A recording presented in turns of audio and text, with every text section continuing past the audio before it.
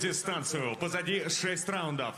И в этом бою единогласным решением свою третью победу на профессиональном ринге одержал Тамерлан Касымов, боксер золотого угла.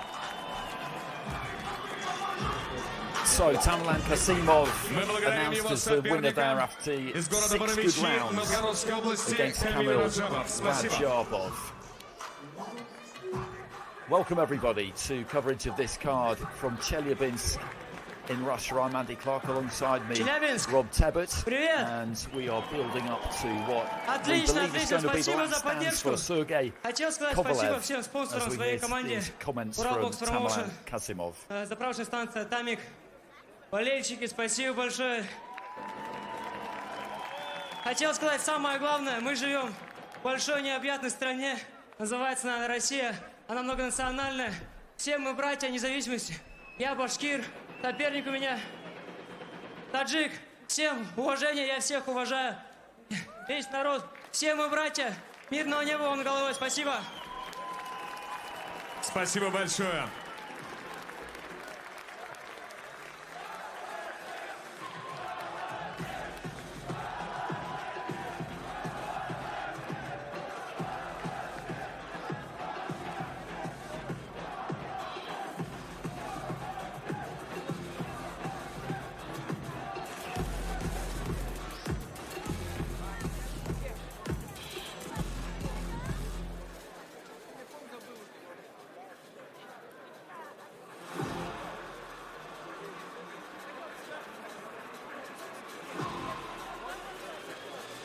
And now we await the arrival of our next two fighters, and it will be Albina Moldajanova and Nuria Alibekova, both of them making their professional debuts. Мы тепло приветствуем аудиторию телеканала «Матч Боец» и всех, кто присоединился к нам в зале. Всех наших уважаемых гостей и зрителей. Мы продолжаем поединки вечера профессионального бокса в инлайн IBA Pro 2. Прощальный бой крашера на арене Дворца спорта «Юность» в городе трудовой доблести Челябинске. Напомню вам о соглавном и главном событиях. Бой за вакантный титул чемпиона Азии в первом тяжелом весе по версии WBA. Осетинский проспект Тимур Бибилов и кенийский профессионал Джошуа Waske. И главный бой вечера. Он вынесен в название. Прощальный бой крашера. Легендарный Сергей Ковалев против Артура Манна из Германии за интерконтинентальный пояс IBA Pro. Оставайтесь с нами. А сейчас время для нашего следующего боя. Нас ожидают 6 двухминутных раундов в полусредней весовой категории. И это значит, что пора как следует встретить дебютанток профессионального боксерского ринга. Первой прошу приветствовать боксера черного угла из Республики Дагестан Нурият Алибекова.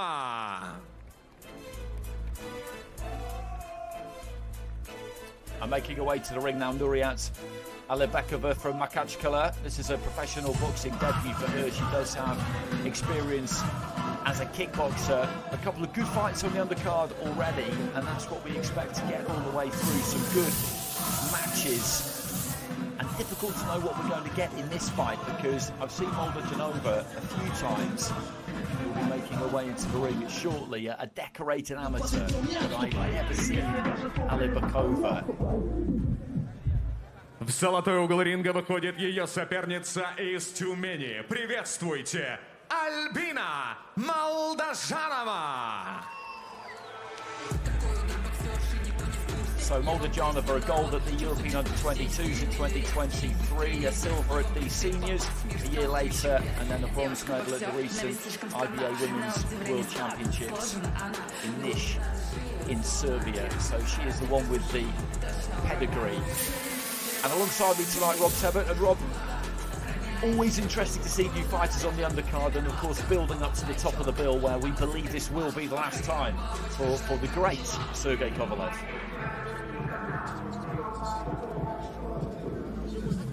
И я представляю вам соперниц. Боксер черного угла ринга прибыла на бой из столицы Республики Дагестан. Ее рост 176 сантиметров, вес 64 килограмма. К своим 39 годам она успела дважды заслужить звание кандидата в мастера спорта России по кикбоксингу и по боксу, дважды завоевать серебро Северокавказского федерального округа по боксу и трижды стать лучшей на Кубке мира по кикбоксингу. В ее активе много профессиональных поединков, но по правилам профессионального бокса сегодня она выступает впервые. Из Махачкалы Нурият Алибекова! Теперь обращаю ваше внимание в золотой угол ринга здесь. Готовится к началу поединка мастер спорта России по боксу международного класса. Ей 23 года, рост 171 сантиметр, вес 64 килограмма 900 граммов. В ее коллекции множество медалей. Среди них бронза чемпионата мира 25 года, серебро чемпионата Европы и золото чемпионата России. А сегодня она открывает новую страницу в карьере. Сегодня ее первый профессиональный бой из Тюмени. Albina Молдожанова.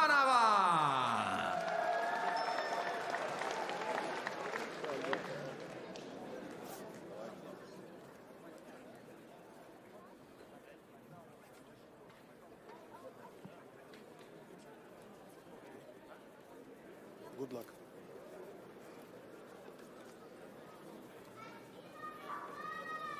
И с ударом гонга рефери поединка Сергей Журкин. Head up, no low blow, no hold it. Listen and follow my command. Good luck. So Sergey Zhurkin, our referee, Albina Moldajanova, boxing out of the gold corner. She's on the left-hand side there. Both of these two from Russia. Alibekova boxing out of the black corner. Pro debuts for the pair of them. Первый раунд. Saying Moldajanova with a healthy amateur pedigree behind her. Alibekova hasn't taken the same route into the pros. Moldajanova in the southpaw stance, Alibekova in the orthodox stance. She's got that kickboxing background. Kickboxers can tend to stand up quite straight, but they're generally pretty robust when it comes to taking a shot and giving one. But she's gone down to a body shot there early on. Is the referee counting this? He is indeed. So I think this could be an early exit, because she stayed down on her knee, and that is a very, very quick finish in the first 30 seconds of the fight. I think that left hand, Rob, landed pretty much in the pit of the stomach from the way she's gone down there. And that's it. That's all she wrote. Yeah, I think it's fair to say the difference between straight out and Как это связано?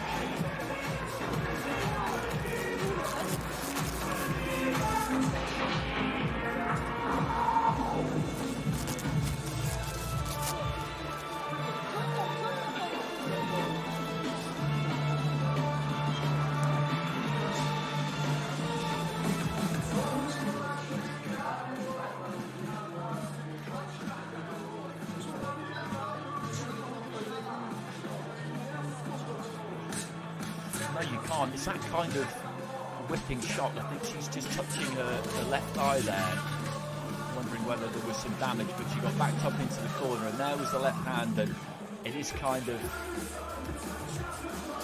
into the left hand side of the body as you look at it.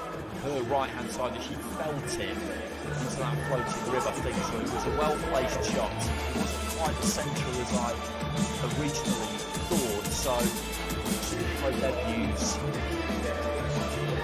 are to be enjoyed, and she certainly will have enjoyed that. And I want to get her some rounds in, I'm sure, next time we see her, but everybody loves a stoppage, and that one came nice and early.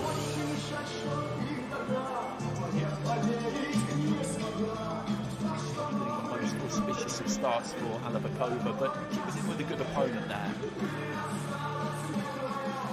So I don't think that's given us a real sense of exactly where her ability level lies. So as well to just get pulled off before these two get pulled to the centre of the ring.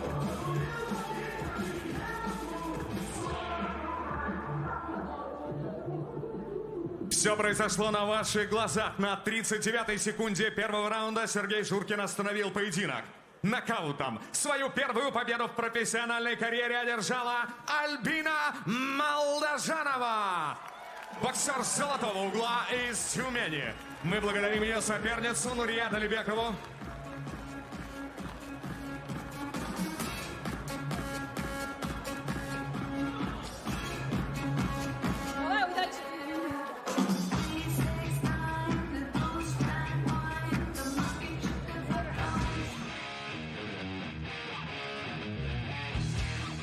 So some highlights of that fight we've just seen. These highlights won't last all that long because, as we saw, this was over really before it started. And there was the clinching punch. She was looking to fire back there, Alibekova. Backed up into the corner. Those gloves were up and then the left hand just crashed into the rib cage. And there was no recovering from it.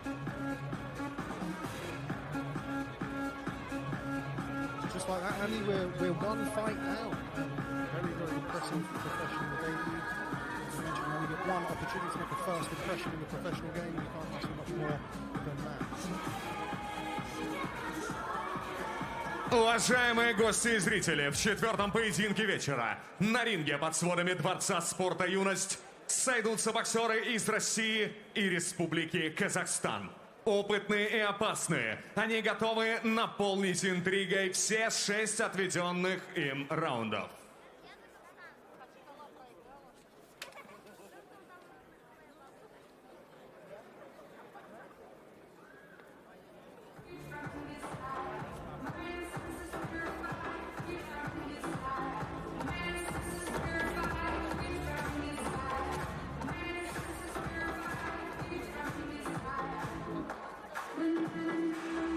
So after that fight went short, I think next up we are going to get Karen Solovyov and Islam Koloev.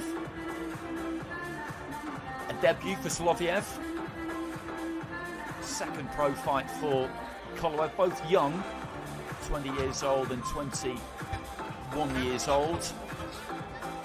Both Russian fighters. And this place will be packed later on. It's a hometown fight for Sergey Kovalev in Chelyabinsk. The last time we saw him was in Saudi Arabia on that Fury Usyk undercard where he lost on points against Robin Seawat, and it was kind of strange seeing him around that week, to be honest, because you had this former huge name in the sport very much in the background. And I remember when things were going on outside an interview room I was in, when all hell was breaking loose really with John Fury and the member of Alexander Usyk's team, Kovalev was there kind of filming things on his phone like everybody else, like a fan. And I remember just looking at him at that point and just thinking how strange a sight that was. Hopefully we'll see him roll back the years to some extent later. Откуда не включи трансляцию, будет интересно смотреть. Вашему вниманию наш следующий поединок. Он пройдет в первом полусреднем весе по формуле 6 трехминутных раундов. И я приглашаю боксера черного угла ринга, прямиком из Назрани, Республики Ингушетия. Встречайте, Ислам Калоев!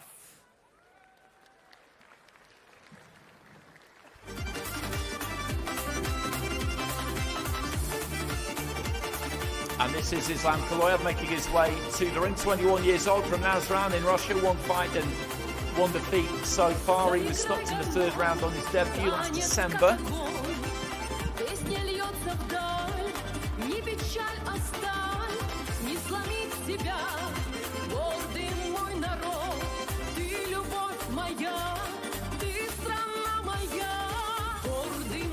Taking his time, appearing in the archway there. It's very well set up, this arena, as you can see on your screens. It's quite tight, it's quite intimate. I don't know whether there's some kind of slight delay behind the scenes here for Koloev, or whether he's just choosing to take his time. But hopefully we will see him emerge before too long. It's an interesting situation they find themselves in with this fight, because we had a couple of fights at the start of the show and then went into the fight that we've just seen, and that rescheduled this fight as a float fight, so a fight that could really come on at any point from that point onwards. And it turned out that it was needed almost immediately, so they might have been caught slightly on the hop by that. But here he comes.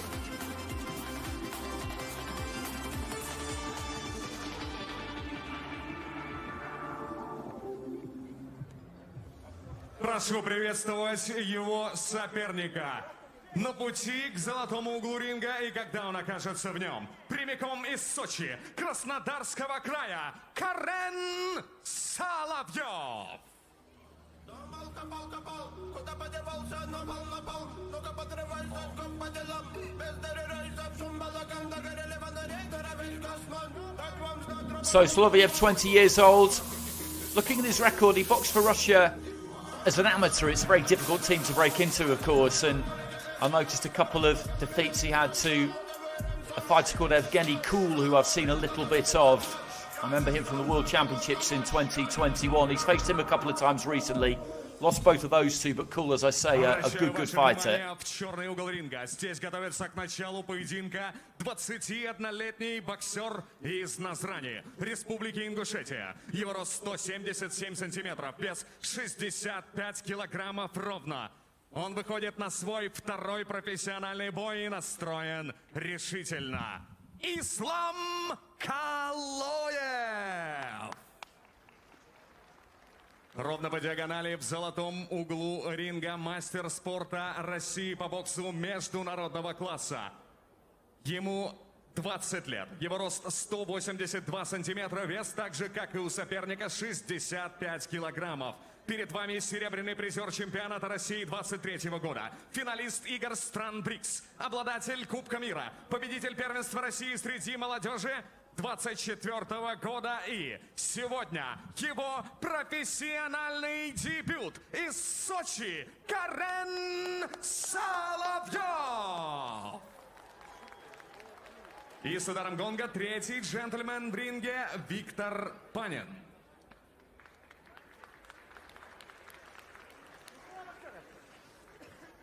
Господа боксеры, прошу вас. Вас на голову не идем, ниже пояса не бьем. Слушаем мои команды. С вами удачи, пожали руки. По углам. Синий угол, готовы? Красный угол, готовы? So there's the tail of the tape. This set at 63.5 kilos. Solovyov in the white, Koloev in the black. You can see already, Andy, Solovyov coming out looking to get behind that jab. Quite authoritative from the middle of the ring. You can tell he comes from a little momentary pause in production. Just kind of pouring at the canvas there. I think he maybe slipped on one of the transfers. You do see that every now and again, and early stages here. Solovyov's looking to try and get forward and kind of pour in behind that 1-2. He's a tall, rangy kind of a guy, isn't he? He's got a real wingspan on him. Just needs to be wary of just standing up a little bit too upright, though, Andy. He's got that range and that length in the lead hand, but been clipped a couple of times on the way in. Is set for 6 rounds. Koloev just trying to sling that right hand over the top. He's got Solovyov just looking to try and take that space continually. Threw a decent left hand there as he was on the move, Koloev, but they've already got the look of not desperation exactly, these punches he's throwing, but he's being backed up around the ring and he's just trying at the moment to keep Solovyov off him. I think it might prove quite a difficult thing to do.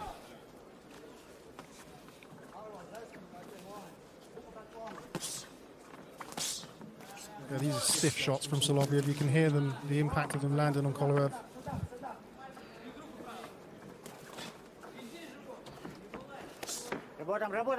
Decent uppercut there from Solovyov, who then just plants that jab. There it is again. Good left hook to the body. That was a decent shot, just twisted off to his left-hand side, got good rotation in it. Minute remaining in round 1, and Koloev has had to work hard here for these opening 2 minutes. Yes, as you said, Andy, it's kind of get away from me punches that are coming back at the minute. It's not really enough to deter Solovyov on the front foot. Just breathing heavily as well there, Koloev, which not the best sign. Just over 2 minutes into the opening round, there's that jab again. Good left hook. And that really rocked him back onto his heels there as he looks to try and finish the round strong here, Solovyov.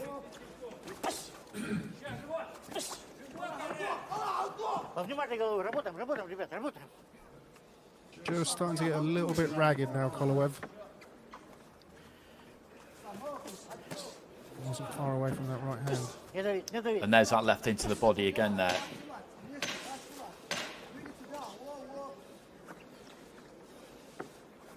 Final few seconds of round one, and he's put in some very solid groundwork there, Karen Solovyov. Found the target a number of times, up to the head but down to the body, particularly towards the end of the round with that left hand, just getting good rotation into it, dipping off to his left-hand side and finding the target. And this is going to be hard work, I think, for Islam Koloev.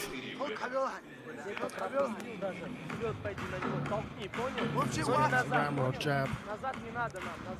As I said, you can see really from the opening 30 seconds that Solovyov does have that well-schooled sort of Soviet-style amateur background. Everything that lands has got that solid sound to it.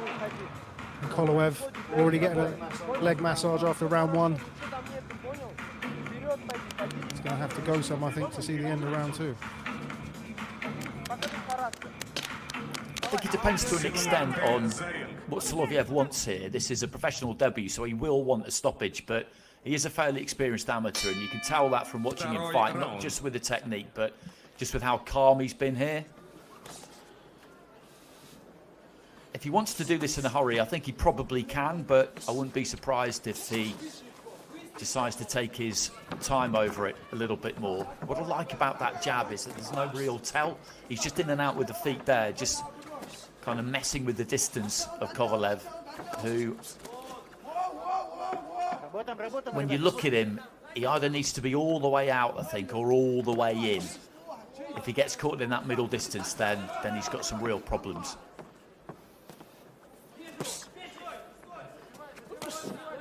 There's that left hook to the body again. Solovyov really starting to dig those in.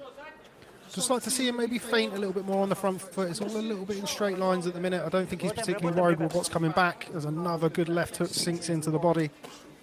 No, I make you right. I don't think he's bothered at all about what is heading back in his direction from Islam Koloev. You don't want to be careless, but at the same time, winning fights is about taking the most direct route from A to B, and if your opponent can't really hurt you, if that's what you're thinking, and you want to get the job done nice and quick, then you're not going to have any respect for what he's got to say for himself, really, midway through round two. Good right uppercut lands there, straight right hand just beforehand, and Koloev just looking a little bit in no man's land at the minute. Andy, you mentioned there about having to be all the way in or all the way out. At the minute, he is on that punching range and just takes another lead left hand to the face.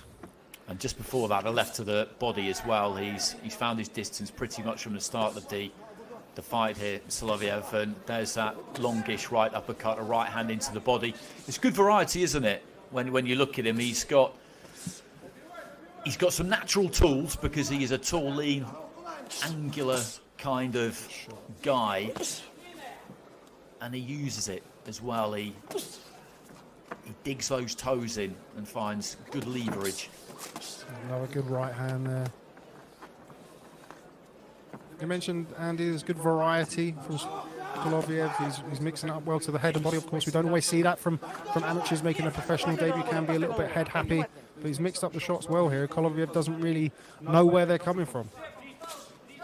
He's getting through the round, though, to be fair to him here.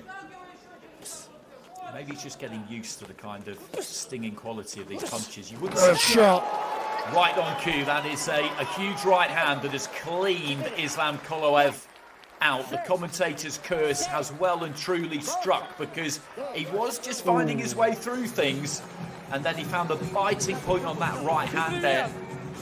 Absolutely perfectly. We'll get another look at that again in a few seconds, but we will see, I'm pretty sure, a textbook right hand. He sat down on it a little bit and it just sailed through in that glorious kind of shallow arc straight down the middle, and I think Koloev was just coming forward himself, coming onto it, doubling the impact, and down he went. And you could tell from the way that he went down that he wasn't going to beat the count. Credit to him for actually getting back to his feet, but just measures him with a lead left hand and then follows all the way through with that right hand. He landed a similar shot about 45 seconds before, just again a little bit too high up there on the ropes, Koloev, and bang! They don't get much sweeter than that. No, that was absolutely perfect. As you say, he measures it with the left. Koloev there just opening out to try and throw some kind of a left hand as he was on the ropes. There wasn't too much on that, but that left him vulnerable, really. There was a gap there for Solovyov, and he absolutely exploited it. So this is a guy with some possibilities, I think. He's got nice, sharp hands, hasn't he? And he found the gaps there pretty much from the start. Уважаемые гости и зрители, на ваших глазах на 2 минуте 54 секунде второго раунда Виктор Панин остановил поединок. Техническим нокаутом свою первую победу в профессиональной карьере одержал Карен Соловьев, город Сочи, боксер золотого угла. Мы благодарим его соперника Ислама Калоева. Well, that's a good win. That's an impressive professional debut. And you did say, actually, at the end of that first round, in the break between rounds, that you thought it might be a bit of a tough ask for Koloev to make it through that second round. And it absolutely proved to be the case. There's a look at the finish, just right on the chin, isn't it? Pretty much at the end of the punch as well, carrying the power right to the end of the punch. Yeah, gets full extension on the shot. And look, when you're in there with a guy who technically is by the looks of things levels and levels above you, Koloev already started the fight pretty loose, and there was a lot of gaps in that opening, even 30 or 45 seconds. And by the end of the first round, he'd already started to slow down, and those gaps got bigger and bigger. When you're somebody like Solovyov who can punch hard through the target, that fundamental amateur style that he's got, the more you give him an opportunity and the bigger the gaps, then the more concussive the shots, as we saw there.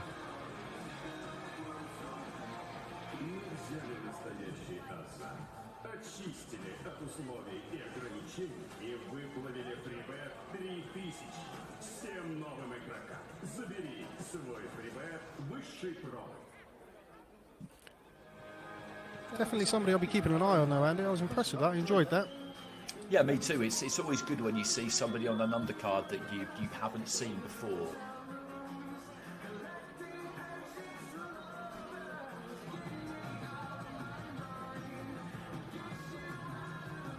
And he definitely has some ability. There's lots and lots of fighters coming through that Russian system who won't make the Уважаемые гости и зрители, в пятом поединке вечера на ринге сойдутся боксеры из России и Республики Казахстан. Опытные и опасные, они готовы наполнить интригой все 6 отведенных раундов. Будьте и вы, уважаемые гости, готовы их как следует встретить. Первый полусредний вес. В черный угол ринга выходит боксер из Республики Казахстан. Встречайте! Hanımlar men mırzalar, Tikeley Kazakhstan'dan karşı alınızlar, Nurtas Azhbenov. So next up we've got Sarukhanyan up against Nurtas Azhbenov, and the last time I saw Nurtas Azhbenov was down at Raptors Gym in London, in South London, because he came over, I'm sure, with Sultan Zalbek to launch his career in the UK. Sultan Zalbek, who was on that Janibek undercard in Almaty just a couple of weeks ago. Azhbenov was a decent fighter, just the one defeat. That was against Isaac Chanayev, a third round knockout back in 2021. 30 years old, though he's kept his pro career going. He's now actually a registered matchmaker and promoter. И сейчас в золотой угол ринга добро пожаловать боксер из России Дима Борек, Sarukhanyan. Sarukhanyan from Sochi, like the winner of the previous fight, 34 years old now, 21 wins and 4 defeats. hasn't been super active recently. I think it's fair to say that. In June 2021, he boxed for the Russian lightweight title, lost by majority decision. That was over 10 rounds against Shakhnazarian, and then he was out for 2.5 years. Came back last February, retired after 8 rounds against Karatul Agrabah, who I've seen a bit of. He's a solid fighter, and has picked up a win since then. So I want to know what we'll get from this one, really. Yeah, it looks like a very fascinating one. There's two not normal routes to where they've got to, I think it's fair to say, Andy, which always puts the potential for a banana skin in play.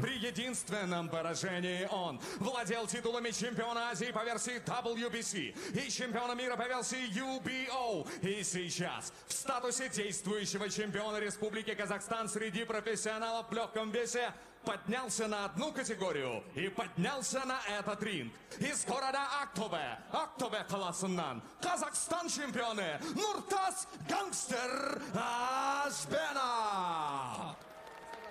В золотом углу ринга российский профессионал из города Сочи. Ему 34 года, его рост 170 сантиметров, вес 63 килограмма 400 граммов. Его обширный профессиональный рекорд составляет 27 поединков, 21 победа, 4 из которых одержаны нокаутом, 4 поражения и 2 ничьи. На канвасе экс-чемпион WBC International. С берега Черного моря Waske Max Sarukhanyan.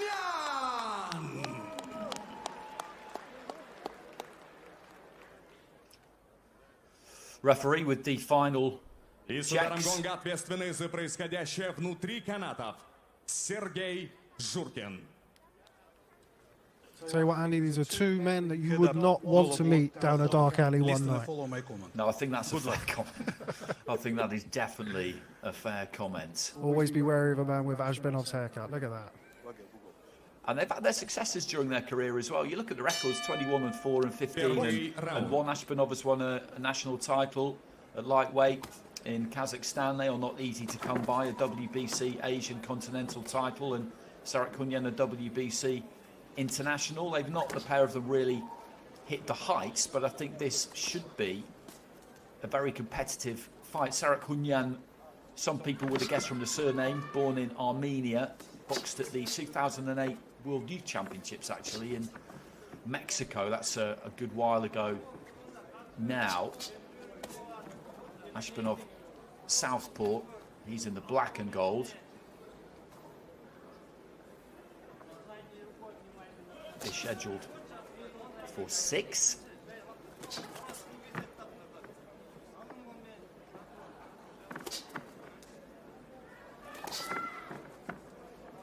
Kind of a swatting right hand there from Sarukhanyan, and you look at the back on him as he was caught on camera there. He's in serious shape and looks a couple of weight divisions above Azhbenov, really. Yeah, as you mentioned, look at the back, that triangle-shaped torso. Azhbenov tidy on the front foot, southpaw, just looking for that left hand. He's well organised, Azhbenov. He's got that nice kind of relaxed quality about him. You look at Sarukhanyan, he's literally a more muscular kind of fighter, and he does look to try and muscle those punches in. He keeps that guard quite high, shoots the jab down to the body there. But the man in front of him is just a little bit more languid, hands slightly lower. This is good stuff on the front foot from Azhbenov, though. Just edging forward with the feet, feinting up and down. Good left hand sinking in there.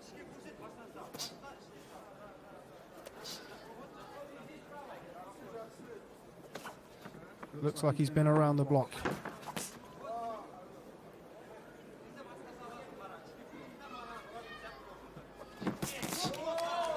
Just got caught with the right hand there, Azhbenov, as he was trying to unfurl a left himself.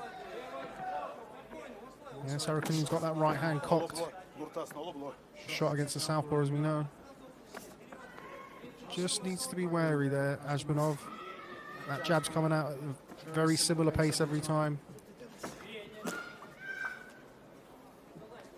Sarukhanyan, you mentioned physically looks to be the superior guy. Looks like he's got some hand speed as well, but just being manoeuvred around at times in this opening round.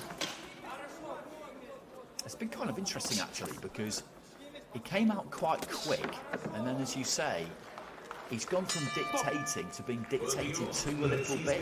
I can't quite work out why that's happened. Azhbenov has got some good movement. As you pointed out, he was using that front foot intelligently, but there was a shift in dynamic there, and it wasn't because anything really landed.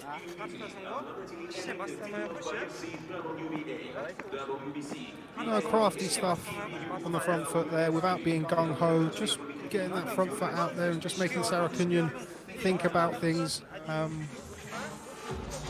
you mentioned, Sarukhanyan coming close with the right hand. It looks to be both men setting up that backhand, as is often can be the case with a southpaw against an orthodox fighter, but was impressed with Azhbenov there. Didn't do an awful lot in the round, but for me, just positionally did enough to take it.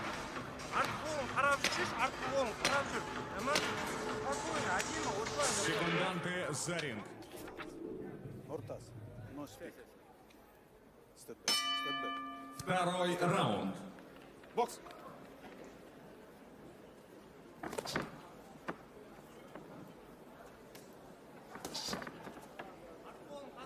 Just dips and looks for that right hand into the body there.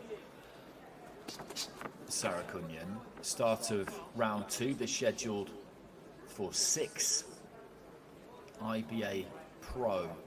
Azhbenov has boxed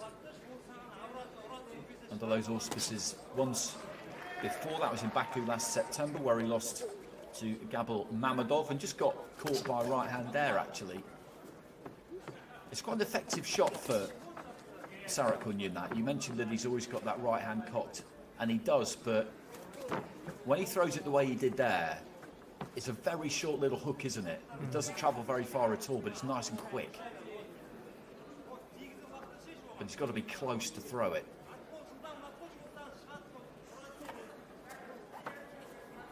Again, following a similar pattern to the first round, where Sarukhanyan sort of electing to go onto the back foot a little bit more in this round, comes close again with the right hand, that right hook, puffing shot landed to the head of Azhbenov.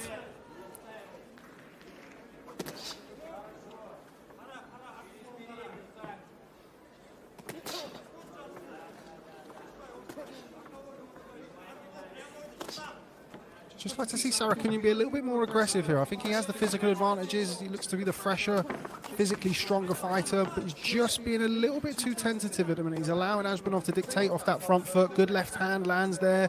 Looks to be growing in confidence as well. I completely agree, and when you look at the physicality of the pair of them, Sarukhanyan, he's not technically as good as Azhbenov. I think that's quite obvious. He hasn't got any obviously fatal flaws, but what you expect to see here is Sarukhanyan trying to put it on Azhbenov a little bit more, bring that work rate, bring that physicality. If you saw them backstage, that's what you'd expect from this fight, and that's not always a perfect way to read things, but it is quite curious the way he's going about this. It's the kind of thing that can happen if somebody starts quick and then gets hurt, obviously, early, but we haven't seen that. No, not really. And when he's letting his hands go, he's having some success. It's not like Azhbenov is dominating these exchanges, but he's just having the first say in it. Sarukhanyan again coming close there with the right hand. We'd just like to see him go again now. Don't let Azhbenov be the one who dictates off the front foot, because these rounds will get away from you very, very quickly. Closing stages of round 2. Nice short right hand there from Azhbenov, then just slipped inside the right hand and looked for a left into the body, which landed not completely clean.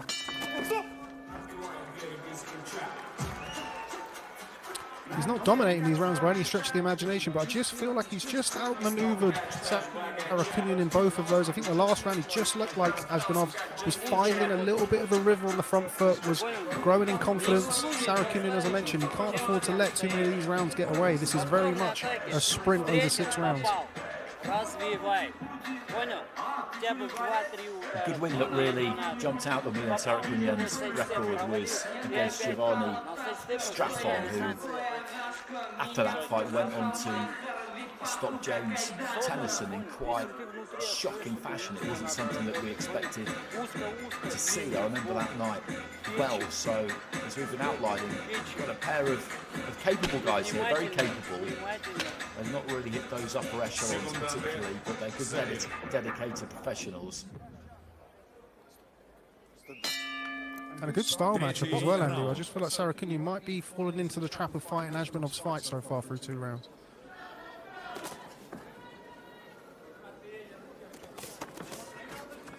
No low blow, again, no low blow.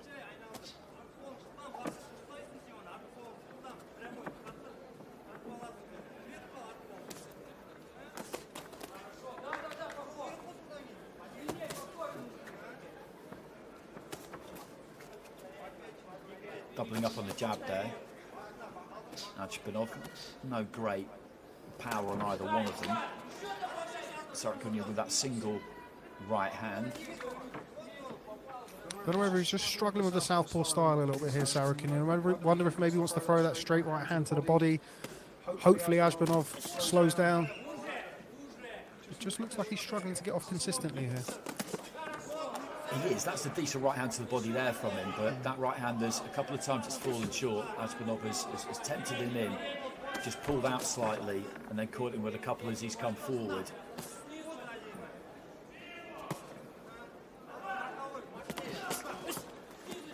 No holding, Waske, no holding, no holding. Step back, step back. Waske, no holding. Break!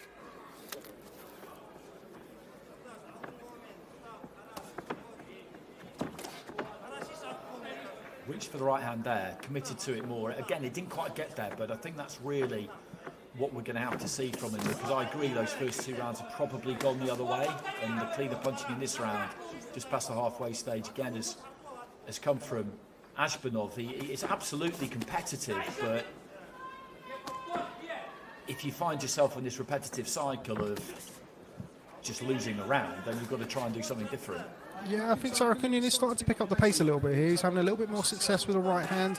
Just needs to keep it going. He can't afford to be backed up. This is a fight that he has to win on the front foot.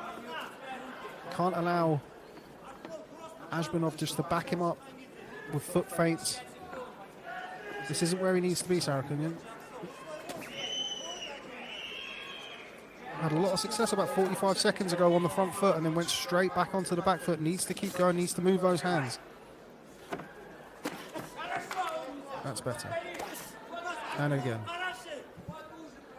Final 30 seconds of round 3, and at that point we'll be at the halfway stage. This one's scheduled for 6. No push, no push. No touch, no push. I think this has been a better round for Sarukhanyan, just up in the pace at times. But still just a little bit too passive. I think this is a much easier fight for him if he's on the front foot and he's letting those hands go. But a better third for him. Stop.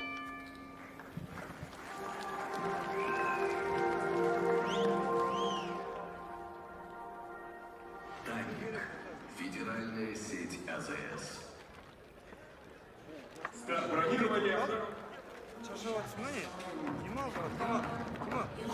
Спокойно, Димаш.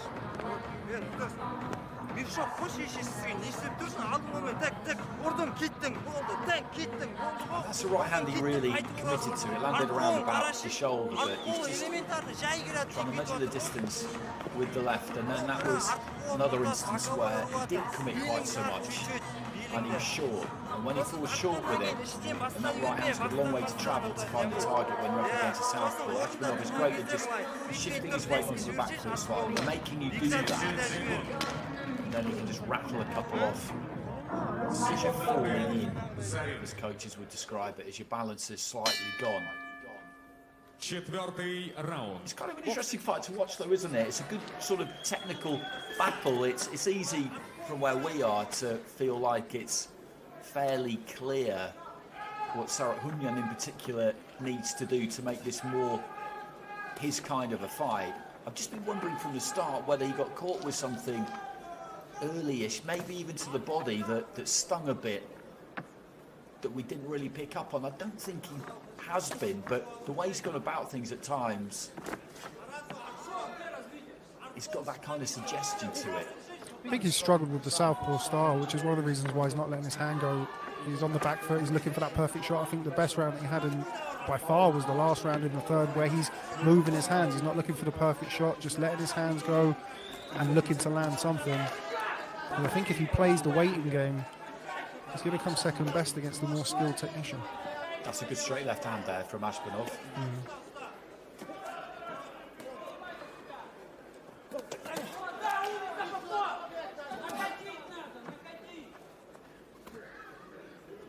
Waiting too long again here, Sarukhanyan. Better right hand. Slings in that right hand again. That was the punch I was describing earlier in the fight, where he gets quite low and he really hoops it in, doesn't he? Probably quite hard to pick that one up sometimes.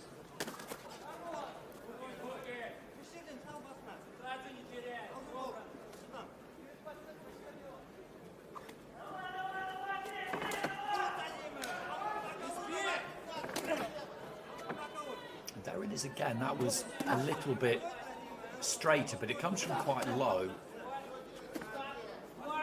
And there's some explosivity to it, but again, he just needs a bit more consistency. He just needs to keep that work rate a little bit higher, because he's done that in this round most of the way through, but heading into the final minute, he just needs to keep it up there. Again, that single right gets through.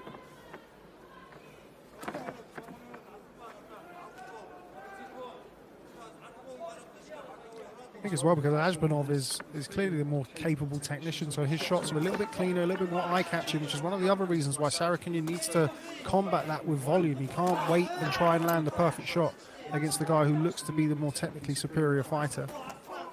And there was that right hand again, though, that single right just a few seconds ago, and actually I think he's having a pretty decent round here, Sarukhanyan. And if he has taken the last two, if he does get the nod in the third and he takes this one, then this is set up nicely. Heading into rounds 5 and 6, and Azhbenov, I think, maybe just realising that, just looking to try and step onto the front foot himself right in the final few seconds of round 4. Nicely poised though, this one, Andy. As you mentioned there, 2 rounds to go, and I feel like Sarukhanyan has won the last couple of rounds, and I don't think it's any surprise. It's due to the fact he's letting his hands go. He's spending more of the fight on the front foot and not backing up, not allowing Azhbenov to back him up so easily.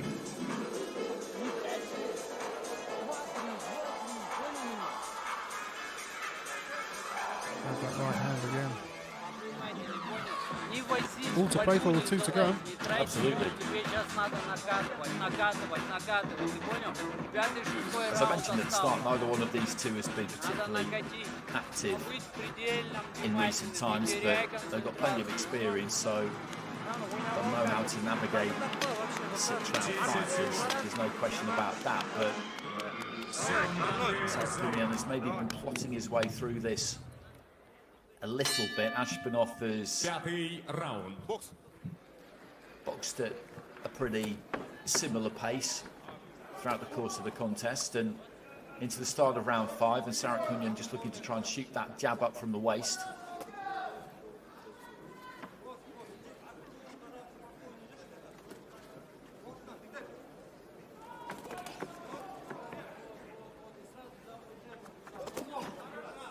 Good right hand to the body.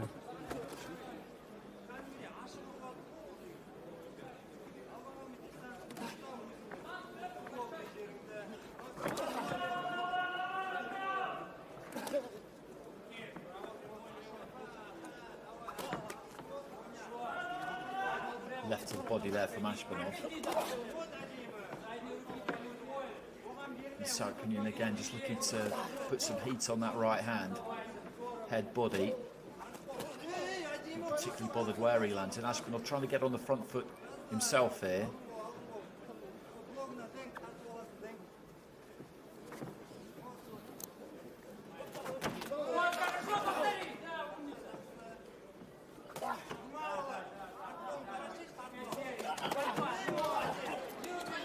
Good exchange. No holding, no holding. No holding, Kurtas. Haven't had too much of that, where they've both been arranged and just let their hands go. That mid, close range. Just creeping in again with that front foot, Azhbenov then goes for the lead left hand right into the body there from Sarukhanyan. It's a tight fight, this. This is a really tight round.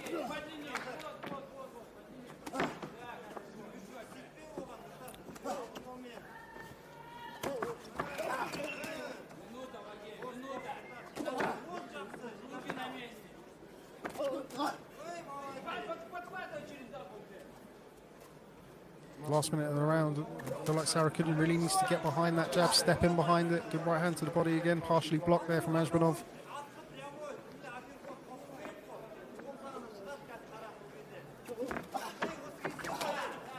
Doubled up on the attack that time, Sarukhanyan. The first right didn't really get there, but just moved into a second phase as we head into the final 30 seconds. That's a neat left hand into the body there from Azhbenov, and then avoided the right hand that was coming back. Is that a cut for Sarukhanyan? Well, I think there's some blood coming from the corner of the right eye there. And there's that kind of swatting right hand, which he's landed a few times. It's never really bothered Azhbenov. Neither one of these two has hurt each other. There is blood coming from the corner of the right eye. I don't think it's going to be too much of a problem, because it looks like the cut, the abrasion, whatever it is exactly, is on the corner, and the blood's going to run clear of the eye. Stop! Hard to know whether that was caused by a punch or a head clash. I don't think it's going to be too influential on the final outcome here anyway. No, just one round to go. I think the fifth, arguably the closest of the 5 rounds that we've had so far. For me, this is in the balance, Andy, with 3 minutes to go. I would agree. I would agree. I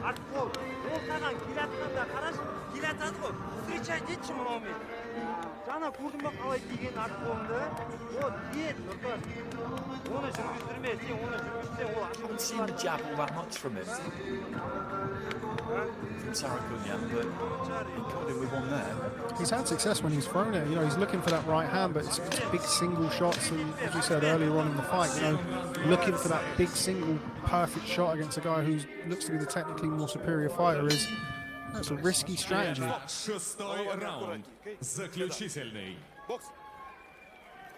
like to see Sarukhanyan fight these last 3 minutes on the front foot and let those hands go.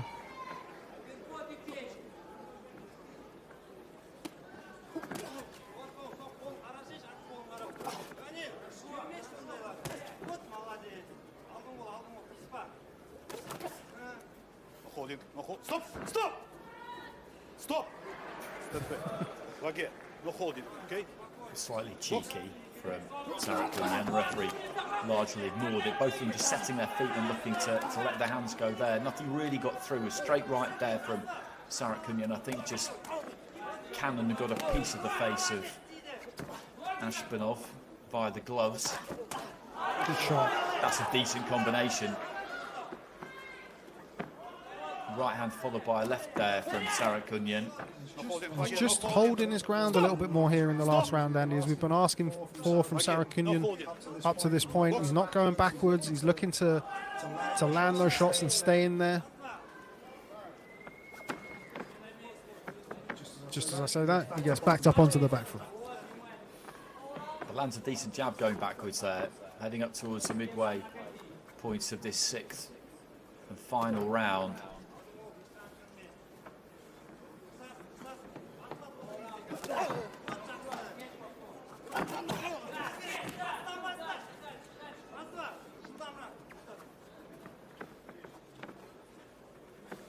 Sarukhanyan boxing like a fighter who thinks he's probably got this one in the bag by the looks of things. Very confident, good right hand lands there.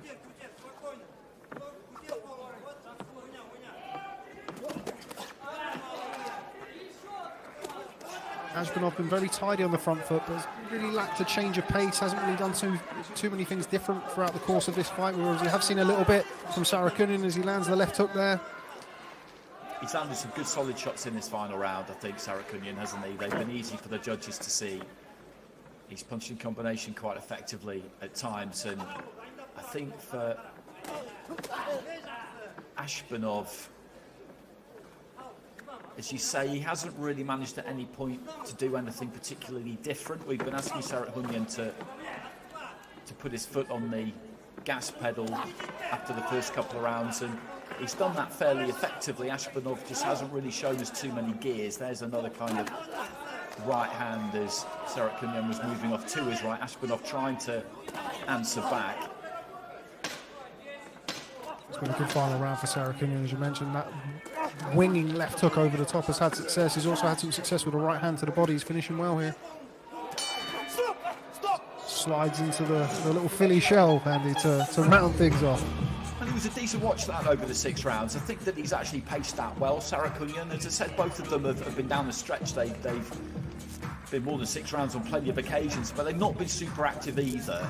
And maybe at the start of the fight, Sarukhanyan was just a little bit wary of not blowing a gasket, of going out too quick, even when you're experienced.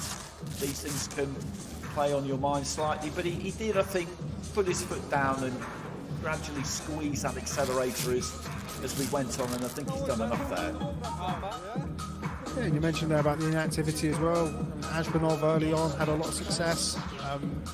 So, you know, it can take a little bit of time for Sarukhanyan just to get used to getting hit in small gloves again. But I do agree with you, Andy. I think he finished the fight in the ascendancy, and I think he's probably just done enough here to edge this over 6 rounds.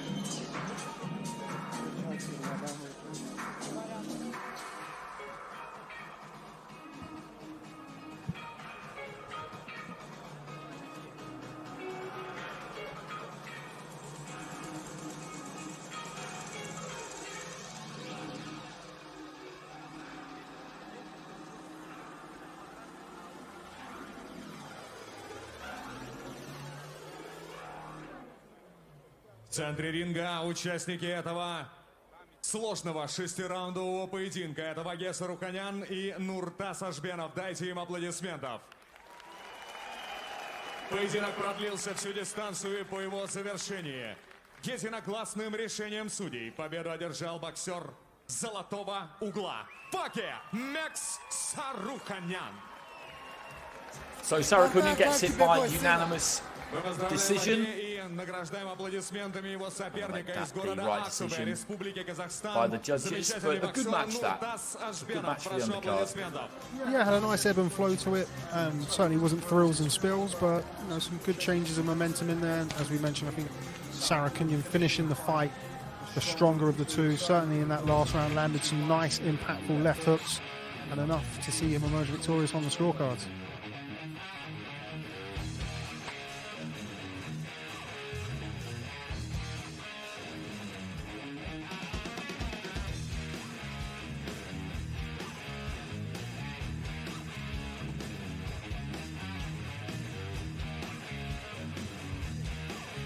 Does well to pack that frame into 63.5 kilos as well.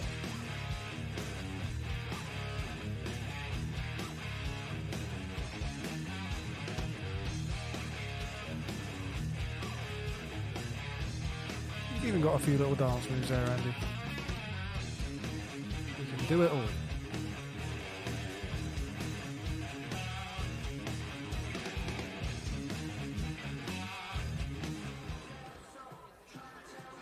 Тем временем на телеканале «Реклама» у нас в зале все по-прежнему. Через 2 минуты мы будем готовы продолжить поединки. Ну а пока я попрошу нашу техническую команду вывести на экраны ссылку на социальные сети IBA Pro. Узнать больше об этой организации, ее делах и планах можно там. И, конечно же, своими глазами на ее втором событии. Это Бинлайн IBA Pro 2. Прощальный бой крашеров. Впереди по-прежнему все самое интересное. И уже менее чем через 2 минуты мы будем готовы продолжить поединки на черном канвасе в городе трудовой доблести Челябинске.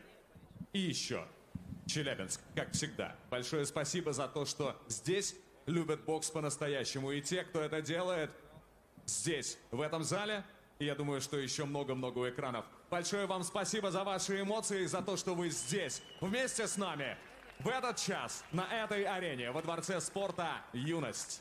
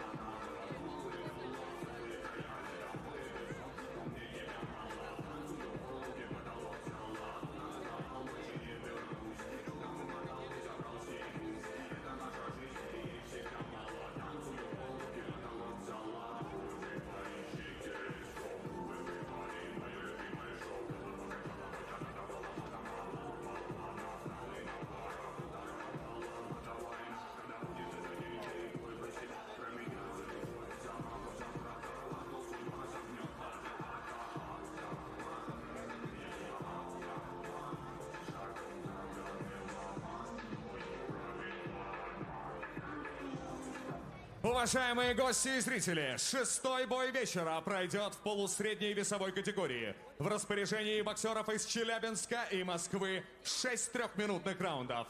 Помогите мне как следует встретить соперников. В черном углу ринга и на пути к нему приветствуйте боксера из Москвы, Артем Пугач.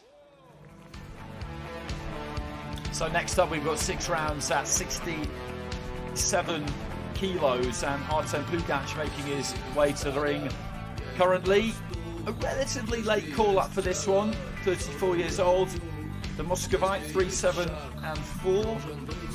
And he's somebody we've seen in the UK quite a bit. Last time, Rob, was over 6 rounds just a couple of weeks ago, actually, against a good fighter, a 10-0 fighter in Travis Waters. And the reports we've heard of that one are that he gave a good account of himself. Yeah, absolutely. He gave a good account of himself, you know, against an unbeaten opponent. Obviously takes this at short notice, but men who are willing to go and fight in Sunderland land are made of very, very strong stuff, as you very well know. I'm expecting him to give a good account of himself tonight, Pugach. Experienced campaigner against Travis Waters gave, as you mentioned there, a very good account of himself. Боксер из Челябинска. Приветствуйте, Makhmadshoev. So he's under some pressure here, Makhmadshoev, because this is his hometown. He's from Chelyabinsk, and it's great to box in front of your home supporters, of course it is, but he'll have sold some tickets for this, and people will be coming here in expectation. He's 23 years old, so towards the start of that journey, he drew his professional debut actually, then has won his last 3. The gold medalist as an amateur at European Under-22s, which is a good competition. A lot of really good fighters have come through there. That was a couple of years ago. Господа, представляю вам соперников. В черном углу ринга мастер спорта России по боксу из Москвы. Его рост 177 сантиметров, вес 67,5 килограммов. Он чемпион Лиги бокса Москвы и чемпион Московской области по боксу. Ему 34 года. В его активе 14 профессиональных поединков. В поисках новых побед он прибыл на ринг в Челябинск. Артем Пугач!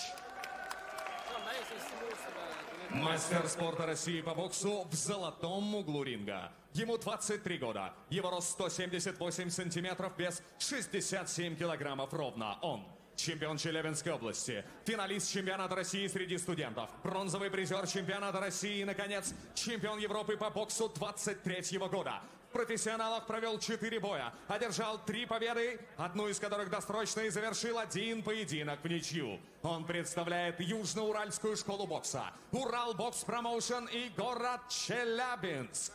Makhmadshoev!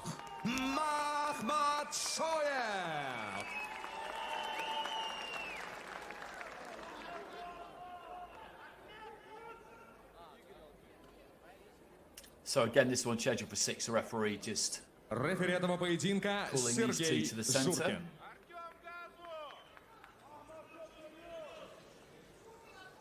Head up, no low blow, no holding.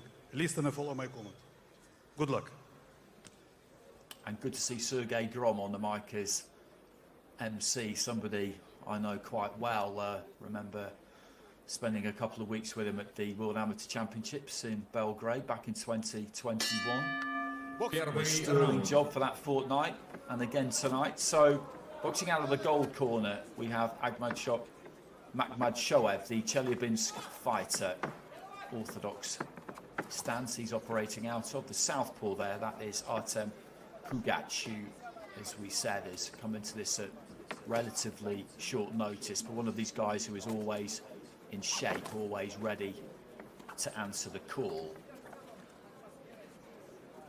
Makhmadshoev, again, quite a tall, lean, angular kind of fighter with some long arms on him. It's something you see often with boxers. It's one of the things that makes them suited to the sport, those long levers. You can already see here Artur Pugach very much knows how to look after himself. His 5th unbeaten opponent on the spin as he just targets the body there with the southpaw left hand. Looks very full at the weight as well. He does. Physically, he looks bigger than his opponent, actually. Good lead up jab there from Pugach. Just rocked the head back of Makhmadshoev. Gets nice and low as well, doesn't he? Makes himself quite a difficult target to find.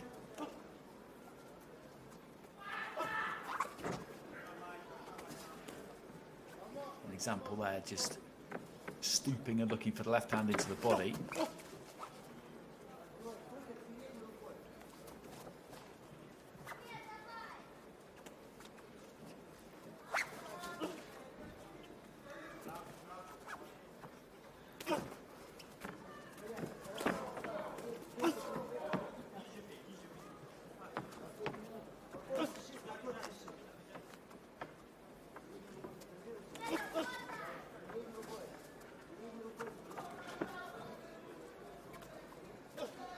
Just working that lead left hand, isn't he, Makhmadshoev? Trying to measure the distance, I think, for the right. Comes in behind the right hand there. He's not really snapping at that left hand and looking to try and throw the jab, just hooking up from the waist there. And then a left hand got through there from Pugach. He fancies this, doesn't he? I think that's quite clear. I think this could be interesting. Yeah, absolutely. And you mentioned earlier about Pugach staying low. Makhmadshoev, as we do see from well-established Eastern European fighters, you know, he's a little bit upright as well. And Pugach making himself a smaller target on the way and looking to wing some of those shots over the top as he lands a left hand there and goes again. And into the body. He went up to the head and then down to the body, and he's having a good finish to the round here, Pugach. He's been nice and busy. Makhmadshoev has shaped a lot, but hasn't really thrown all that much.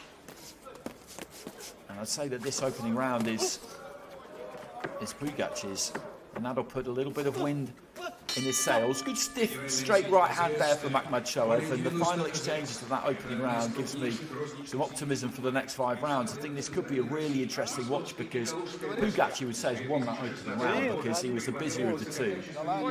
And Makhmadshoev, who, as I mentioned, drew on professional debut, he's in a fight here, and he will definitely know that now. Yeah, I think Pugach probably looks like he's the one with the source on the shots as well. Makhmadshoev just touching a little bit with the lead hand, as our old mate Barry Jones would say. Hasn't stepped in behind any of the shots yet. It's just looking to prize open, as we just see some of those left hands landing there from Pugach. But just looking to prize open Pugach's and come back with his own counters, but didn't really manage to do that in the first round. And Pugach, as you mentioned now, just outworked him, landed a couple of good body shots, one there with the left hand to the midsection and a right hand upstairs as well. Just like to see a little bit more pace in Makhmadshoev's work. He was a little bit too measured in that opening round, wasn't he? And sometimes when you find yourself in with somebody with the record that Pugach has got, it can always be slightly dangerous, because you might feel like you'll be the one who is going to be dictating terms, that they will know their place, if you like, and that's not the case here. Good little short lead left uppercut on the inside from Makhmadshoev about 15-20 seconds ago. And he's already started this second round with a bit more vitality, hasn't he? More of a spring in his step. He already looks sharper. Yeah, you don't want to give a fighter like Pugach, who's come into this on late notice, you don't want to give him any more confidence than he needs. Sort of allowed Pugach into the fight in that first round. That's exactly it. That's exactly right. And the job really here, when you're on the left-hand side and you're expected to win and he's boxing in front of a home crowd, is you've got to keep your opponent under control, as you say. Don't give them too much cause to be too ambitious. He's got that right hand cocked and ready to go at all times there, Makhmadshoev. You see it there, just tucked in by the chin. And that left, as we were saying in the first round, really there is just being used to try and measure the distance for the right. But side on there, we can see that he's well short. He hasn't quite got his range, has he? No, he hasn't. He stepped in with a jab about 15 seconds ago and knocked the head of Pugach back, and then went back to the touching and the kind of flailing of the lead hand around. Just like to see him try and stamp his authority on this fight. You know, he is, as you mentioned there, on the left side of the card. Good short right hand there. Best shot of the fight so far from Makhmadshoev. And thrown as Pugach was coming forward. It's Pugach who is more willing to commit of these two. Makhmadshoev has done his best work when Pugach has been coming onto him, essentially. Looks for that whipping left hand to the body there, Pugach. Missed, but rolled off to his right. Again, he got nice and low. And again, just Makhmadshoev just a little bit too upright in the exchanges, standing within punching range. Just had to take a little clip left hand over the top there.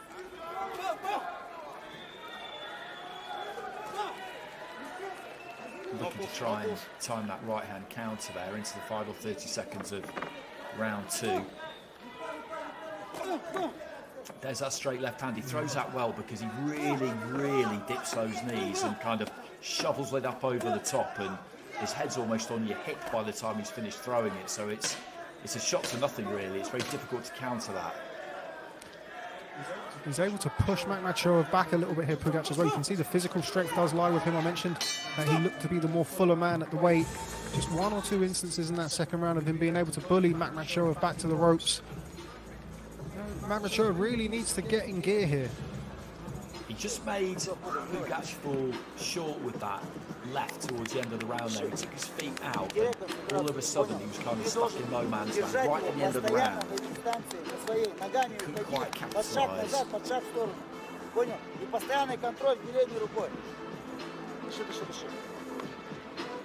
He's awkward though, isn't he, Pugach? You look at him and he's got that kind of rugged physique. He does get really low, he throws his singles, and then he's kind of right on you. It makes it difficult to... Might take a couple of rounds to figure him out. Yeah, and he clearly, as we mentioned there, knows very much how to look after himself against unbeaten, capable fighters. He's shown time and time again in the past that he'll fight anybody, regardless of record, and he's not intimidated here, and Makhmadshoev hasn't really given him any reason to be intimidated.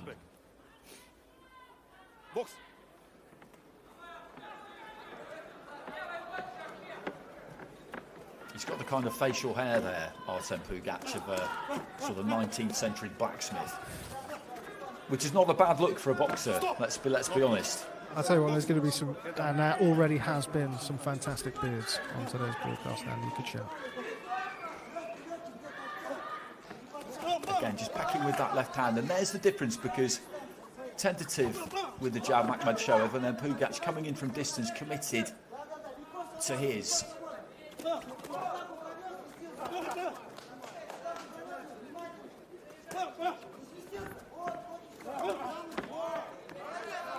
And he's trying to keep the tempo high here, Pugach. He's really stepping on Makhmadshoev.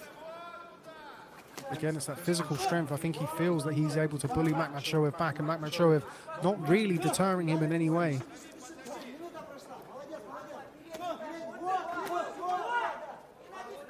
Nice short straight right hand there from Makhmadshoev, but he's got to show us a bit more here.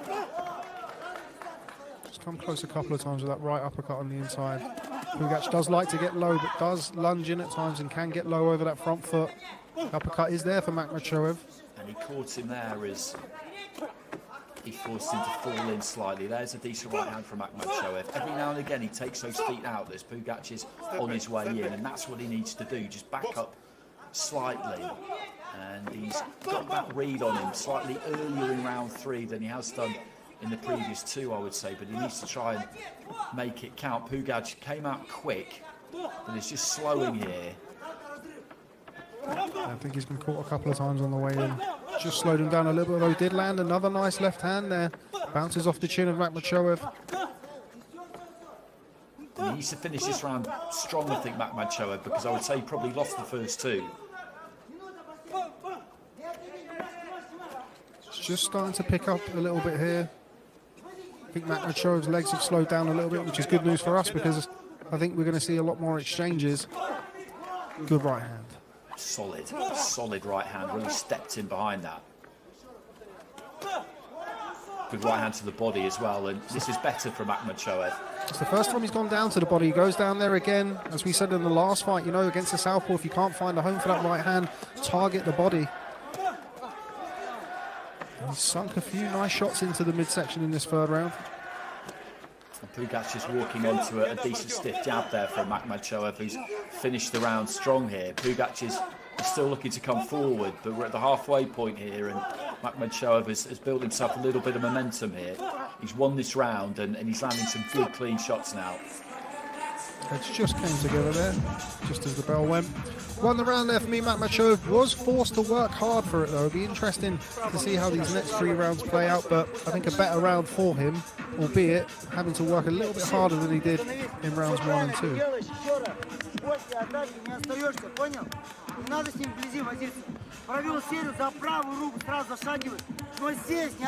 This is his first 6-rounder as well, which is always something just to throw into the mix here for Makhmadshoev.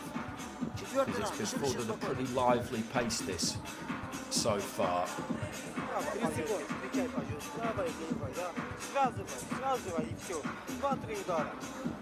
But good signs for him in that round we just watched there, because he managed to find a few gaps and stay a little bit more composed in the face of Pugach's marauding attacks. And you feel like Pugach is just going to keep doing it the same way. I don't think he's going to change things up here particularly, but it's quite a tiring way to fight. I'd like to see Pugach almost go back to what he was doing a little bit more in rounds 1 and 2, making himself smaller, making himself a little bit more of an elusive target. Appreciate coming forward, he wants to put it on Makhmadshoev, but put himself in the line of fire in that 3rd round. That's what I mean though, really, about his method being quite a tiring way to fight. It's not necessarily just the coming forward and the throwing punches, but really sitting in your legs and squatting almost the way that he does. That's a hard thing to do for too long.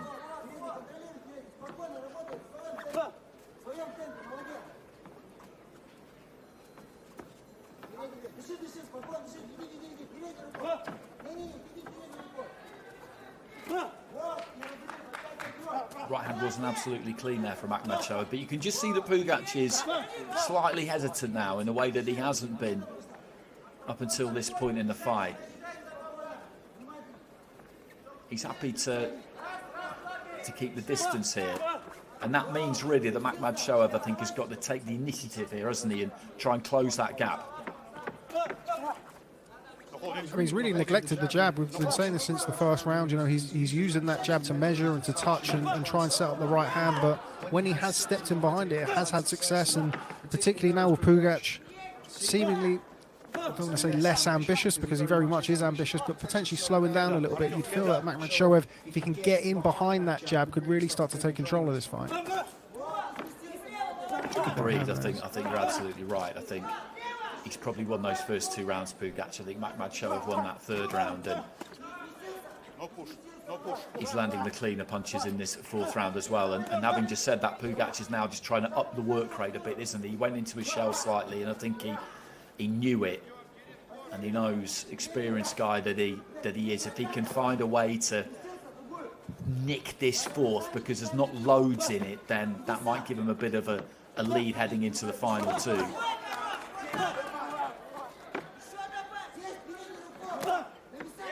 Right hand into the body there from Makhmadshoev was pretty solid.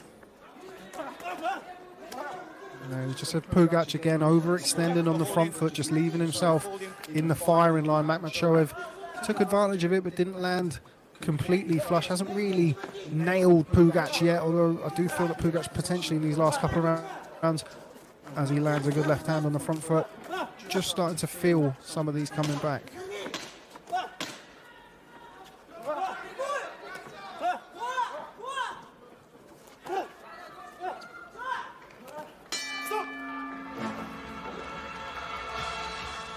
So 2 to go, this scheduled for 6. It's been a decent fight, this.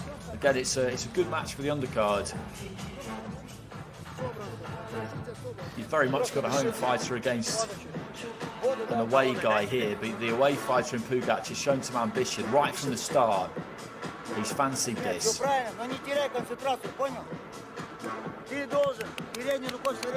do you think? 2 apiece, 3-4? Yeah, I think so. I think the last couple of rounds, so in rounds 3 and 4, Makhmadshoev just starting to have a little bit more of those eye-catching moments, whereas Pugach was able to roll and ride the shots, make himself smaller in rounds 1 and 2. Just a little bit more upright in 3 and 4. Makhmadshoev able to get off, particularly with a right hand to the body. Hasn't really been able to land it flush upstairs yet, but a couple of right hands to the body and that right uppercut has also come close on a couple of occasions, but all to play for here with 2 rounds to go. Раунд. Head up, okay? Head up. Box. Good jab there to kick things off in round 5 from Pugach. And then almost got caught with a solid right as he was on his way in, trying to wing one in over the top with his left hand. It's just here where you feel that Makhmadshoev really should be using that jab.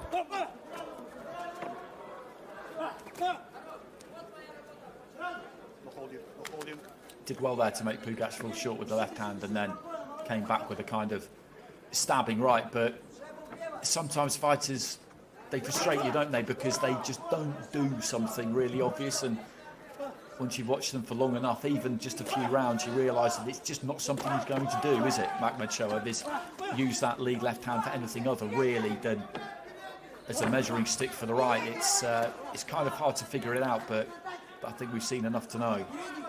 Yeah, and he is having success with just touching and dropping back, as you say, and then trying to find a home for the right hand. But in some of the quieter moments, you do wonder if he could start taking control of those moments with that jab.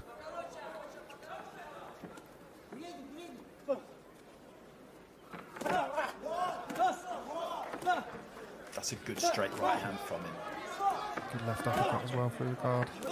Another solid right from Makhmadshoev as Pugach is coming forward. Neither one of these two has looked at any stage like they hurt the other, and Pugach keeps coming forward as that right hand has bounced off his head a few times, and again he gets caught by an uppercut there, and these are good punches. It's good work here from Makhmadshoev.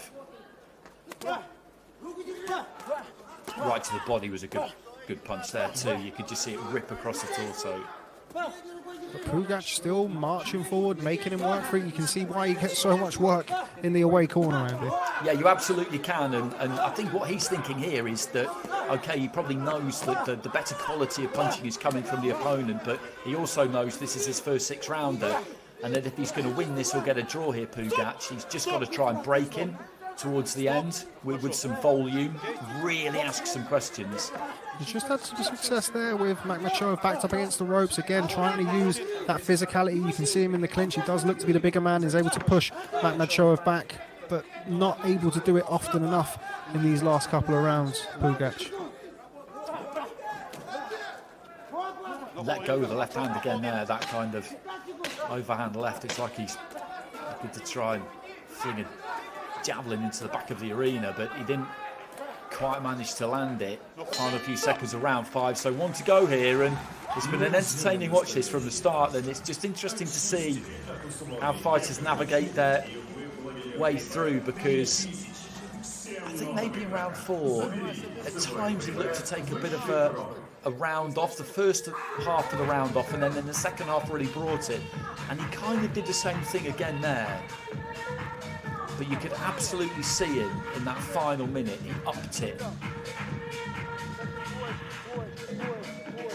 Again, you just feel like the cleaner punching, the quality punching has come from Makhmadshoev in round 5. The judges do like a guy on the front foot a lot of the time, we know that. They absolutely do. And it's certainly been a close enough fight where those type of factors can come into play. I do have Makhmadshoev just edging ahead with a cleaner work over the last couple of rounds, but it's been a good workout for him. Certainly valuable rounds so far for him at this stage of his career. Exactly that, and I think when he watches this back, he will realise that he got off to a little bit of a slow start. And that can happen sometimes early in a career when you're very much the home fighter. But also a good sign for Makhmadshoev. The first time he's gone 6 rounds, and as the fight has progressed, he's grown into it, and he has won those rounds more convincingly as the fight's gone on, which is a good sign for him.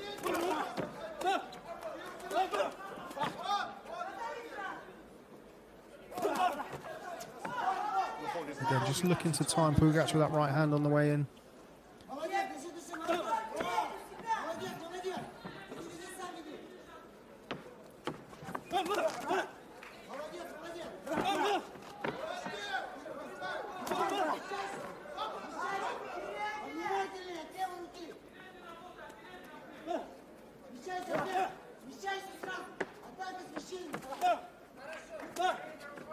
Good short little left hand counter there from Makhmadshoev. And he's doing the kind of same thing here, Pugach. He's having a little bit of a look more in the first half of the round. I think in the second half, you'll see him empty the tank a bit here. That's a decent combination from him. And almost right on cue, that internal clock, I think, has sounded an alarm bell with him, and he knows that he needs to go after it again in the second half of the round here. Needs a big finish here, Pugach, and looks like he's planning on one.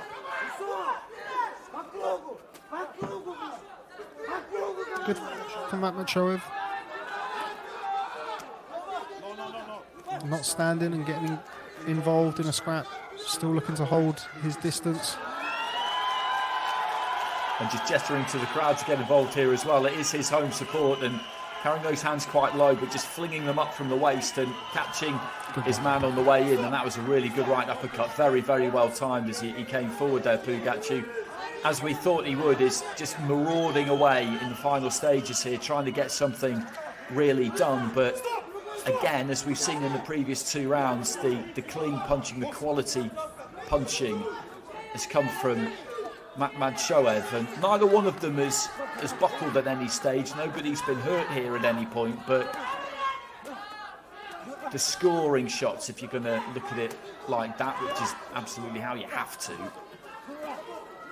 after those first couple of rounds, they've come from the man in white. But it's been a really good competitive fight as we enter the final 10 seconds. Pugach has brought an awful lot to it. If Makhmadshoev does go on and get the decision here, I think he feels like he's going to. I think he feels like he's done enough, and that's a very worthwhile outing for him. Yeah, absolutely. I thought that was good stuff from Makhmadshoev as well in the last 30 seconds of that fight. Pugach was pouring it on in that last minute or so, as you correctly mentioned. He was doing that for a couple of rounds beforehand, and Makhmadshoev stayed nice and calm in the eye of the storm, made him miss, sat back on the ropes for those last 15-20 seconds and found some nice counter shots. Very, very worthwhile workout for Makhmadshoev. Expect to see Pugach back over in the UK at some time very soon. I wouldn't be surprised. I would not be surprised at all. We've seen him quite a bit recently. Had a win last November against Max Curtis in Holden over 6 rounds, so capable fighter. If you're not up to it, Pugach is exactly the type of fighter who will bring that out of you. But for me, Makhmadshoev, the home fighter, does enough over 6 here.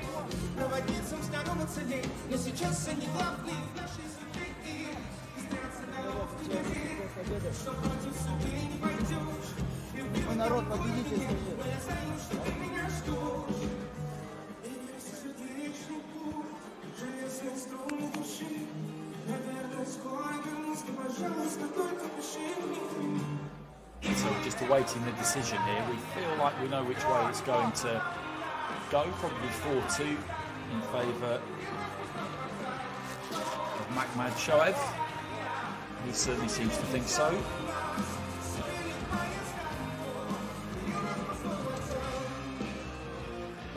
Top of the bill, of course, tonight, Sergey Kovalev up against Artur Mann, who's another fighter I've seen quite a lot of, mostly towards the start of his career on Saul and Bills over in Germany, and I make it a pretty good match because he's an experienced guy, Artur Mann. He won't be intimidated by this. He'll fancy it. I'm absolutely sure about that. And Kovalev, as great as he's been when we saw him in Saudi Arabia last year against a fresher, younger opponent, it just isn't there anymore. The magic isn't there anymore, and it leaves everybody at some point. But the idea is that he's going to get the win here. This will turn into a bit of a damp squib, quite honestly, if that doesn't happen. But with that in mind, they've chosen a capable opponent for him. He's going to have to earn it. Absolutely, Andy. I mean, we know Artur Mann is an experienced guy. I mean, you look at the fights that he's lost to: Kevin Lorena, Myris Bradis, Yevgeny Tishenko, Muslim Gandhi Magomedov. These are good fighters, and Sergey Kovalev at this stage of his career, is he still a good fighter? We'll find out shortly.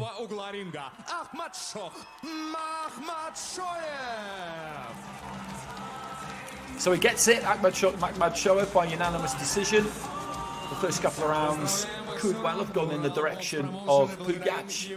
From that point onwards, I think he got more of a read on him, he got more into the fight. And for a first six-rounder, it was boxed at a good pace and good experience for him as he looks to move onwards and upwards. I think we're going to hear from him maybe because he is a home fighter. Well, he's going to insist on it. Всем спасибо большое за поддержку. В этом году мы отмечаем 80-летие Победы. Мы все один народ, и мы народ непобедимый. Всем большое спасибо за помощь и поддержку тренеру Фаригат Касыму, Алексей Леонидович, Сергей Евгеньевич. Все, что вы для меня делаете, тысячекратно вам вернется. Спасибо всем большое. Урал Бокс Промоушен. Сила.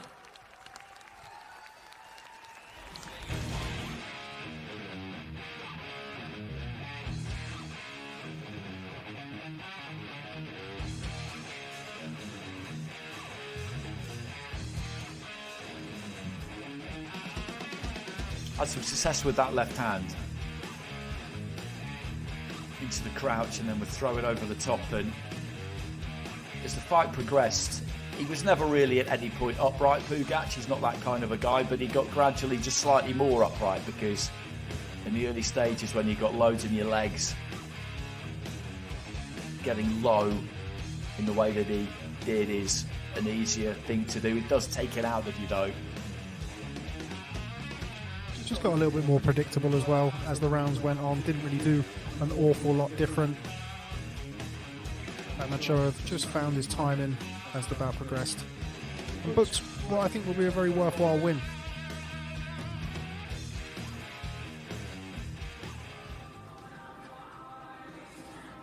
Винлайн делает разницу для всех своих новых клиентов и дарит бонус 3000 рублей всем новым пользователям. Без условий. Регистрируйтесь в приложении Винлайн и получите свой фрибет высшей пробы. Винлайн делает разницу.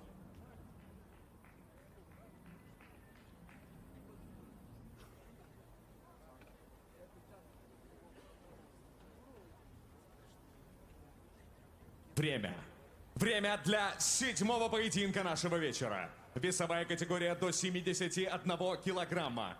Опытный российский боксер-профессионал против мастера спорта международного класса Республики Узбекистан. Вскоре они выйдут на ринг.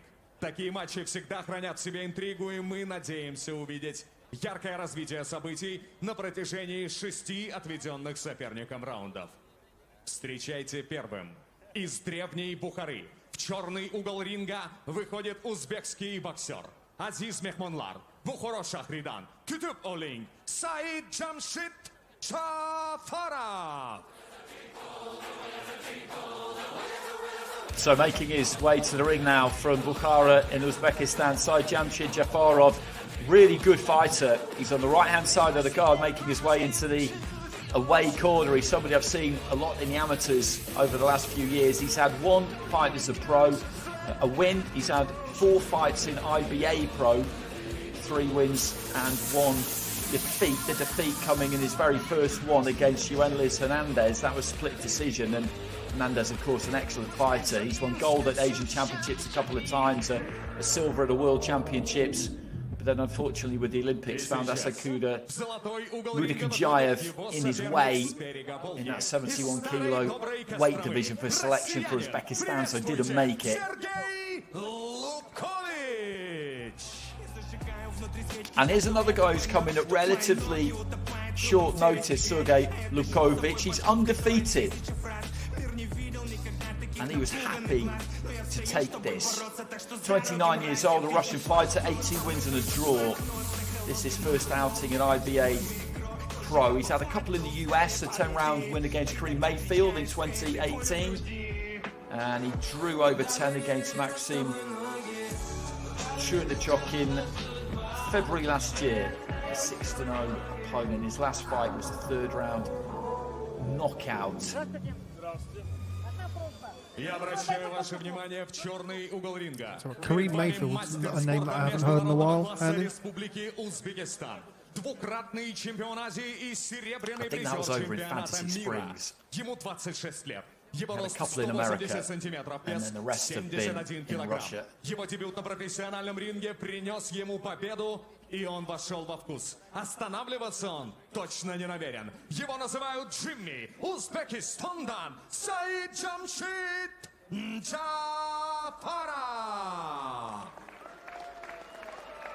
Золотой угол ринга за опытным профессионалом из России. Ему 29 лет. Рост 177 сантиметров, вес 70 килограммов, 600 граммов. Хорошо знакомый любителям бокса по обе стороны Атлантического океана, он провел 19 боев. Одержал 18 побед, 12 из которых досрочно, и 1 бой завершил в ничью. Его рекорд говорит сам за себя. Мне остается только назвать обладателя. Его зовут Сергей Лобкович!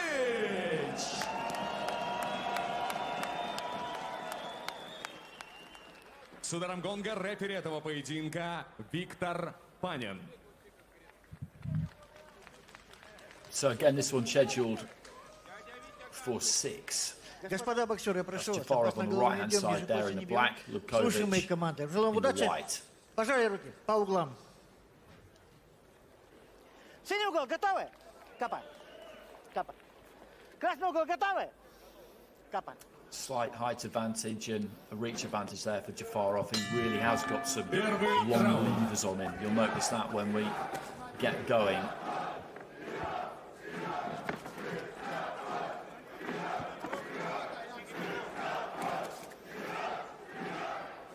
Already you can see Andy Jafarov with that relaxed southpaw Uzbek style that we've seen carry the likes of Bakadir Jalilov, Molodjanov, etc. to glory last year in the Olympics. They had an absolutely sensational Olympic Games. I mentioned Nasakuzha, Moody Kujayev.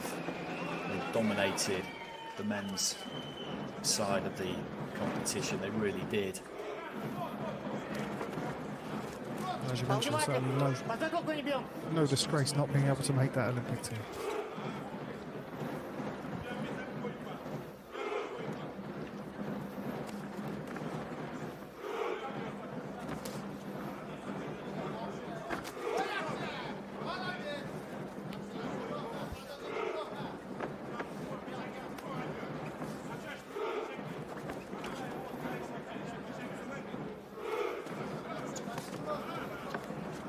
Работаем, ребят, работаем.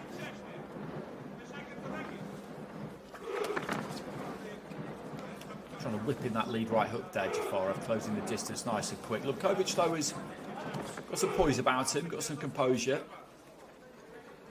Just eyes locked onto the target. But the frame on Jafarov and the arms on him, it's incredible, really, that he manages to make this weight. Yeah, the size is very intimidating. Lobkovich doing well, as you mentioned. They're holding the shape nicely.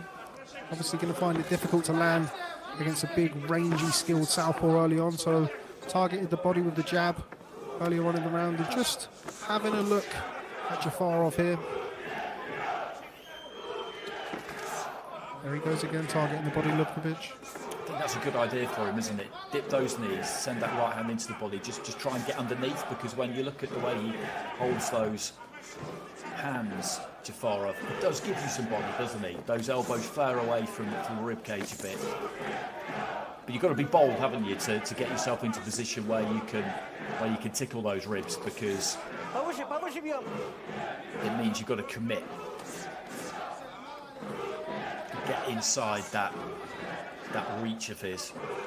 As you know, Andy, as it's par for the course with these very talented Uzbek fighters, they'll make you overcommit on that front foot, drop back, and then come back with shots of their own. So does have to be careful here, Lobkovich, but certainly hasn't been overawed in that first round.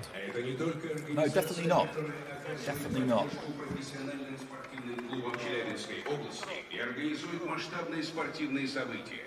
Но и площадка для обмена опытом между профессиональными клубами, организаторами спортивных событий и другими участниками спортивного сообщества. Through with that straight left hand, got through with lead right hook a couple of times.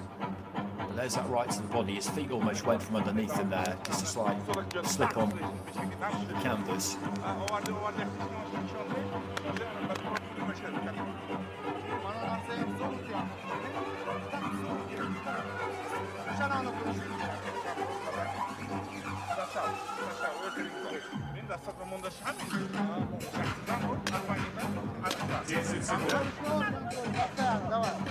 Секунданты за ринг. Второй раунд.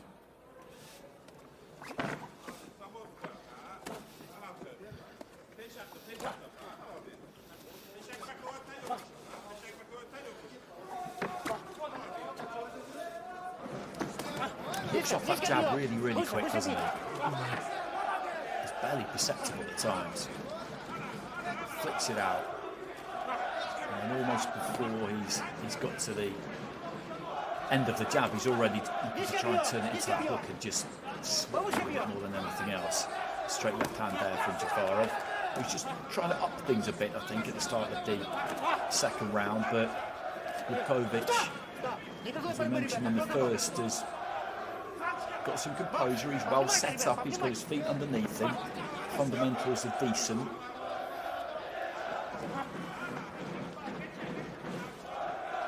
Yeah, it's a well-organised fighter, and you can clearly tell that he's got a game plan. It's going to be very difficult, as it always is, against a big, rangy, tall southpaw like Jafarov.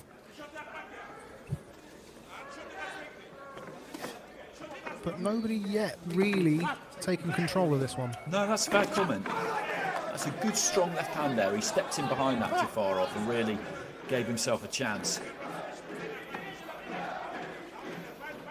But as you mentioned, that style of Uzbek fighters, they often Good are body shot. waiting for you and trying to tempt you with, making you fall short. But he stepped in again there and just really harpooned that left hand into the pit of the stomach almost there, Jafarov, and he's looking a bit more aggressive at the start of the second. Yeah, that was a good shot there from Jafarov. Just gave himself, as you mentioned, just a little half step back. And that almost bolo left hand to the midsection, comes close there again with the left hand, almost throwing that one at the chest of Lobkovich. Good left hand again, just starting to pick up the pace here a little bit, Jafarov. And at that kind of range, there isn't an awful lot that Lobkovich can do. He's got to try and get tighter, move that head on the way in. Tries to nick a right hand to the body there. I'm not quite sure if it reached. Jafarov just getting a bit closer now with that left hand. Timing Lobkovich's advances, looking for that big counter shot. Another good left hand to the body. Closing stages of round two, and he's just taken things up a notch in the second round here.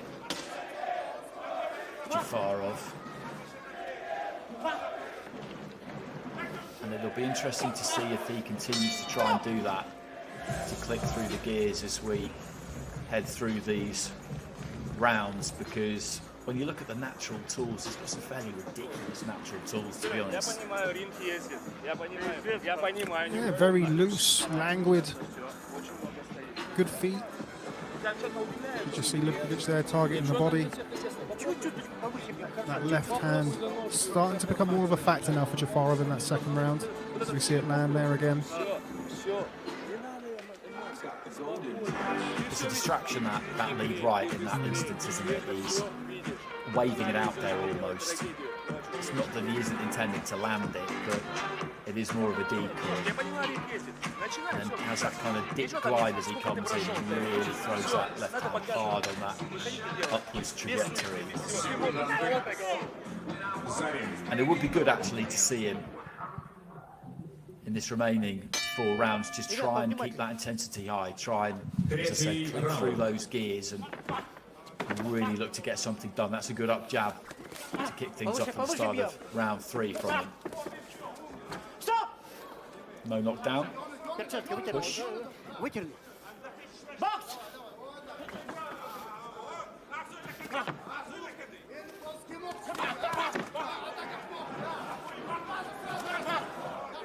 Lobkovich now being forced to be a little bit more reactive to what Jafarov does as he lands that left hand again. The best shot of the fight so far. That straight left hand is starting to become a real factor as it lands again. Just almost looped that one a little bit more around the guard. Wasn't quite gun barrel straight. Just showing some good variation with that left hand as well.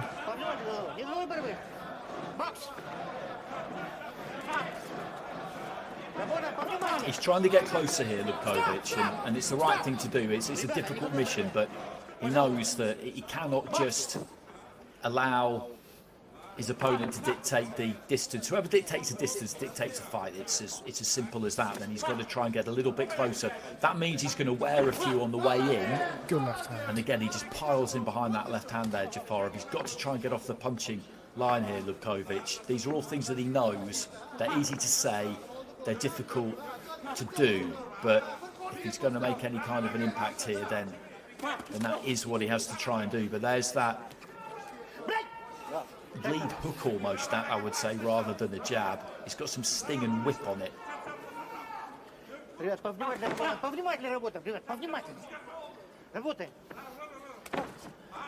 like to see Jafarov just feint a little bit more. He's varying that left hand well to the head and body. Just keep Lobkovich guessing. Lobkovich a little bit off balance there as he walks into a check right hook.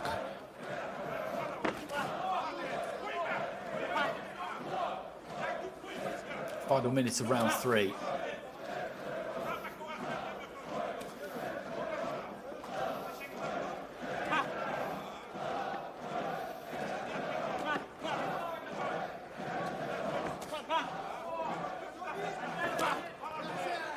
And another good round here for Jafarov without really dominating the fight. Of course, Lobkovich not being thoroughly outclassed by any stretch of the imagination, but just see now the Uzbek starting to find his rhythm, starting to find his distance, committing a little bit more to that left hand.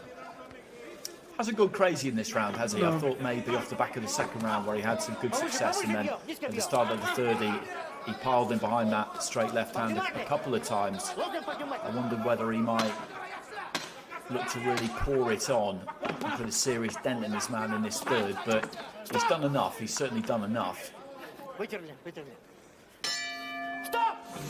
There goes the bell. So 3 down, halfway through this one, scheduled for 6. I mean, good fight so far tonight. We've seen some good stuff from both corners. And plenty to come.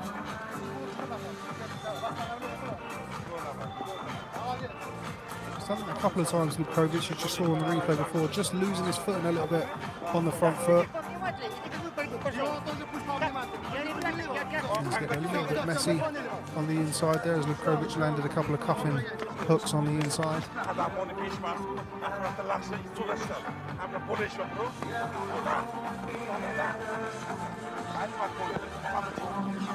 Does have that very recognisable Uzbek style, doesn't he? Jafarov could almost take a blind guess. He does, he really does.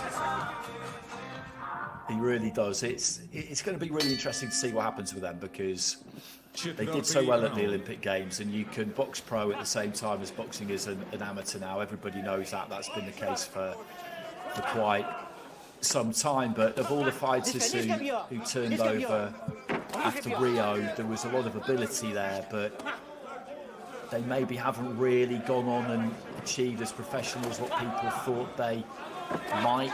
You know, you look to the likes of Gyasov. Makhmadshoev has, you would have to say. Melakuziev looked like he might, hasn't quite happened. Jalolov is the most interesting one because his pro career's never really got going because he never really left the amateurs. And he's a double Olympic gold medalist now, which makes you a hero beyond belief in Uzbekistan. It's a country very much obsessed with Olympic sport, and I wouldn't be at all surprised if he went back to try and become a 3-time Olympic champion and put himself up there with the likes of Teofilo Stevenson, Felix Savon and Laszlo Papp. I really think he might do that. Left hand there from Jafarov. It will be to the detriment of his pro career, but I think it'll be very difficult to resist that temptation when he seems to have that 3-round format just absolutely down.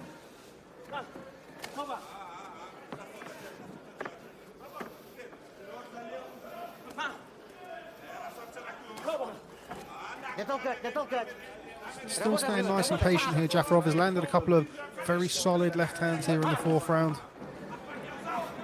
He's in with a guy who's not going to give him anything, is he, Lobkovich? He's losing the fight here, and he'll know that.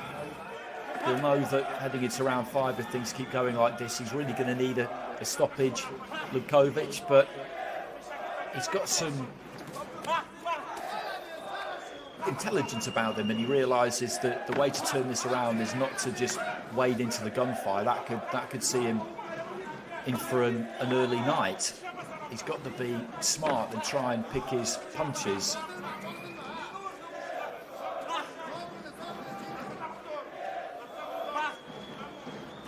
Yeah, clearly well-organised fighter, as we mentioned. He clearly started the fight with a distinct game plan. Just wonder how much belief he has in it at the minute. He is staying in there, he's not being outclassed, but it's not working for him here, and he does need to try something different, because Jafarov, as he just lands a cuffing lead right hook. No, that's exactly it. That's exactly right. You do wonder whether at this stage is he actually trying to win this fight? Does he feel like he's actually capable of winning this fight? Because, as I mentioned, I think he's got enough about him to know that if he's too gung-ho here, then it could end badly. And he's competitive, and he's giving, as you said, he's giving us a decent showing here. But the smart thing to do here really is box for 6 rounds. You can lose this on points and show people that you've got something about you. I think that's probably better if you're him, if you're in the Lobkovich business, to do that rather than be a hero and maybe get knocked out. Yeah, I mean, and all credit to him, obviously taking this fight on short notice and hasn't been outclassed, but is coming off second best here, and you mentioned with just 2 rounds to go, as a clean left hand shows there on the replay from Jafarov. Lobkovich, 6 minutes. Doesn't look as though it's very likely that he's going to pull this one out of the fire. It's going to be interesting to see how he does approach these last 2 rounds.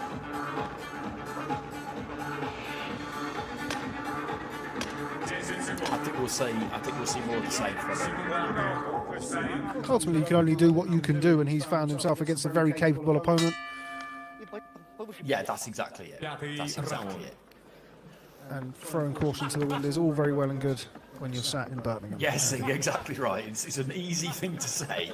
It's a very easy thing to say, but when you're in with somebody with real ability like he is here, then you will get punished if you are reckless or careless. It just will happen. Nice dip of the knees there from Lobkovich, and sent the right hand into the body.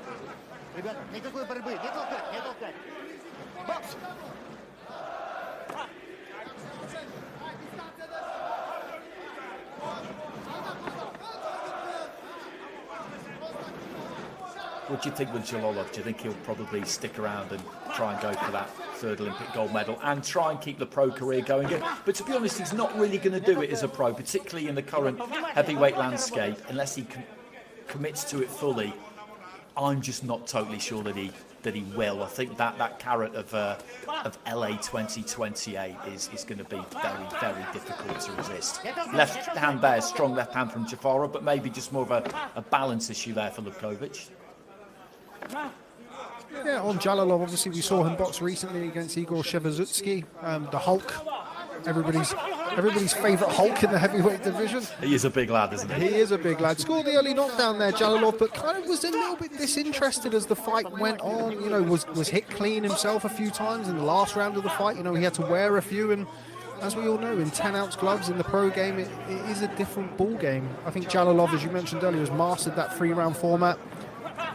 You know, it's not the same in countries like Uzbekistan and Kazakhstan. their gold medalists are their rock stars, and to be a 3-time gold medalist in the super heavyweight division, he would join, as you mentioned earlier, a very, very, very select elite list of men who have achieved that in the past. So I think you probably do see him in LA.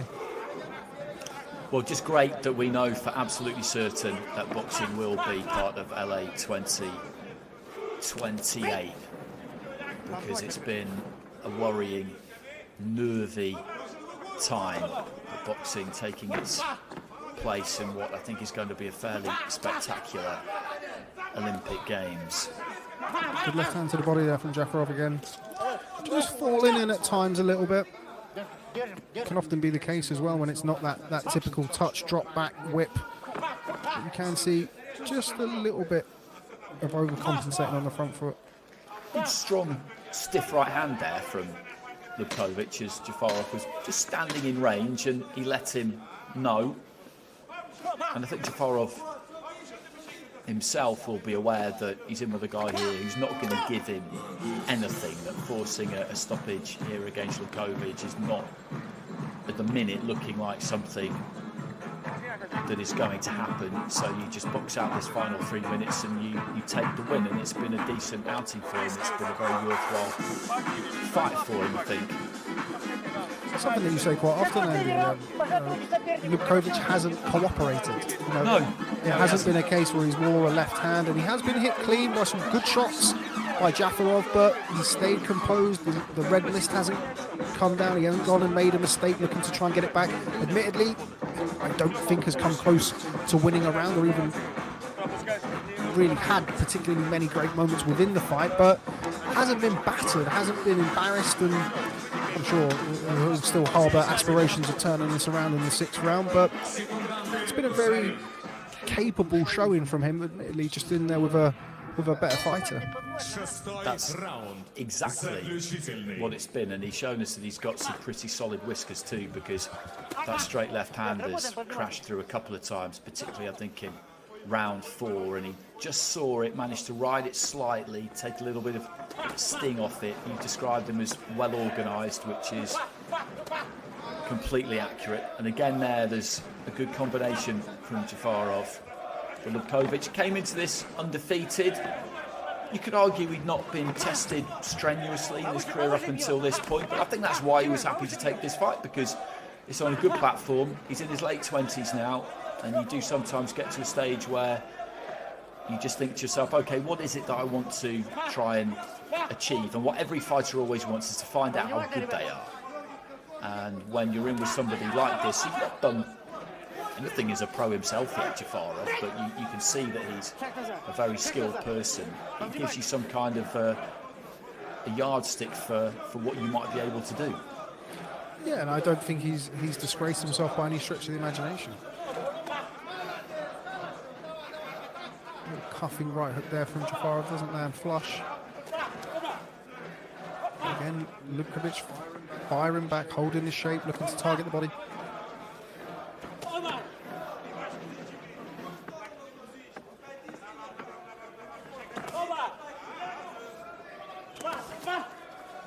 Работаем, ребят, работаем.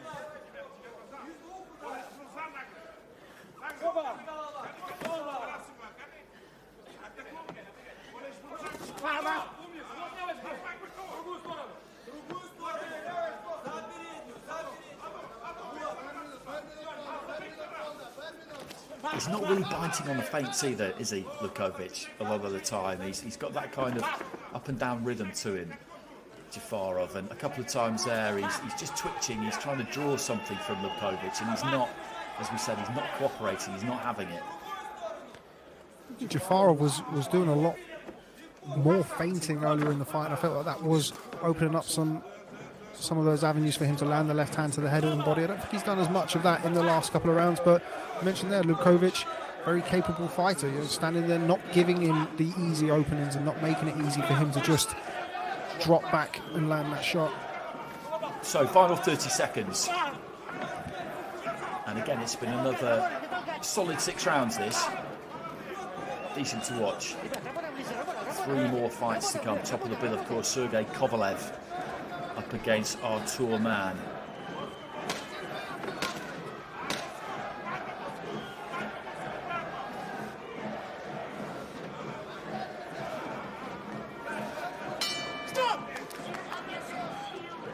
So there goes the final bell. A good night's work, a very honest night's work there from Sergey Lobkovich, and some good skills on display from Saydrakhimov Jafarov, who has won that fight. He'll have won every single round of those 6, but it was competitive. That's been the name of the game on this card so far tonight. They've been good matchups. Nobody's been given anything.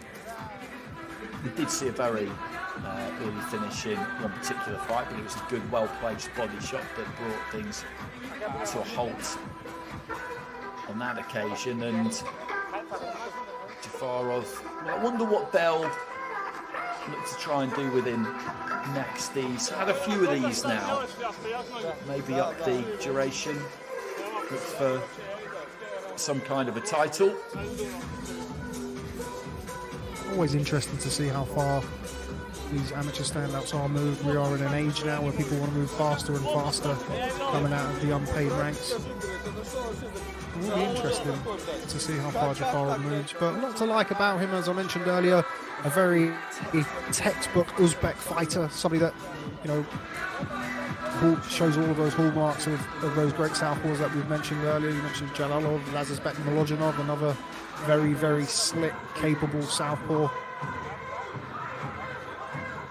The Uzbeki takeover continues, Andy. And they've got a very solid platform here on these IBA Pro cards as well, because traditionally fighters have had to head for the USA. It's a very difficult thing to do. It's a massive culture shock, and you're in a country where, to be honest with you, nobody really cares about you from the point of view of selling tickets. So being able to base yourself in Central Asia, Eastern Europe, where you're from, is much more preferable for them. Бой продлился всю дистанцию, и по его завершении единогласным решением судей вторую в профессиональной карьере победу одержал боксер черного угла ринга Saydrakhimov. So unanimous decision win for Saydrakhimov Jafarov. It was a straightforward job for the judges. Good display there, though, from both fighters. Sergey Lobkovich, undefeated coming into this one with 18 wins and a draw, showing himself to be a very capable operator. Jafarov in bursts gave us a look at what he's got in his arsenal and in his locker, and it's a considerable amount.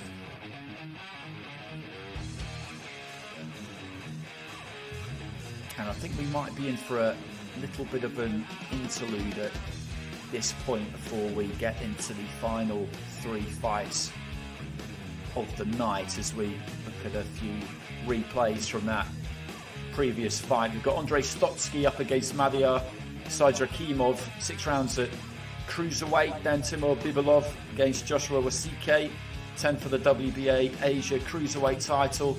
And then top of the bill, the IBA Intercontinental Cruiserweight title on the line for Sergey Kovalev.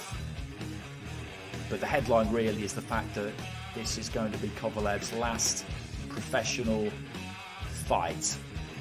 It's been an unbelievable career, and it is a bit of a privilege, to be honest, to be calling him out for one last time.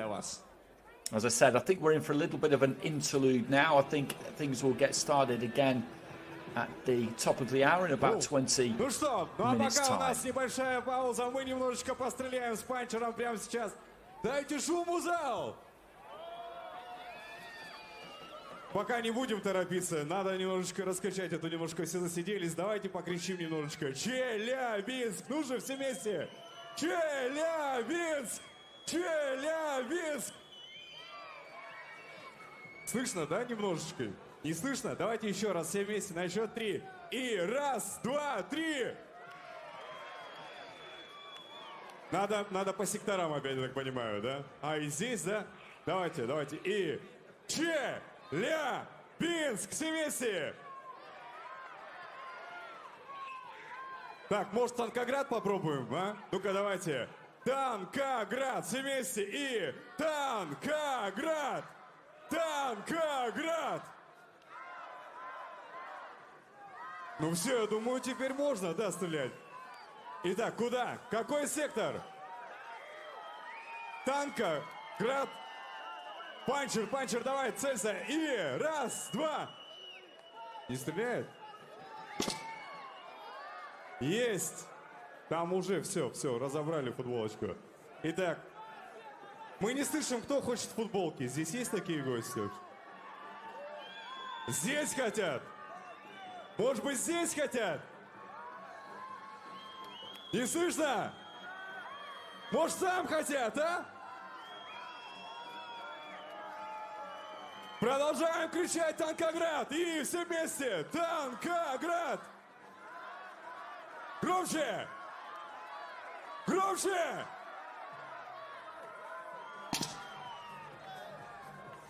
Есть! Удачный выстрел. Панчер, ты молодец вообще. Футболки летят просто в руки людям.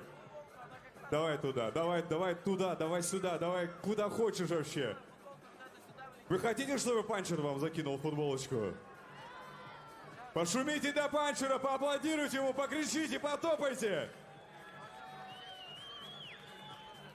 Итак, футболочка от Федерации бокса Челябинской области у вас есть. Пошумим, Челябинск! Сегодня самый классный вечер. Конечно же, все бои замечательно проходят здесь, в этом зале. Дворец спорта «Юность».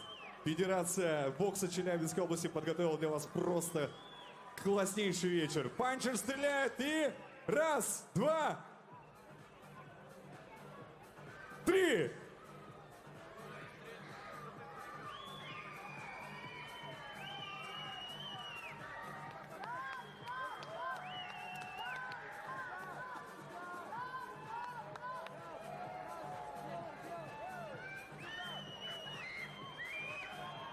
Ну что? Есть, поймали. Так, какая трибуна еще хочет футболочку? Не слышно вообще. Панчер, возвращайся, здесь тоже есть у нас партер. Вот в этот партер не прилетало, нет?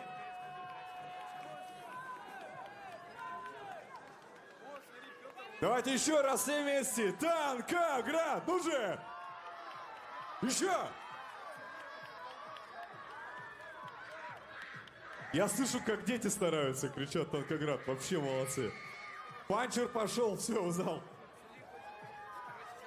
Если его обнять, он тоже, конечно же, может. Да? Кидает? И раз, да. Есть! Вот такой обманщик. Кому-то прилетело, да. Панчер, у тебя есть еще? Заряды. Есть. Так, ребят, не сдаемся, шумим дальше. Все вместе. Танкоград! Танкоград! Ну же! Громче!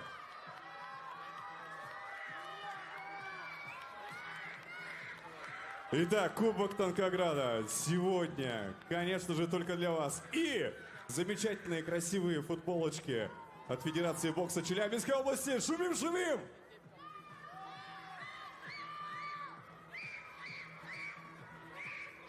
Ну что? Есть еще у нас, есть, сейчас будет.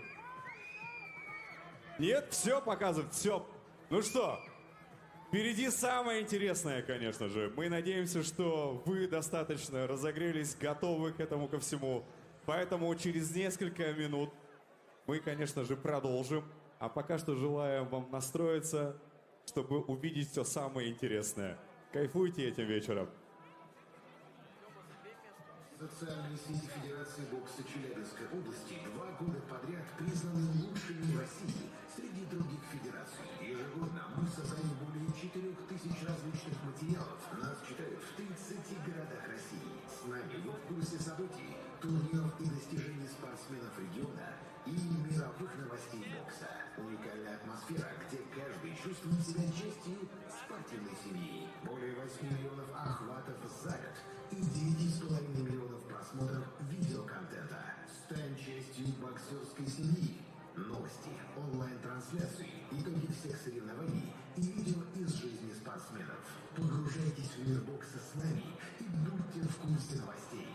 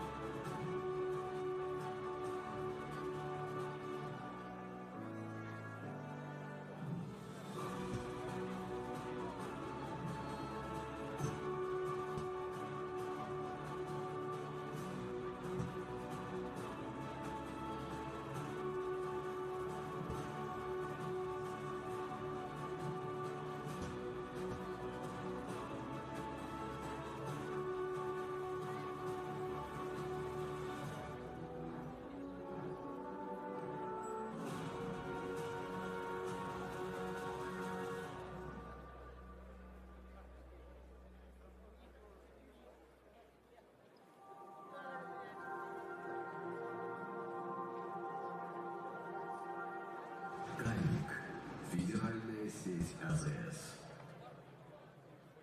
Старт бронирования второй очереди в жилом комплексе «Симфония». Успевайте!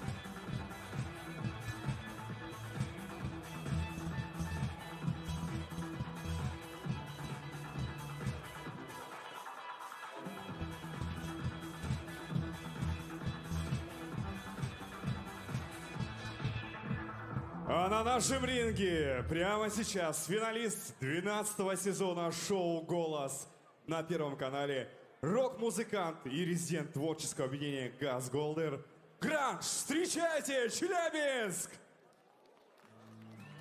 Челябинск!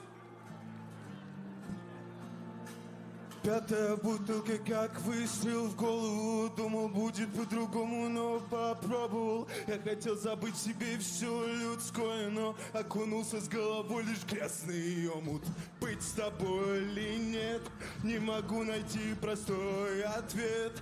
Любовь и ненависть наравне. Во мне, во мне, во мне. Как будто ярким светом на маяке. Так манишь меня к себе, зовешь меня, зовешь, так зовешь меня, зовешь. Мои чувства к тебе далеки, мы с тобой не на одной волне, но зовешь меня, зовешь. Очередная ночь, заправленная спиртом, очередная нимфа насаждает флиртом. Все так же, как вчера. Стабильность, поиски ответа там, где лишь самоубийство. Быть тобой или нет. Вдалеке маячит свет во тьме, любовь и ненависть наравне. Во мне, во мне, во мне, как будто ярким светом на маяке. Так манишь меня к себе, зовешь меня, зовешь, так зовешь меня, зовешь. Мои чувства к тебе налегке, мы с тобой не на одной волне. Ну зовешь меня, зовешь, так зовешь меня, зовешь. Так зовешь меня, зовешь, так зовешь меня, зовешь.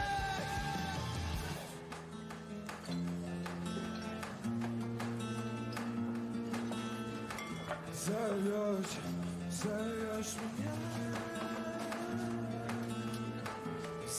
зовешь, зовешь меня,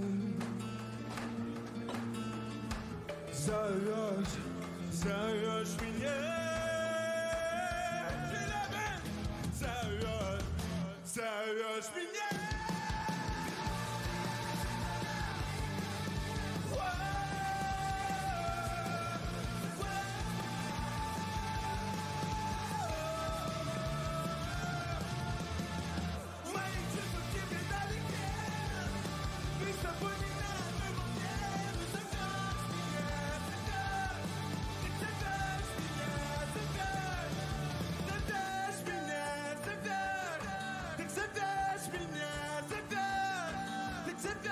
меня, зовешь, зовешь меня.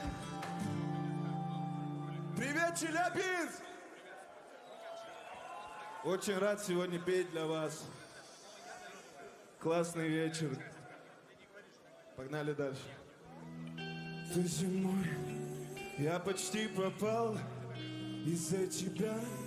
Я платил ей болью за боль, но цена оказалась слишком высокой для нас обоих.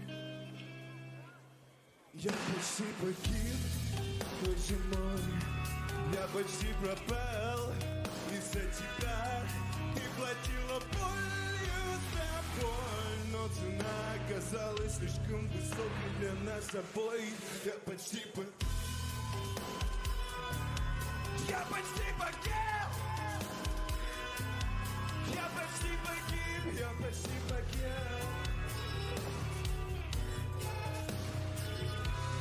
Я не понимаю, где реальность, где вымысел. Есть только мечта и путь давно к ней вымощен. Тогда, встретив тебя, я подумал, что сверну с пути.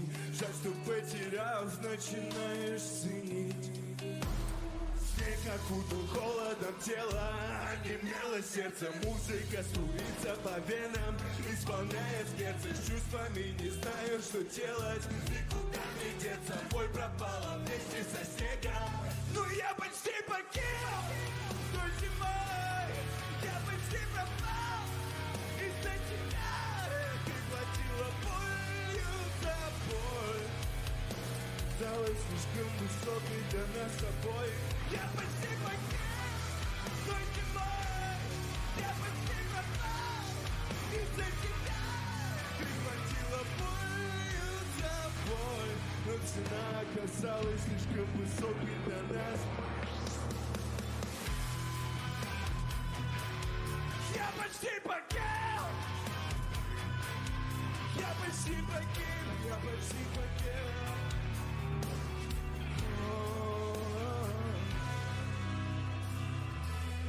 Спасибо!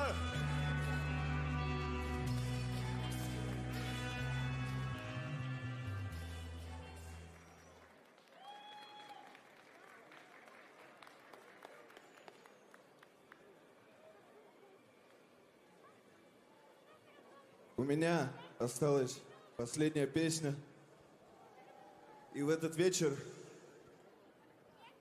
большая честь петь ее именно здесь. Текст ее знаком всем, мелодия тоже. Давайте споем ее все вместе. Я мог бы выпить море, я мог бы стать другим. Вечно молодым, вечно пьяным. Я мог бы стать рекою, быть темною водой.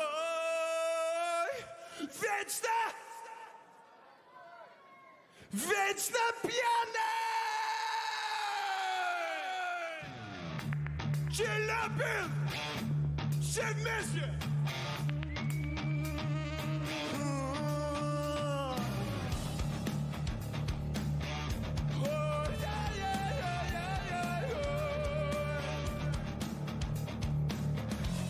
Я мог бы выпить море, я мог бы стать другим,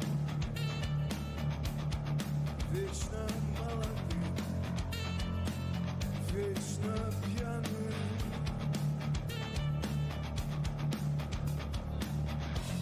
Я мог бы стать рекою, быть темною водой. Вечно молодой, вечно пьяный,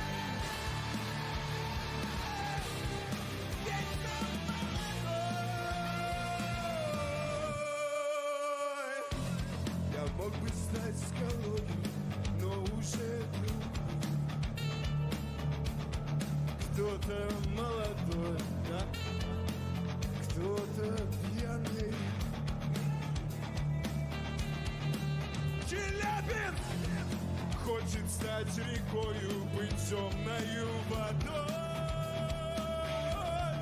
Вечно молодой, вечно пьяный, вечно молодой, вечно пьяный, вечно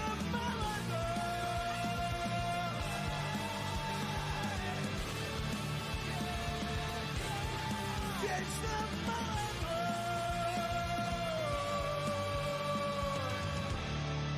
Челябинск, вечная слава нашим старшим. Ты уже заметил, сколько людей грустят по своей упущенной молодости?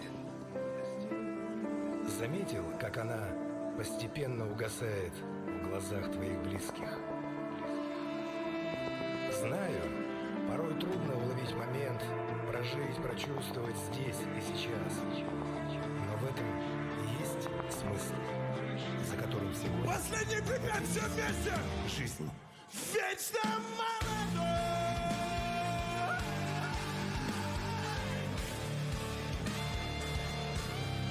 Вечно молодой!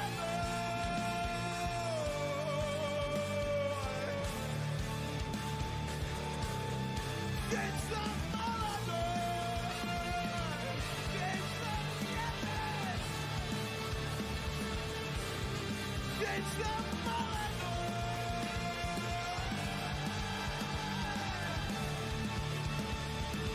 Вечно пьяный!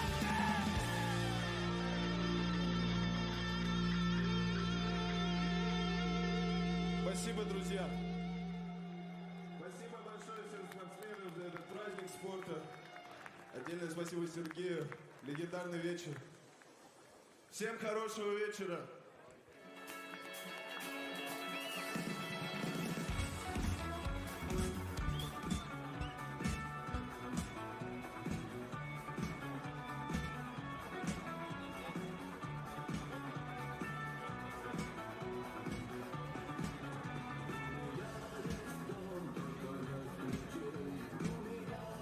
Солнце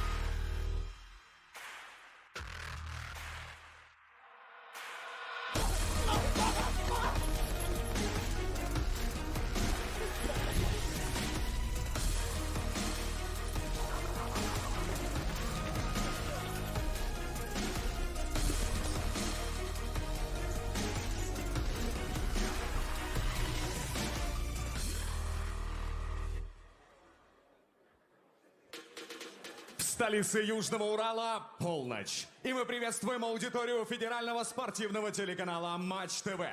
Промоутерская компания IBA Pro и промоутерская компания Урал Бокс Промоушен совместно с Федерацией бокса Челябинской области представляют вашему вниманию 3 поединка основного карда вечера профессионального бокса Винлайн IBA Pro 2. Прощальный бой Крашера. Андрей Стоцкий, Челябинск, Россия. Против Мадияра Saydrakhimova, Ташкент, Республика Узбекистан. Следом бой за вакантный титул чемпиона Азии по версии WBA. Не знающий поражений россиянин Тимур Бибилов, обладатель 7 досрочных побед к ряду, и кенийский боксер Джошуа Waske с 5 боями и 5 победами в активе. И главное событие. Легендарный крашер Сергей Ковалев проведет заключительный бой своей головокрушительной карьеры против Артура Манна из Германии за первый в истории титул IBA Pro Intercontinental. Вечер бокса проходит под патронатом Международной боксерской ассоциации IBA и Федерации бокса России. Супервайзер IBA Pro Максим Чертыковцев, Молдова. Супервайзер Федерации бокса России Сергей Курсанов. Судьи и рефери Семен Стакеев, Виктор Панин, Игорь Тамадаев и Сергей Журкин. Судья-хронометрист Татьяна Курсанова, врач у ринга Виктория Гамеева. Уважаемые гости и зрители, спасибо, что вы с нами. И добро пожаловать на арену Дворца спорта «Юность» в городе Челябинске. Мы начинаем поединки основного карда вечера профессионального бокса Винлайн IBA Pro 2. Прощальный бой Крашера. Первый бой основного карда в первом тяжелом весе вот-вот начнется. 2 мастера спорта международного класса из России и Узбекистана настроены записать себе в актив очередную победу. Фаворит команды Южного Урала Андрей Стоцкий из Челябинска против Мадияра Saydrakhimova из Ташкента. В черный угол ринга выходит боксер из Республики Узбекистан.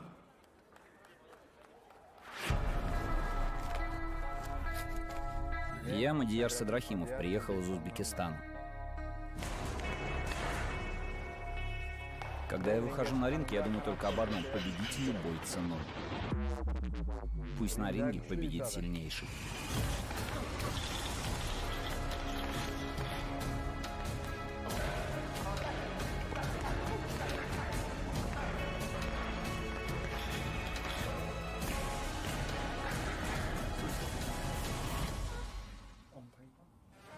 Приветствуйте! Каршеолинг, Узбекистандан, Мадияр Saydrakhimov! And this is a good matchup. We've got Madiar Saydrakhimov here making his way to the ring from Tashkent in Uzbekistan. He's 1-0 as a pro, 0-1 in IBA Pro. Good amateur silver medalist in the Asian Championships in 2022, but then lost his place at 92 kilos to Lazizbek Mulajonov, who went on to do great things, including a gold medal at the Olympic Games. So that would have been a bitter pill to swallow, but sometimes when the person who knocks you off your perch does as well as that, it makes it slightly easier to take.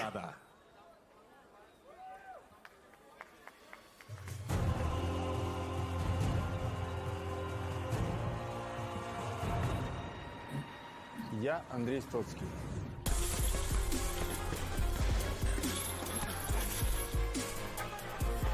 Этот бой для меня очередная проверка, насколько я готов и как я провел работу впереди. Это итоговый экзамен, можно сказать, моей проведенной работы.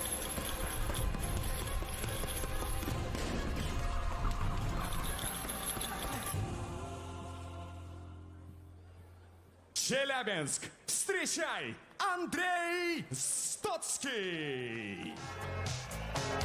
Stotsky, a hometown fighter hailing from right here in Chelyabinsk. 5 wins and 1 draw as a professional. That draw coming in his last fight over 6 rounds against a 4-1 fighter. But again, he's got an extensive amateur career behind him. I saw him at the World Youth Championships in 2012 actually, where he beat Jaya Pataya in the semi-finals. on his way to a gold medal, won a gold medal in the European Youths as well. But in the seniors, they had to wait until 2021 to make it to a World Championship. Such is the strength of that Russian national team. So I said this is an interesting matchup, and it really is, between two pretty decorated guys. Пришло время представить вам соперников. В черном углу ринга мастер спорта международного класса Республики Узбекистан. Его рост 190 сантиметров, вес ровно 91 килограмм. Ему 27 лет, и он владеет солидным списком достижений на олимпийском ринге. Это бронза чемпионата мира, серебро чемпионата Азии и титул чемпиона всемирных военных игр также. Он финалист командного полупрофессионального турнира Лига бокса и интерконтинентальный кубок. Дебют на профессиональном ринге принес ему победу, и похоже, что он пошел во вкус. За своей второй из Ташкента Мадияр Saydrakhimov.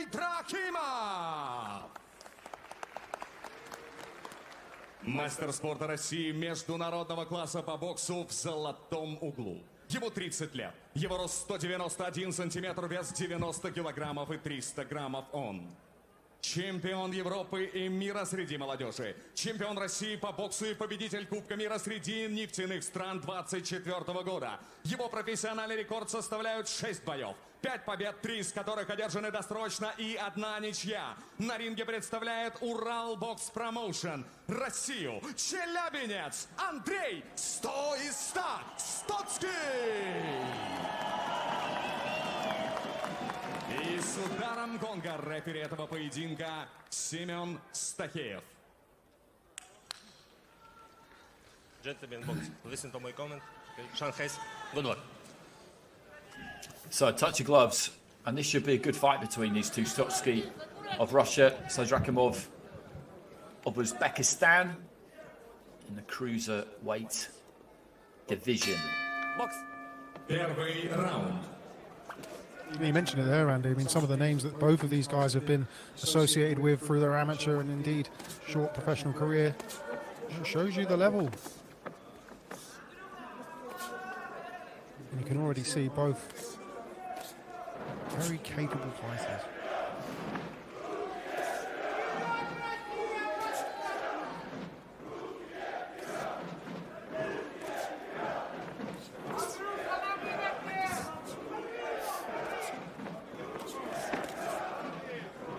Both of them looking to get right hands away there, neither quite landed.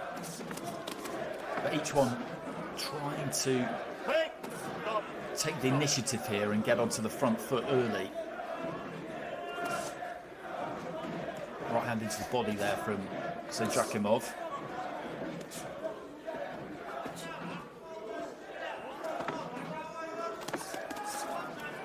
Nice combination there from Stotsky as Saydrakhimov came in. He caught him with a couple there, timed him nicely. Physically, Stotsky's the smaller of the two, you would say. Stands quite tall though, Andy. He does, doesn't he? He stands upright. He hasn't got quite the reach that Saydrakhimov has got, but already he's just holding that ground, giving a little bit of ground when he needs to, like he did there. Just pull back and avoided the right hand, and he's timed some shots quite well as his man has come onto him. Yeah, not much fat on those shots from Stotsky at all. Very short, straight to the target. There's not a big tell on any of them either. He's not winding up. Just finding the target early on here. Good jab. Good example of what you were saying, actually. Neither one of those travelled very far, but the second one travelled far enough because it found the target. Good counter right hand over the top of that jab. Can't be too predictable with that jab. Stotsky's, particularly when he is standing upright, can be countered over that lead left hand otherwise. And he does carry it low too, doesn't he? He doesn't carry that right or that high at times as well. That's one thing you notice about him.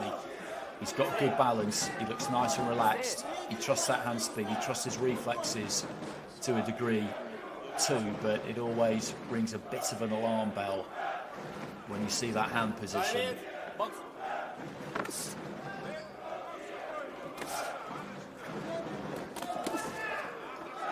Again, looking for that right hand there, Saydrakhimov, just looking to try and commit to it. Just fell in a little bit there, though. He's tempting you, isn't he, Stotsky? That's what he's looking to try and do. The style he's got makes for a good fight because the target is there, isn't it? If you're standing in front of him. Right on cue.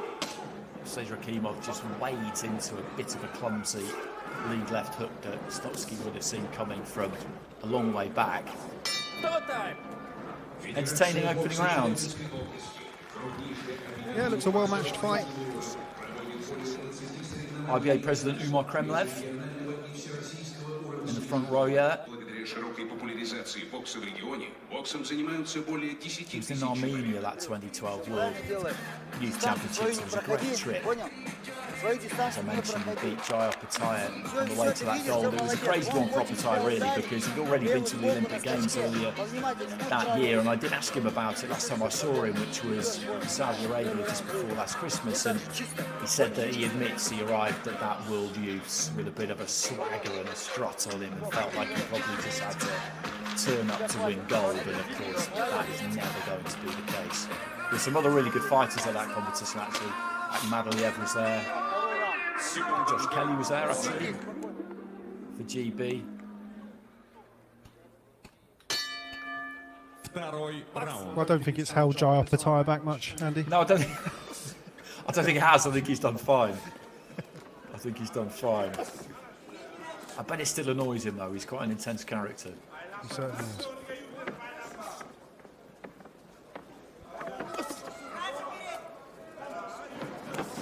I wonder what Stotsky's doing here. Again, he's staying very, very relaxed, giving that target and then just edging away and flicking the lead hand there, just countering Saydrakhimov on the way in. Lands a jab to the body, but then just gets caught with the jab himself. Just stayed there a little bit too long, and that's the gauntlet that he runs, and that's what makes him good to watch. That's good there. Just got his feet close to his position, getting off that 1-2 on the inside. Good jab as well. Looks like he's enjoying himself in there, Stotsky. He really does. He's boxing in front of a home crowd, which, as we said earlier on in the night, does bring pressure, but at the same time, you have to try and soak it up. You have to try and really enjoy it, really relish it.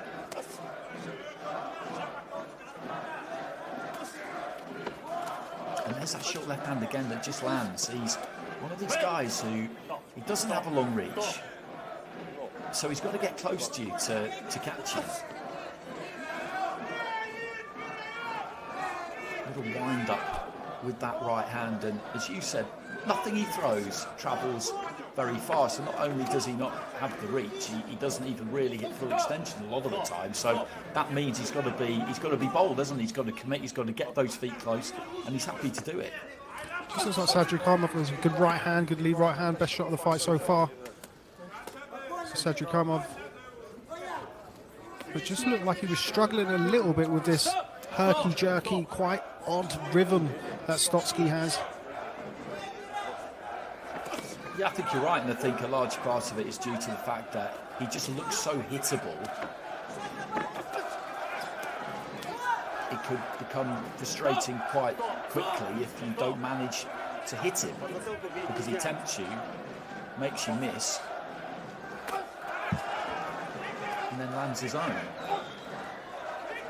A little bit messy on the inside there, Saydrakhimov maybe, and probably advisedly, trying to just exert a bit of physicality there. He is the bigger of the two, but again there he plants his feet and looks for a long right hand. Landed his feet a bit too wide, got stuck, and then a right hand landed from Stotsky. He's trying to muscle him around and bully him a bit here, I think. Put it on him a bit here, Saydrakhimov, which I don't think is a bad idea necessarily. No, good left hook as well there, with just Stotsky standing a little bit tall, but again manages to get out of the way of the return fire. Stotsky, very awkward, ungainly customer, but very good to watch. He is good to watch, and I thought there might be a little bit of a cut, and there is. Yeah, heads came together a few times there. I think there might be a few cuts there by the look of it. I'm not quite sure where all that blood's coming from. I think most of it's transfer, but there might be one up in the hairline. There seems to be a nick. Head in the middle of the forehead. It's hard to tell really. When they clean it all up, we'll be able to get a better look. Yeah, heads came together quite a few times in the second half of that round. And Saydrakhimov, you mentioned they're trying to upset the rhythm of Stotsky. Looks as though he may have come out second best though. So it's on the corner of that right eye. That's where they've got the bud in there with the adrenaline solution on it. I think there's 2 cuts though. I think there's 2 because you just saw him adjust the position of it there. There's one up there, and then there might be just a little one on the corner of the eye as well. I don't think they're going to make too much of a difference because the blood will run clear of the eye. But some frustration, I think, for Saydrakhimov towards the end of that round, and he looked to really get on top of Stotsky and rough him up basically, see if he can ragdoll him a bit. I'm not sure that's going to work. They're both just outside of the range there with the jab. Getting a little bit messy at times. Good right hand there from Saydrakhimov. It's best shot of the fight so far. Stotsky just looking to hold on here for the first time in the fight. Felt that. He did, he absolutely did. And for a second there, it looked like he might be about to unravel if another one had landed. But he managed to kind of get a hold of his man and stay out of trouble just about. But again, there, big swinging, siding overhands from Saydrakhimov, who got through with one there. But it was a nice straight right hand, wasn't it? Right down the middle that seemed to do the damage. And he clambers in behind one there, but his feet were under him when he threw that one. The technique was right. He wasn't trying too hard, basically, was he? And at times, as I say, I think you see this wide open face of Stotsky,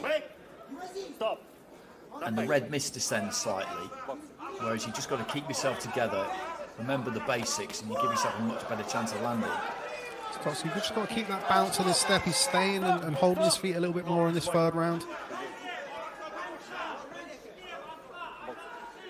Those little half steps he was doing in rounds 1 and 2. He's got that bounce back again now. He needs to refine that.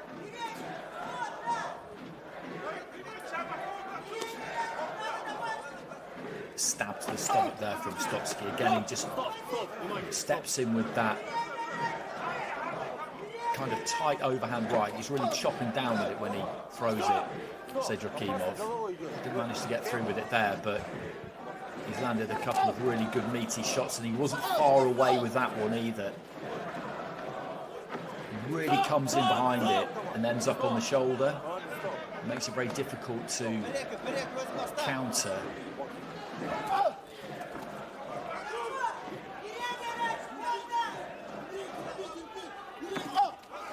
That's a solid right hand again, and Stotsky just gobbled that one up. He was standing up quite straight as it landed, but he showed us that he's got a chin there. But Saydrakhimov has won this round, and has won it quite big because he's landed some pretty big punches. Important round for Saydrakhimov to win as well. I felt like he'd just been edged out of those first 2 rounds, found it a little bit of a difficult puzzle to solve against Stotsky, but there again with the jab, good combination in response from the Russian. He finished the round well there, Stotsky, and I think that's important. It's not going to be enough to see him win the round. He's lost that round, but at the same time, that will have put a bit of wind back in his sails. He's got a nick on the bridge of the nose there. I think that's where the blood is coming from, although there could be some blood coming from inside the mouth as well by the look of it.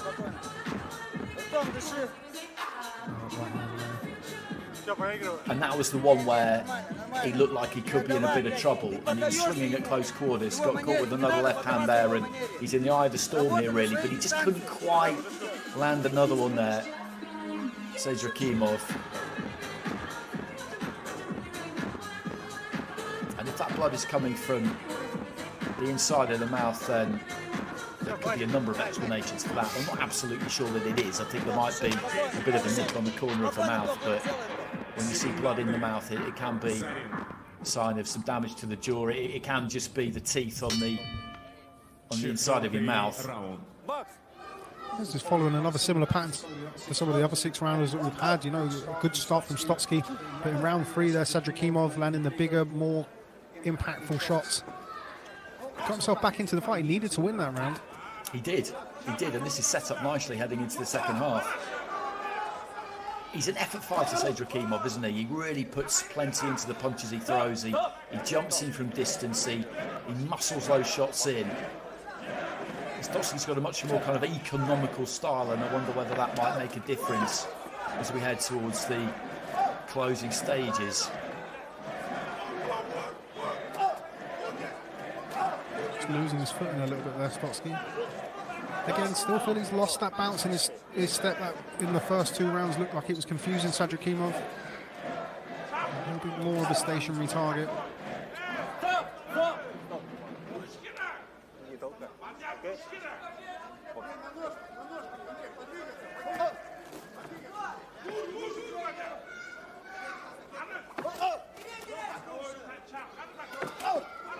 There's that right hand. That mouth is open for Stotsky. I think he's maybe feeling the pace a little bit here. Yeah, not having as much success in this in the last round, Stotsky. A good up jab there, 2-1 combination. Right hand again from Saydrakhimov though. It's been the standout shot of the last couple of rounds.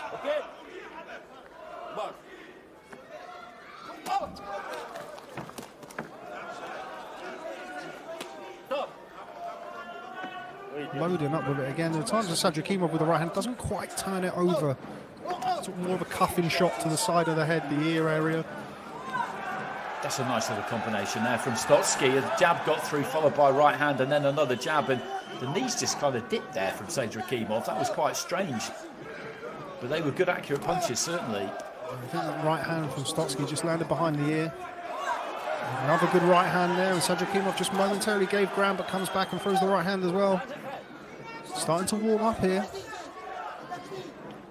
When you get a chance, just have a look at the way Stotsky's mouth is open and the way he kind of seems to be holding that jaw at times. Well, he just talks to the corner there, so that maybe blows my theory slightly, but it's just making me wonder if there is some damage to that jaw, and maybe he can't close his mouth. I'm not absolutely sure. I thought in the last round that right hand might have been the reason for the 2 cuts on the nose, but in hindsight it could very well have been that right hand that damaged the jaw. Or he could just be tired, Andy. He's been moving around, certainly for those first 6 minutes. Another better round for Saydrakhimov. Beg your pardon. There's been a lot of odds. Well, you've done well with the names, Rob, I have to say, because I've done lots and lots of international amateur tournaments and covered lots and lots of fighters from Eastern Europe, Central Asia, and it is not the easiest thing in the world to do. So we can just about manage Artur Mann.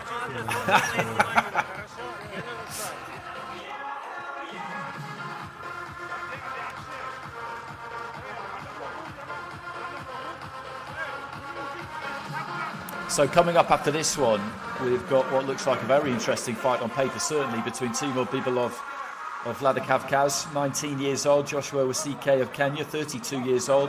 Bibilov 7-0 with 7 knockouts, Waske 5-0 with 4 knockouts. Somebody's always going to go, and probably somebody's going to get chinned, you would say, in that fight. It certainly looks that way. Certainly looks that way. So into the 5th here. This has been another good contest. It's been a good card. There have been some clear winners in some of the fights, but everything's been competitive. Apart from that one early stoppage we saw scored by Moldajanova, everything has been keenly good right hand. Just straightened up the right hand there. Felt that, Stotsky. Another straight right hand. And he's really looking to set about his man and cuffs him with an uppercut, and the technique has gone out of the window a bit here from Saydrakhimov, but he's just trying to get on top of his opponent here and really make him feel it. And that's the punch that has done most of the damage. He didn't quite manage to find the right trajectory for it that time, that chopping right hand. There it is again. He's really winding up with that right hand. Don't feel he needs to, though. I feel like the movement is less of a factor now from Stotsky. Saydrakhimov could just put his shots together. I feel like that might be better than loading up with that big right again there and just overshoots it. Allow Stotsky to get underneath it. Advice raining in from ringside as it always does, heading into the second half of round 5. They're scheduled for 6.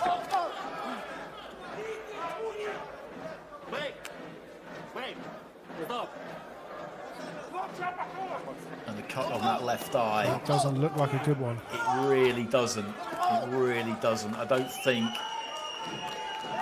it's going to see the contest called to a halt early. We are beyond the completion of 3 rounds, which is what you need in a 6-rounder to go to the cards if the fight is called early due to any kind of accidental foul, which is what you would guess that probably was. The heads have come together quite a bit, haven't they? No knockdown.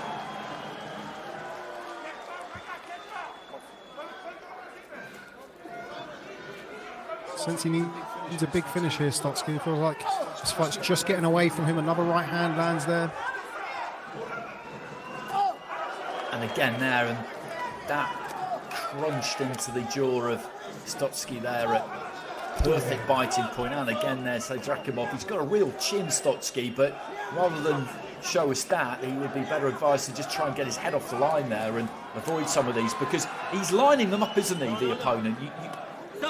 Again, easy to say. You should be able to see these coming.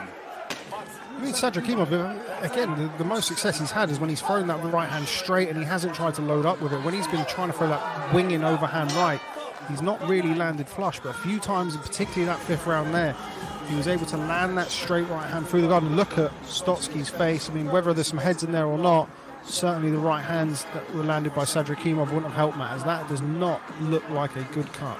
No, that looks absolutely horrific. Again, we'll get a better look when they've actually taken some of that blood away, but it looked to me like there might be quite a deep, wide gash in there, and the doctor, I think, is probably going to have a look at that. But there's that right hand, and you're absolutely right. When he's just whistled it through nice and straight, nice and loose, that's when you get that power and that execution. When he's a little bit closer, when he's shut down his own space and he's had to really try and chop down with it, hasn't worked quite so well. And the cut man's trying to get to work on that, and you can see he's needed 2 Q-tips there already. And then the Vaseline goes on. That looks bad. Breathing tough and shelly a bit, Scandi. I don't doubt it. I do not doubt it. So 1 more round to go, 3 minutes to go here. Again, this has been an entertaining fight. Saydrakhimov is on top here, courtesy of that right hand. That's what's winning the fight for him so far.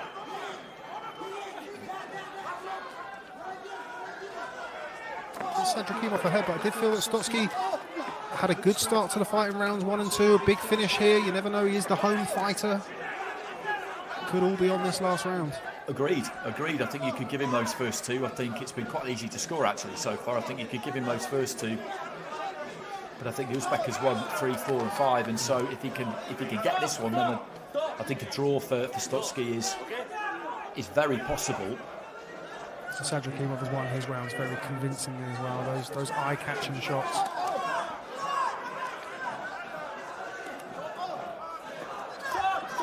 Didn't miss by much with that left hook. I think another example, though, of Saydrakhimov just loading up a little bit, swinging himself off his feet. He's done his best work here when he stayed nice and relaxed. Straight right hand there, land high on the head. I feel that hurt Stotsky. A little bit of trouble here, Stotsky. He gets through with that right hand again, and he's all at sea here, the Russian. He's trying to tuck up and lean on, but nothing is really coming back. The referee's having a good look here as well. He might. A couple more, and I think that could be enough, and that is a knockdown just past the midway stage of the round, and the legs are very, very unsteady there. And you look at the damage that he's taken to the eye. The referee is going to have a look at him here. In this part of the world, they, generally speaking, are not that keen to stop fights. This is the business end, though. Good long right hand again there. The referee almost jumped in, and this time he does. And he's done absolutely the right thing, because Stotsky was in big trouble. He got caught by the right hand, in that previous exchange. He never really recovered. He managed to ride it out for a while before he finally went down. Then when boxing resumed, I think the referee gave him every chance there, to be honest, and then as soon as he got hit by a couple more, he jumped in and stopped it. And that's impressive, to be honest, with Saydrakhimov. He was a frustrated man the first couple of rounds. You're in with a guy who kind of boxes with a smile on his face and his hands down. He's physically smaller than you, and I think in the early stages he couldn't quite understand why he was finding it so difficult to catch him. But then when he did catch him with that right hand, it was like a heat-seeking missile, wasn't it? From a certain point onwards, he really couldn't miss with it, and there's only so long you can take them for. Yeah, absolutely. And again, it all comes from that right hand straight down the pipe. You know, when he was landing that straight right hand a little bit wider and swinging it over the top, he wasn't able to turn it over, and Stotsky was able to sort of survive. But in particularly 5 and 6, Saydrakhimov just straightening things up, getting the elbow up and punching down through the target. It's a good, impressive stoppage win in the end after, as you mentioned, struggling a little bit in rounds 1 and 2. I think once he just relaxed a little bit and just started throwing that straight hand, right hand straight as opposed to looping it, started to have more and more success. So it's a good win and a good fight, entertaining scrap over almost 6 rounds. It was. He always brings it. He always brings it. I saw him last year in Havana from ringside, where he was in against Julio La Cruz, who is just the worst possible person for someone like Saydrakhimov, for most people actually, to box, because you're looking for that one big shot, and La Cruz will make you feel like it's on, but he's an absolute master. And where he was where he was a split second ago, by the time you let that right hand go, he's not there anymore. Even if he is pushing on an edge a little bit these days, it was a good performance from him that night. But a very good performance from Saydrakhimov here, and I tip my hat to Andrei Stotsky, because he put plenty into that. He had good success. He is good to watch. He could probably do with keeping his hands up a bit more, but at 30 years old, I think he is what he is. Yeah, and what he is a very entertaining fighter. It was certainly a good watch for us. You did wonder at the start of the fight, Andy, whether or not that low lead hand was going to ultimately prove to be his undoing, and I think Saydrakhimov found the target again and again over that low left hand, and is a worthy winner. Техническим нокаутом свою вторую победу на профессиональном ринге одержал Мадияр Saydrakhimov. Республика Узбекистан, город. So a stoppage win. Managed to force it in the 6th and final round. Madiar Saydrakhimov. На этом ринге все, что мог, и давайте поддержим его аплодисментами. And they're all cruiserweight fights, these last 3. Our next one, as I mentioned, is Timur Bibilov, 7-0, 7 knockouts, up against Joshua Waske, 5-0, 4 knockouts. But this was a thoroughly entertaining contest.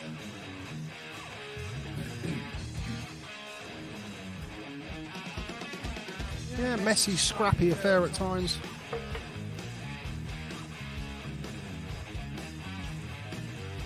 And that was what we saw in the early stages a lot. He landed that jab and then he just pulls that weight back, and Saydrakhimov was trying to muscle his way in, couldn't really get through, and then once he did finally lock on, he couldn't really miss, could he? No, and I felt part of that was Stotsky slowing down a little bit, and again, as we said repeatedly throughout the fight, just Saydrakhimov just relaxing a little bit and finding the target rather than looking to take Stotsky's head off with every shot he threw.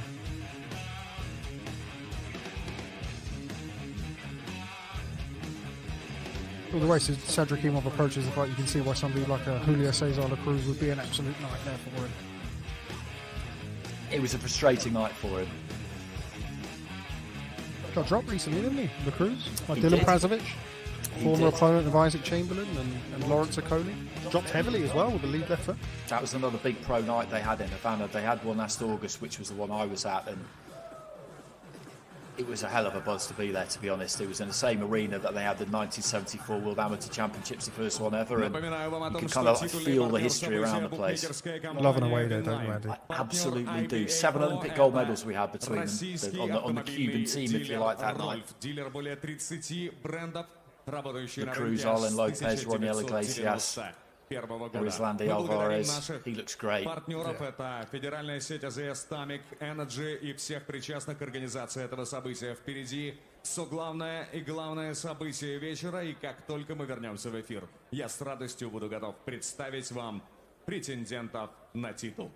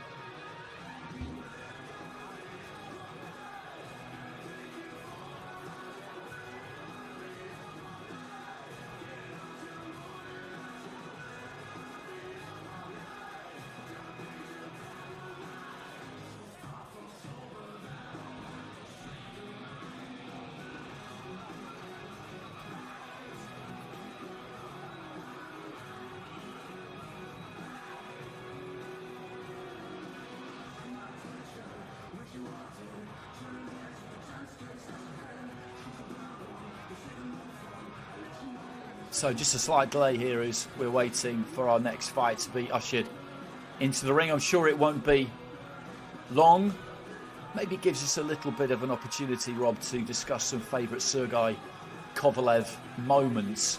I think the moment that he really crashed into the consciousness of British boxing fans was when he arrived in the UK and, with all respect to Nathan Cleverly, dismantled him right on cue. Sergey Grom gets going again, but I think that probably was the time, wasn't it, where people really sat up and take notice, because we both know people who were at ringside that night, and they kind of talk about the sound of the punches and the ferocity of the performance in kind of hushed tones.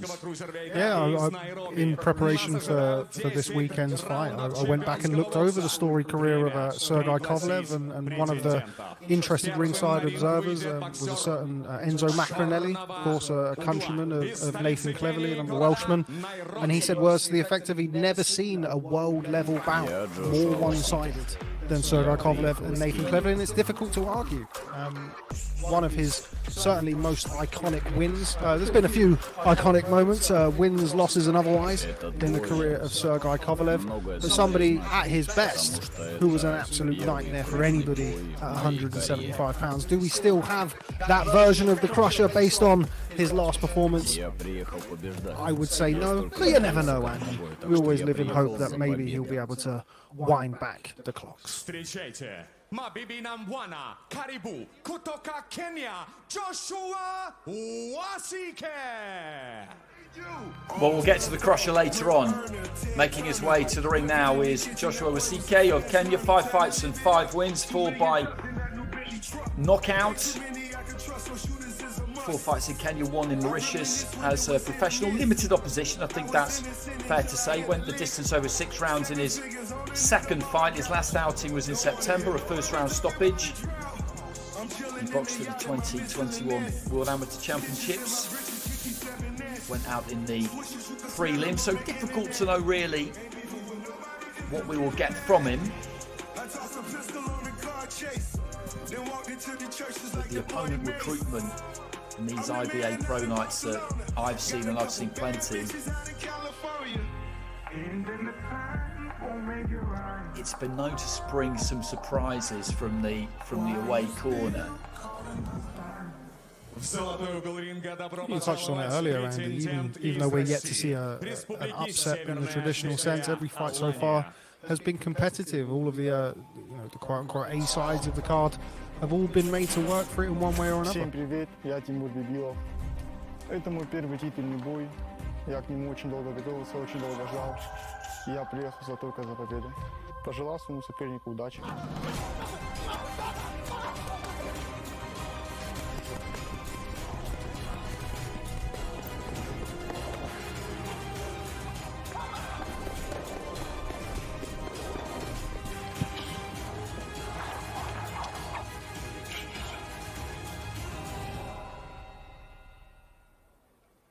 Приветствуйте!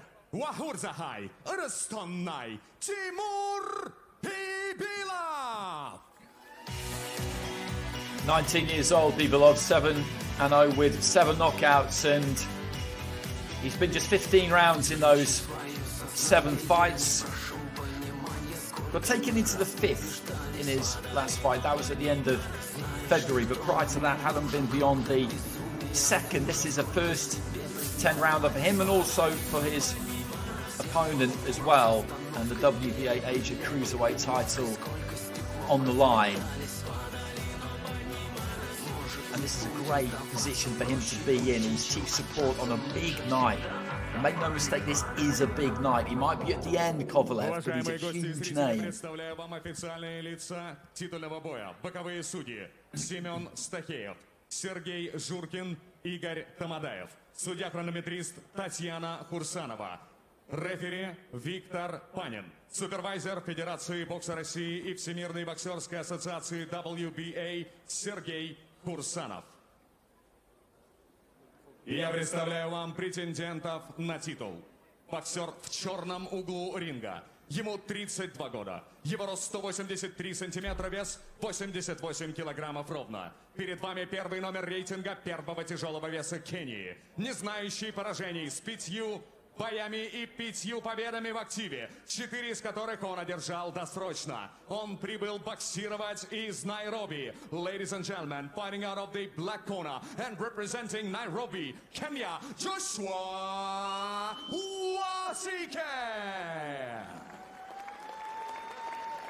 В золотом углу ринга его соперник из России.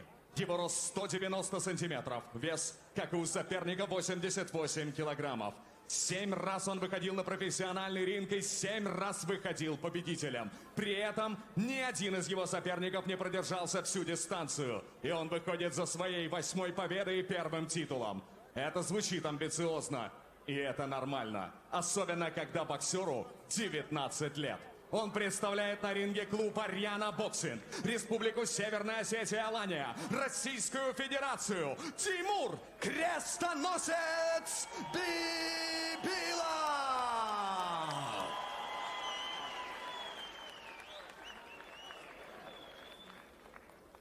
И с ударом гонга рефери титульного боя Виктор Панин.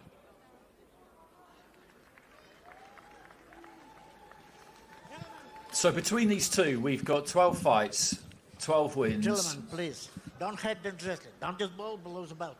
11 stoppages and a total of 30 rounds. So what we're not really expecting here is a cagey 10-rounder. I think it's probably fair to say that, but you never know.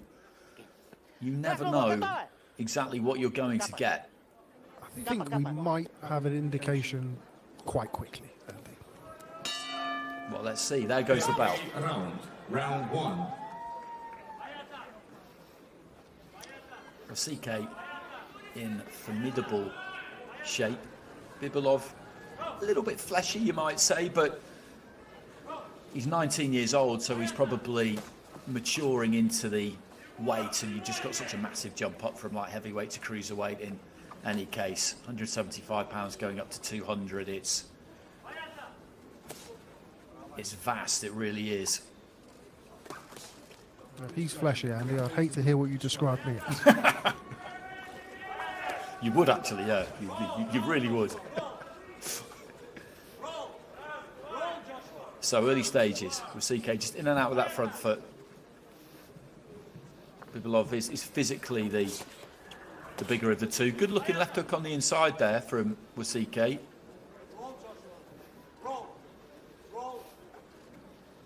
Yeah, you could hear the sound of that shot as it landed on the inside.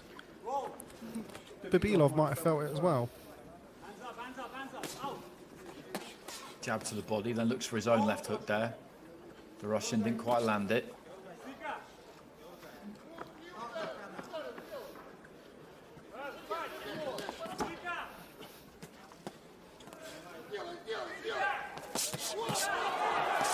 Just gets into range and looks to let his hands go. An uppercut got through there, and Waske wisely just looks to get close and grab hold. That's where he doesn't need to be. He was backed up to the neutral core and he finds himself there again. He's just got to give himself enough room in that situation there, Bibilov. He shut down his space that second time. The first time... Good body shot on the inside from Bibilov. Good left hook to the body there. It was good rotation on it. That first flurry in the corner, he found himself at exactly the right distance.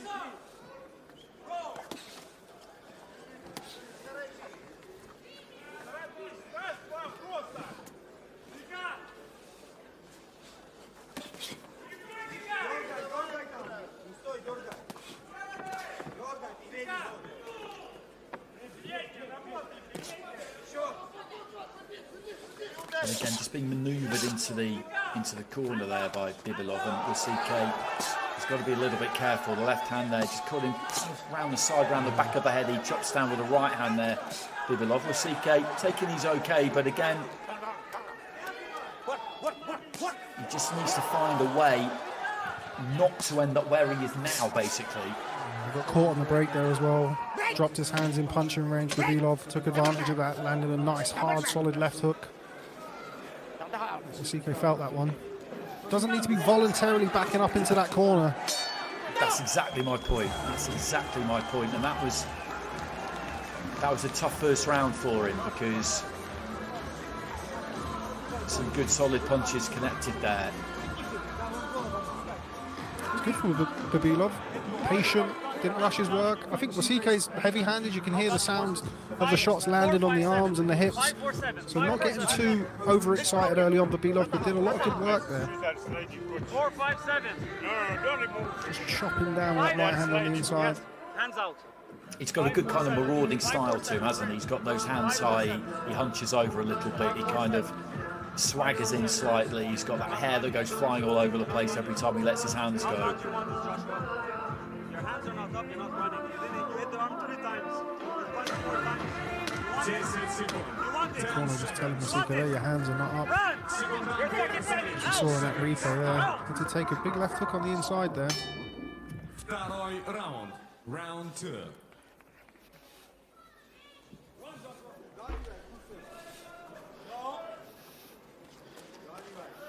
Other side, Joshua.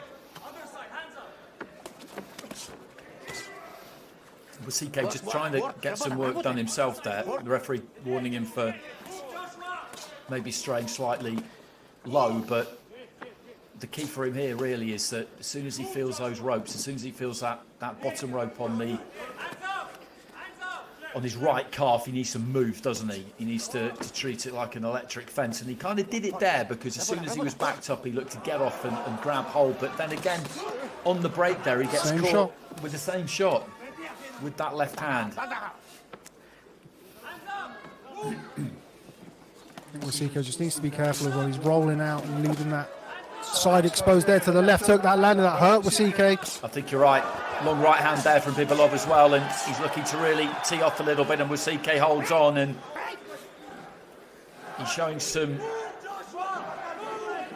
grit here, Waske, but honestly, I think he's quite badly out of his depth, and it's just a question of how long can he stand up to this fall.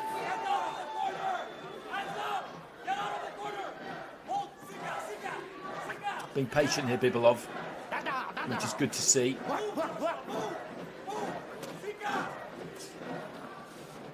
Doesn't need to be getting reckless. Going about the job, very professional man so far. Again, as soon as he lets that right hand go, the hold for the left hook is there for Bibilov. Just going up and down with the jab there with Waske, and then looks to try and find the left of the body himself, and exchanging at close quarters. They both launched left hooks, and it was Bibilov's that rocked Waske really back onto his heels into the final minute of round 2.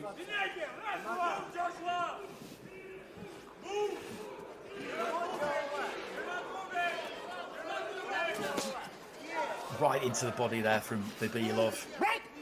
Again, looked like a wounding shot. Good right hand. Very solid right hand from Waske. Really stepped into that one, curled it round the back of the guard, and I don't think Bibilov really saw it.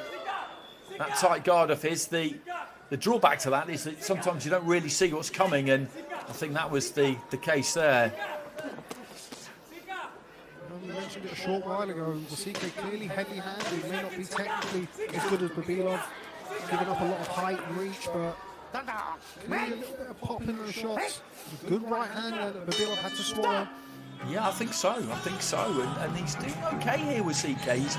He's lost those 2 rounds, and you watch it and you do kind of get the feeling that it is a matter of time, but he's digging in there. He's taken some pretty hefty clumps, and when he gets the opportunity to let his own hands go, you're right, he can definitely crack.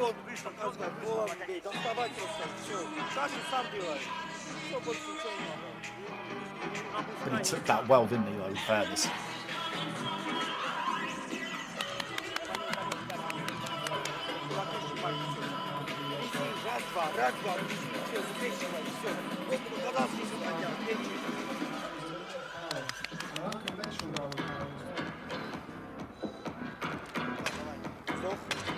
Десять секунд. 10 seconds. Секунданты за ринг. Seconds out. Третий раунд. Round 3. So into the third, they're scheduled for 10. WBA Asia Cruiserweight title on the line. Timur Bibilov in the white and gold. Joshua Waske in the black and gold.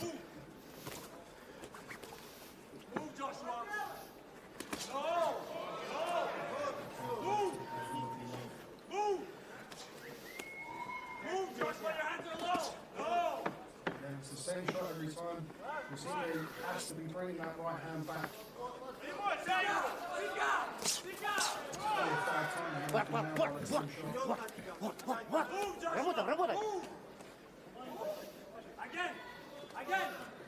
Again. To your right, Joshua. No. Yes, move. Down. Looking for the jab there, Bibilov. Waske took his opportunity to launch something off the ropes to try and get himself back into the centre of the ring.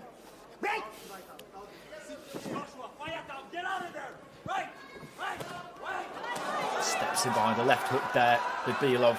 That looked like it might have just caused the knees to dip a little bit, but Waske took it okay.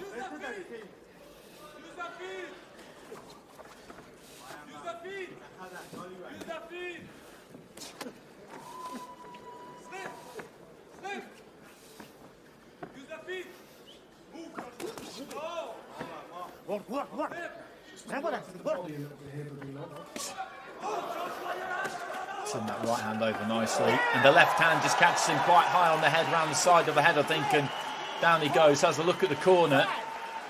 I think he's saying to the corner that he's okay. Nods at the referee, wipes those gloves off. Just over a minute remaining in round 3. Has another little look at the corner there with Waske.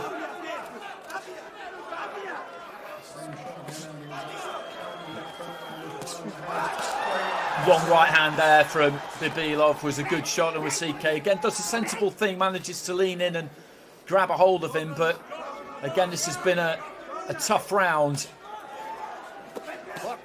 I wonder just quite how much more he's got to give here, because he's getting slowly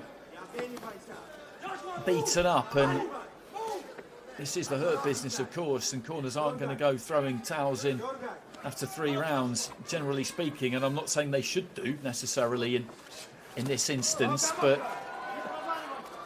it's very hard to see how he's going to be able to turn the tide here. You give him a bit longer than this, but you need to try and see something in the next round or 2.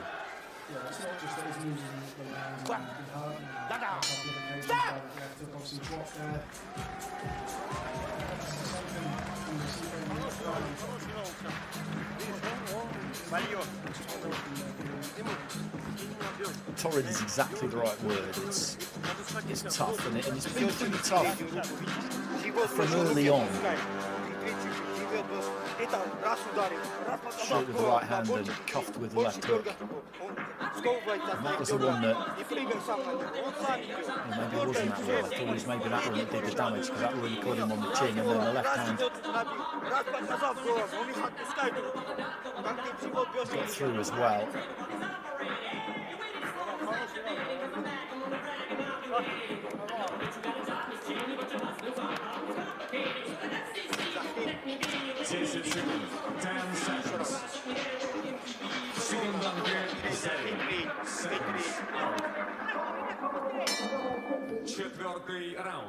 Round 4.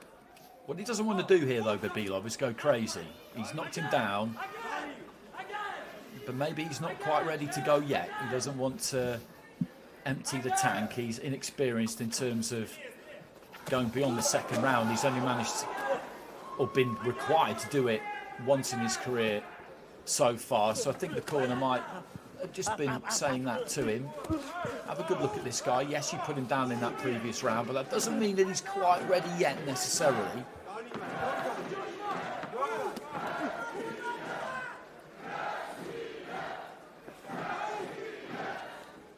Just before Bibilov scored the knockdown in the last round. To the body, he had some success to the body in the early exchanges. He's not really gone there since he started to address the since that left to the head.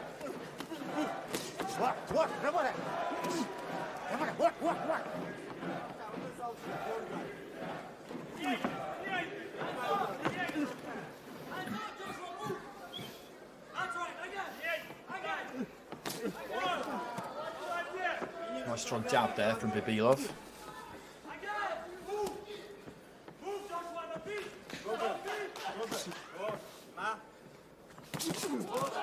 Turned the right hand over nicely there as Waske was on his way in, and he's setting about him a bit here, Bibilov, and Waske again looked slightly unsteady there, but as he's managed to do throughout the course of the fight, he got up close and got a hold of his man, and the referee, I think, is taking a point for that. I can't say I really agree with that, unless there's some other infringement in the middle, all of that I didn't see. When you're under fire, being able to get hold of your opponent and tie them up a little bit is an accepted part of the game as far as I've been aware. So to take a point for that, I think, is unnecessarily harsh. I don't think it's going to make too much difference in the grand scheme of things. There's that left hook again from Bibilov.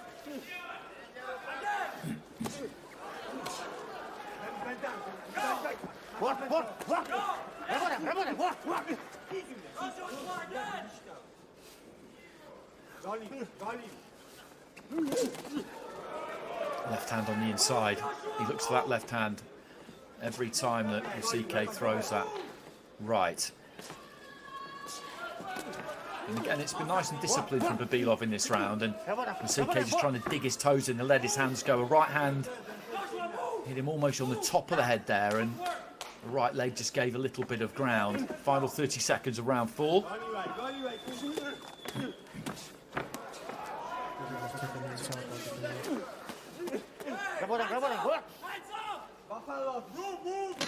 He's had a better round here with Waske. Just as I say that, he walks onto a right hand, and the knee's very much loosened on the impact of that one. There's that left hand again, and a bit of damage done there right at the end of the round. Prior to that, I thought he'd done okay. We don't care about the knockdown. We don't care about the points. It's your fight. You've had good moments, but you're not capitalizing. 5-4-7. 5-4-7. 5-4-7. 5-4-7. You have a daughter coming. You have a boy. Okay? Move. Fuck what he says. You got 2 more rounds to move. Okay? Your hands up. Your hands up. Your hands up. Your hands up. You're never out. Don't run away with the son at home. You know things are getting tough when the corner starts talking that way. Yeah, when the corner starts to tug on the heartstrings like that, then they're really trying to give him a G up. 5-4-7 must be some kind of code they use, combination code they use in training, you would imagine. Psychology of corner work is always interesting. They were telling him there right at the start of the minute between rounds, you know, this is your fight, don't worry about the point deduction. They're trying to keep him going, and I understand that. This is, of course, a big opportunity for him.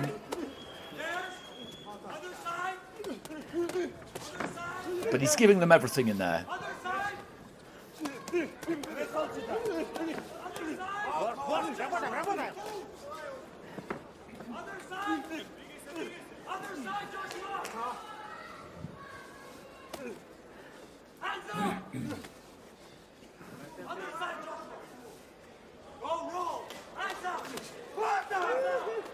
The right hand was perilously close there from Bibilov, and Waske with just a little bit of gamesmanship. Strong right from the Russian again. Waske is looking to really mix it here, which is making for entertaining viewing, but might not be the best idea for him. He wears another right hand there, but again, manages to stay on his feet.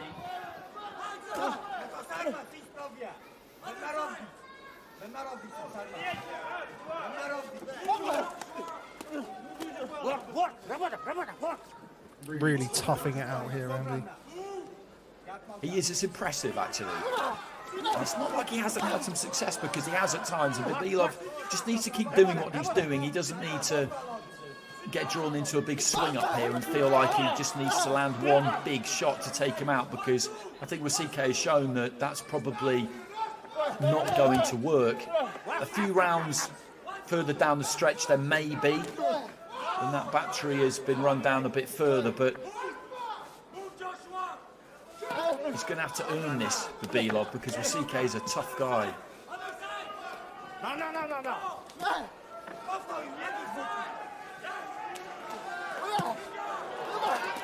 Big left hook there. Didn't quite turn it over. Still had more than enough meat on it. Good body shot. Really don't feel like Bibilov has gone down to the body often enough. Good left hook to the body and another one there.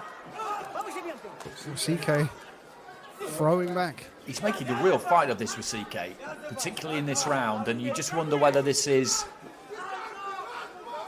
Has he got a little bit of a look of a last hurrah about it? A final fling? He won't really know until he gets off his seat for the start of the next round, but he's put plenty into this round because he wants to try and make an impact. I think he knows that he's got to the point of the fight where if he is going to have any chance of winning this, then he's got to try and put a dent in his man. Good right hand again there, but Bibilov walks straight through it and walks him onto a right. He looks at the corner there, and he's shaky as he gets back to his feet. There's not long remaining in the round, and the referee's going to allow him to continue, and there goes the bell. It came at an opportune moment, but full credit to him for the way that he's going about this. He's still showing ambition, and he put a lot into that round, and then right at the very end, it got taken away from him, really. Yeah, it's a bit of a choker for Waske, as you mentioned there. Really digging in, biting down on that gum shield, throwing back against Bibilov, but nailed by a right hand. Did some good work himself, but there you see it. Bibilov's right hand sending him down to the canvas. I don't know about you, Andy. As brave as Waske has been, it could be getting to that stage for me where I'm not sure how likely or how much of a chance he does have to win this. I fully expect him to come out for this 6th round, but the end could very well be nigh here. Yeah, I would like to see the corner, if nothing changes, pull him out maybe midway through this round, because he's 5 rounds down plus 2 knockdowns, and nothing has happened in this fight to suggest that he's capable of turning it around. He has landed some decent shots, but they've not hurt Bibilov at any point, so that's the reality. He now needs knockdowns. He needs to win every round plus knockdowns. More likely, he needs a knockout, and there's that left hook again. It lands heavy, doesn't it, on the side of the head, and the corner should be starting to think about this and think very seriously about it, because although in their heads they may have the idea of a glorious comeback on the cards, you have to live in the real world and react to what is actually happening rather than what you would like to be happening or what you might think could be about to happen in a couple of rounds' time, for which there is absolutely no evidence. No, there isn't, and Waske might just need saving from himself. This is a clearly very tough, proud man who may not go of his own volition. So, yeah, I would like to see the corner keep a close eye on this.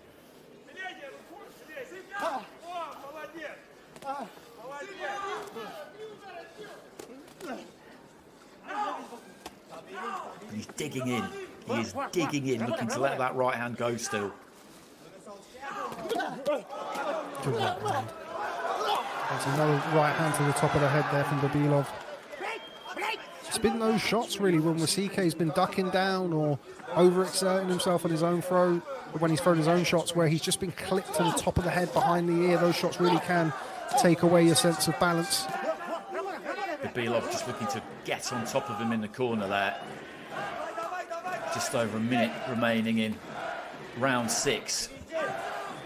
And again, like the previous round, he's really dug in here. If he can see out the remainder of this round without any real further damage, then he's done a good job, but he's still a long way from the tape. And what awaits him after this round is 4 more rounds of this, basically. Good shot from Bibilov again. And as much as it is a badge of honour for fighters to go the distance, you have to weigh up whether it's really worth it when it comes to their longer term prospects.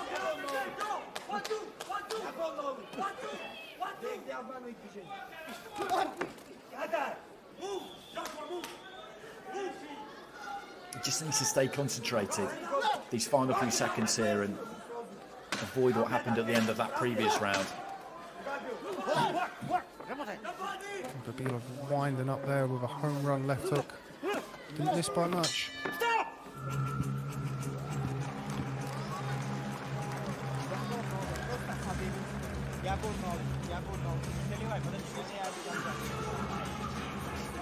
So 4 to go here, the schedule for 10.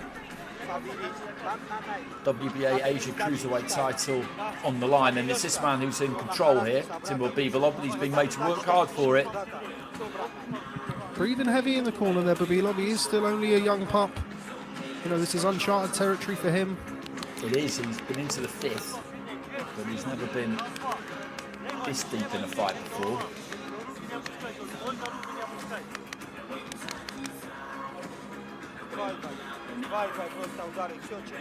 I do feel like he could have made this fight a little bit easier for himself, Andy, at times. He's got all of the physical advantages. Not really got behind that jab, and I do feel that he could have maybe softened Wasike up to the body at times, particularly when Wasike's found himself against the ropes and in the corner. Round 7.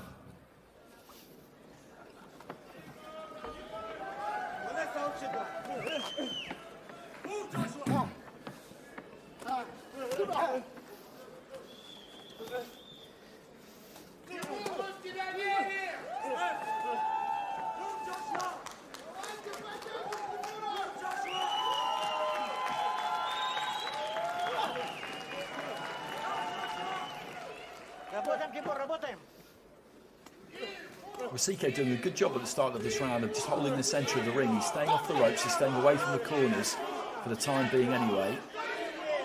Just working that lead hand, and there's that clubbing, chopping down punch that you've been talking about, and another right hand gets through there, and Bibilov just looking to try and land with some authority there after Wasike had made a pretty decent start to the round.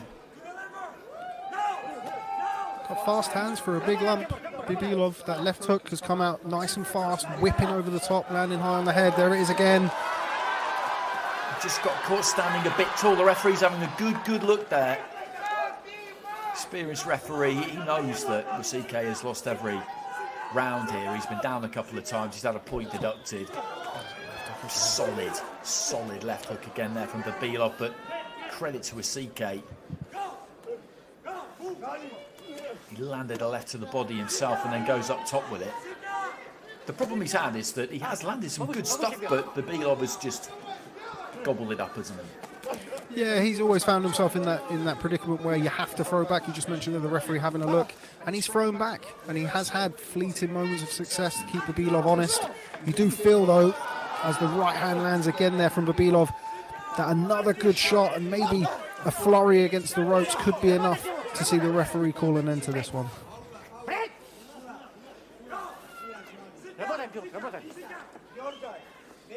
Inside the final minute of round 7, Sergey Kovalev against Artur Mann coming up our top of the bill.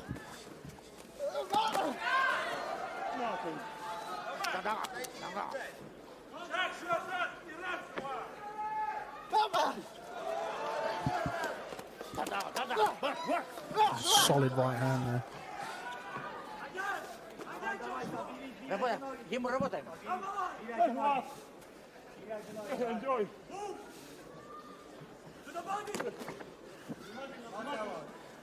Still got plenty of pep in his step though, hasn't he, Waske? He looks to be enjoying it in there, which is a strange thing to say for a guy who's lost all 7 rounds. Gets nailed by another left hook there. Probably didn't enjoy that. As tough as nails. He really is. He really is. As I said, it was very difficult to know what we would get from him because his record told us absolutely nothing, to be honest. Boxed in Mauritius. I bet that was nice. Yeah, well, 4 in Kenya, 1 in Mauritius, and as I say, the record tells you nothing. It doesn't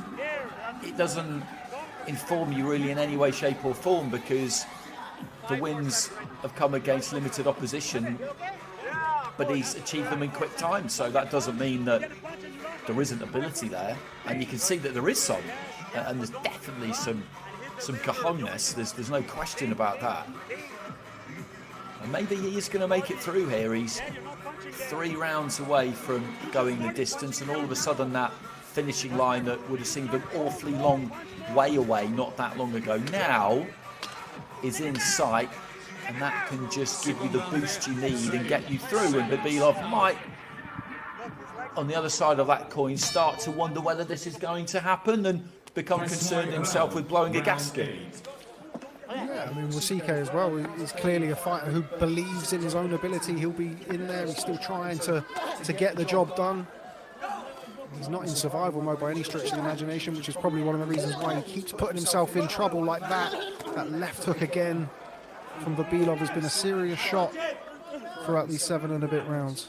That's a good point, though, and you're right. He has never been in survival mode. He's never just been clinging on. He's always been throwing something. There was that one round, the 4th, where he came out and really looked to try and attack because he realised that he couldn't and didn't want to just try and soak it up for another 5 or 6 rounds. He's a winner. He's used to winning. That's not what he's come here to do. And it has put him in harm's way, and it has made me feel that at times the end has been pretty nigh, but it hasn't come. See Bibilov there with the mouth open, breathing. Good experience rounds for him. It is. It is. But he'll still be looking for that stoppage as he hurts Waske again with a right hand, but Waske just manages to smother and hold. Bibilov, as you mentioned earlier, Andy, just smothering his own work at times as well. That's exactly what happened there, wasn't it? He caught him with a nice long 1-2, and then as he closed in, Waske came towards him, and the right hand slid over his shoulder.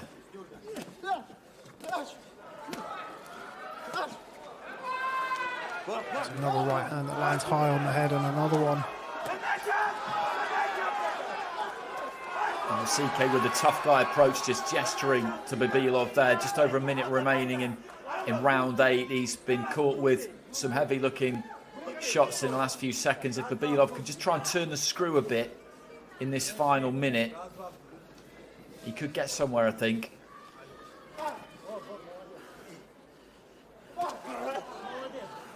Just going again, that second phase, adding another attack onto the end of it. Just give that referee a reason to step in. And this fight could be over for Bibilov.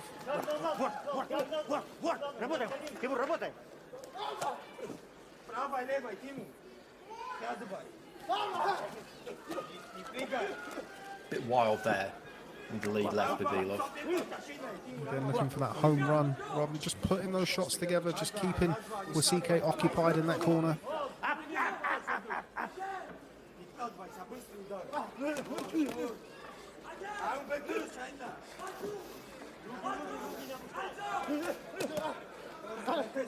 And he's responded well the last couple of rounds. I was saying that if things continued exactly as they had been in the corner, we probably need to do something about it, but I can see why they haven't felt the need to, and I think they've been right since I raised that question to let him continue, because he's dug in and shown enough, hasn't he? He certainly has. He's shown plenty of guts and plenty of heart. I think he's been outskilled by Bibilov, and obviously Bibilov certainly has the physical attributes and the dimensions over him, but credit to Waske. Every time he's looked on the verge or looked in a position whereby Bibilov could force a stoppage, he's thrown back, he's smothered, he's survived, and he's remained dangerous in there. I don't think Bibilov feels that he can just walk through him. I think a couple of those shots early on in the fight, there was the right hand from Waske early on in the fight, just let Bibilov know that he can't get too reckless. And as this fight has developed, the rounds have taken their toll on both men. And this will be good for Bibilov. You mentioned it earlier on. Another couple of rounds here, go down the stretch over 10. You know, that's a good box ticked. It's a good experience for him. And we said at the start, I didn't anticipate a cagey 10-rounder. It's not been cagey, but we could get 10 rounds here. And when you looked at their respective records, that did not seem especially likely. So a couple remaining here. Waske in the black and gold, Bibilov in the white and gold, and Waske again just looking to get onto the front foot here. A little bit naughty from Waske there. Very apologetic. I mentioned as well, Andy, for Bibilov, great development for him in the sense of doing the rounds, but also realising not everybody you're going to hit is just going to go straight away. He's hurt Waske a couple of times, and Wasike's been able to stay in there, hang tough. Good experience in more ways than one. It is, and I think he's judged it quite well actually, Bibilov, in that I mentioned earlier that the danger in this scenario is that you want the stoppage too much and you can empty the tank, and when you've never been 10 rounds, that can be dangerous. That can be really, really dangerous. But I don't think he's ever looked likely to do that. Waske got through with a good combination about 20 or so seconds ago, and he's having a decent round here actually, the Kenyan. And again just catches him with a left hand there, Bibilov.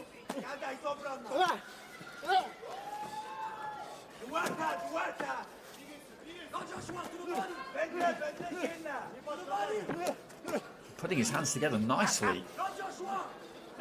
As Dom Shield has come out there. I think it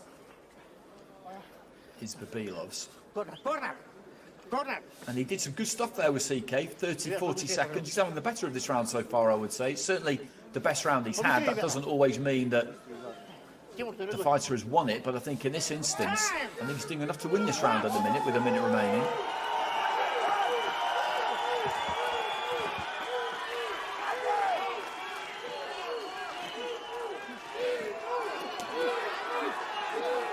And again, just setting about his opponent here, and Bibilov being forced to hold his feet and try and let his own hands go. But this is terrific from Waske. He's found a real second wind here.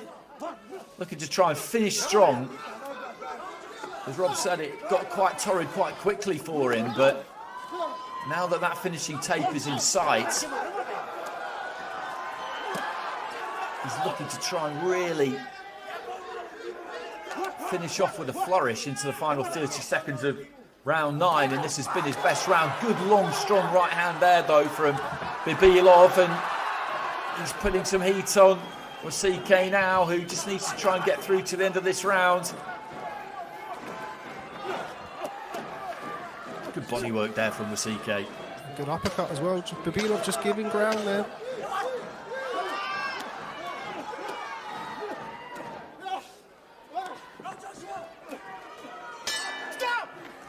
Good combination there from Waske at the end of the round. The right hand landed and then the left, and that was a cracking round to watch.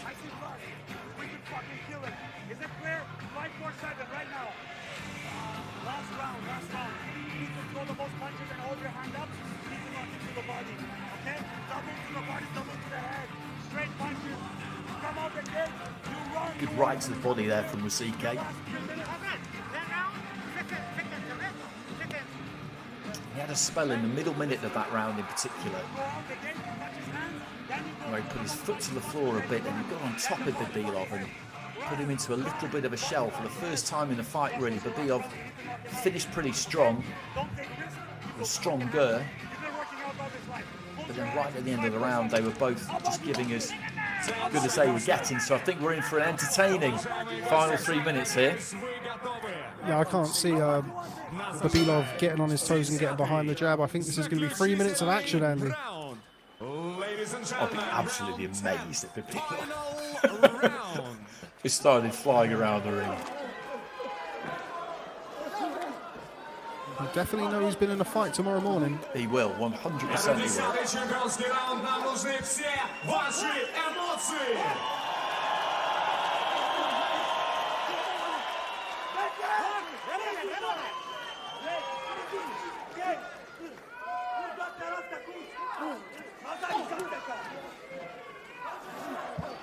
The Philly shell from Bibilov momentarily. From Chelyabinsk, the Chelly shell. Absolutely, yeah, just pulling back onto that back foot. Right hand poised, cocked, ready to go. Waiting for the touch on the left shoulder. Good left uppercut on the inside there from Bibilov.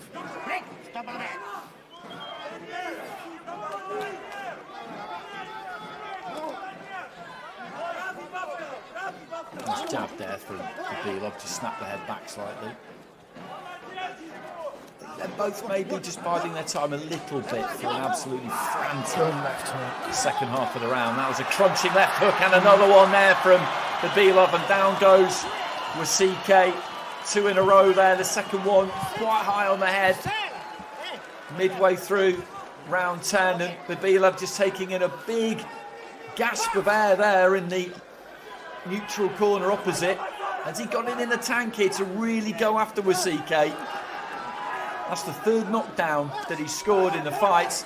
It would be the perfect way to end a very, very good fight for his development if Bibilov is able to force a stoppage here. He's got about 70 seconds to do so. Oh, there it is again. Big left hand off the back of a right hand landed by Waske, and the referee has stepped in and stopped it. Waske, I don't think really likes it too much with a minute to go, but I make that a pretty good decision by the referee there, because he's just never going to stop throwing back, Waske, is he? He's never going to stop doing it. So he was in danger there. The corner aren't too keen on it either, but I can see why the referee did it. I'm sure there'll be people watching who feel like he should have given him a bit more of a chance there to make it through to the final bell, but he was open and swinging. A minute is a very, very long time, Andy, in the 10th round of a grueling fight like that. I think that was a good call by the referee. Waske would have carried on fighting until they carried him out of the ring. But sometimes, as we mentioned earlier on in the contest, look at that left hook there. That was the shot all night as well from Bibilov. He landed it throughout the contest, and ultimately it was what closed the show. But credit to Waske for staying in there and really hanging tough. But yeah, for me, I think a fair decision at the end of the fight. Yeah.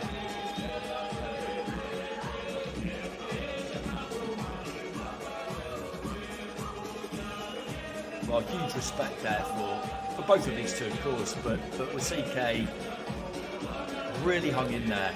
And he didn't just hang in there, as you were saying. It wasn't survival mode. He wasn't just trying to hang in there. He was trying to survive by landing, by throwing, by being aggressive. And he did check those whiskers of Bibilov a good few times.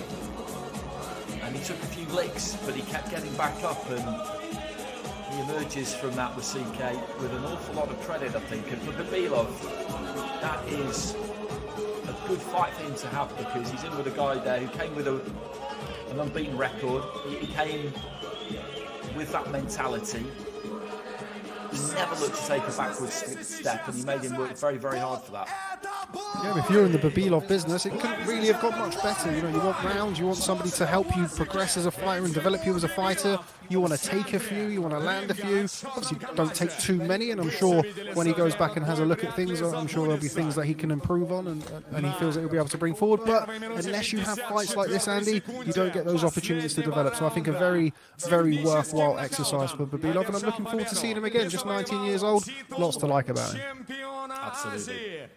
В первом тяжелом весе по версии WBA. Ladies and gentlemen, on the first minute, 54 seconds of the final round, the winner of this bout by TKO and new WBA Asia Cruiserweight Champion, Timur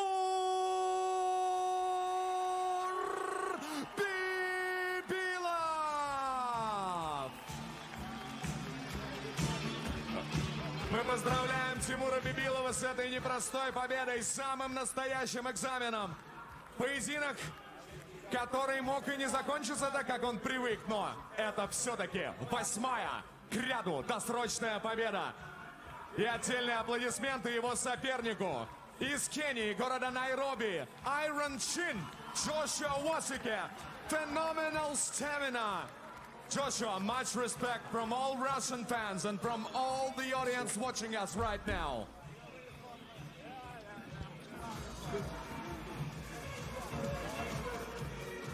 As you say, just 19 years old.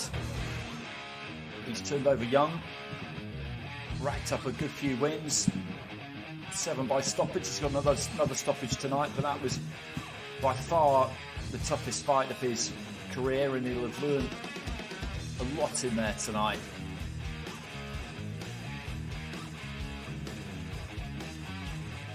Next up is Sergey Kovalev, one of the most feared fighters on the planet when he was rampaging around at 175 pounds.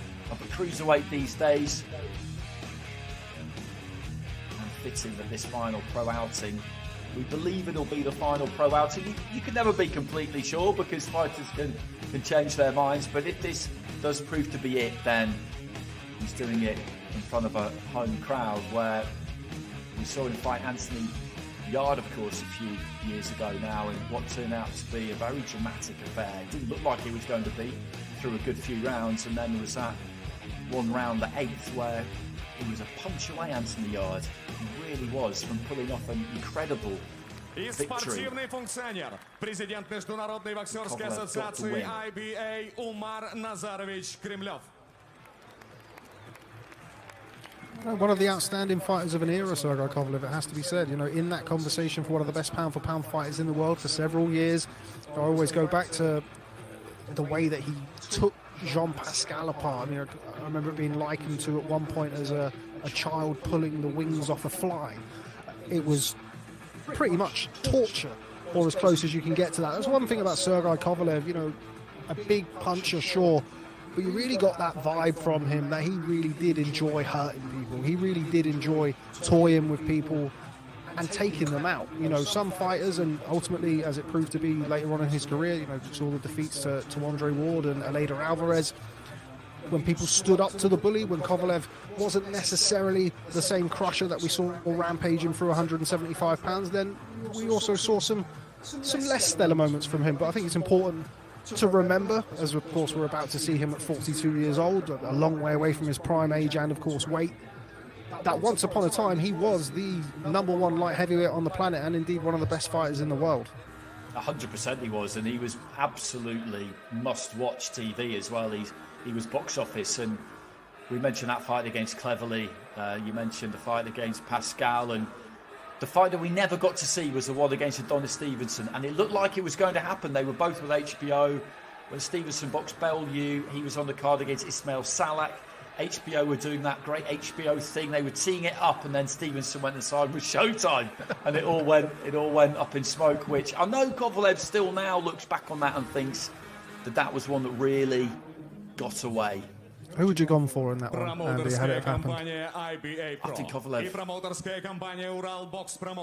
think Kovalev. Okay, here we go. It would have been a hell of a fight.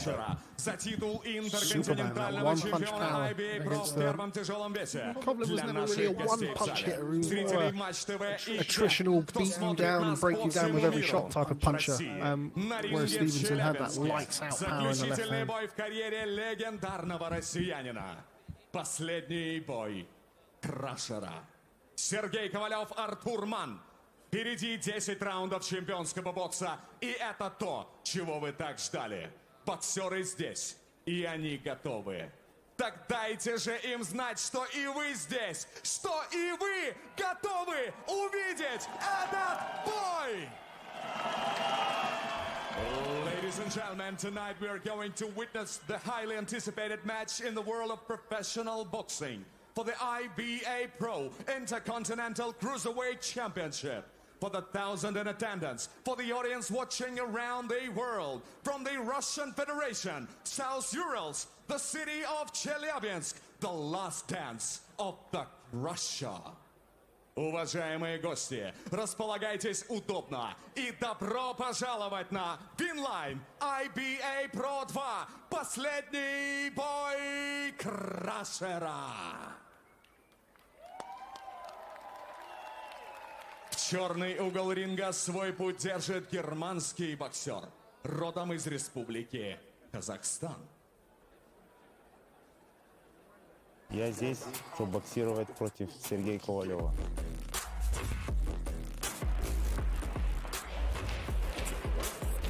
Сергей, я уважаю тебя. Ты много добился в карьере, но это ринг, и тут выиграет сильнейший.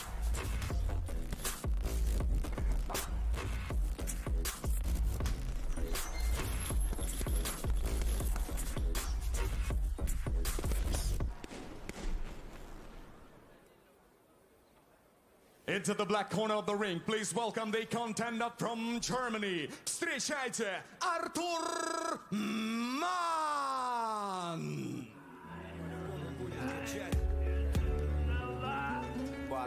So Artur Mann is the fighter chosen as the dance partner for this last dance of the Crusher, as Sergey Kovalev described it there. And he's a good fighter. He's been a good fighter for a long time. 22 wins, 4 defeats. I saw him quite a lot early in his career on Sauerland cards in Germany. Defeats coming against the likes of Kevin Lorena, Maris Bridis, who was a very destructive force in the cruiserweight division at the point that Mann met him. Evgeny Tishchenko, a world Olympic gold medalist. And then another world gold medalist in Muslim Kansir Magomedov, who's now a world champion at Bridgerweight. So those are really good quality fighters to have lost to. So he will not be coming here just to take part and be a supporting cast member. It's somebody else's triumph. He's here to get the win tonight. No question about that. Well, feather in the cap it would be, Andy. It would.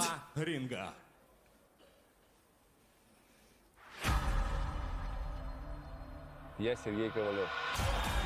В предстоящем бою, конечно, должен выйти с ринга с победой. Не отступать и не сдаваться. Всегда следовать за своей целью и за своей мечтой.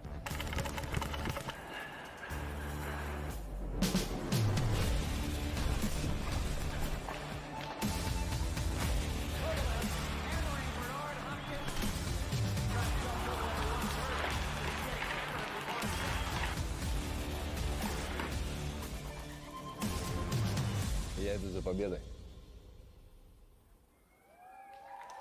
Из города Челябинска, Российской Федерации, and now fighting out of the Russian Federation, the city of Chelyabinsk, Sergey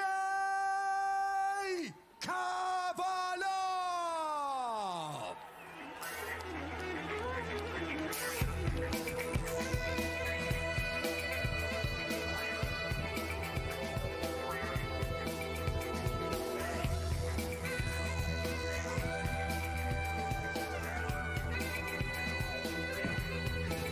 So here he comes, the man who did at one time blaze a trail of destruction and terror really through this light heavyweight division. Now up at cruiserweight, of course. He held 3 belts for a long period of time, never got the opportunity to fight for undisputed. Last time we saw him was in Saudi Arabia last May. It was just his second fight in 5 years. He went down on points to an undefeated fighter in Robin Safar, and this crowd desperately want to see him go out with a win tonight.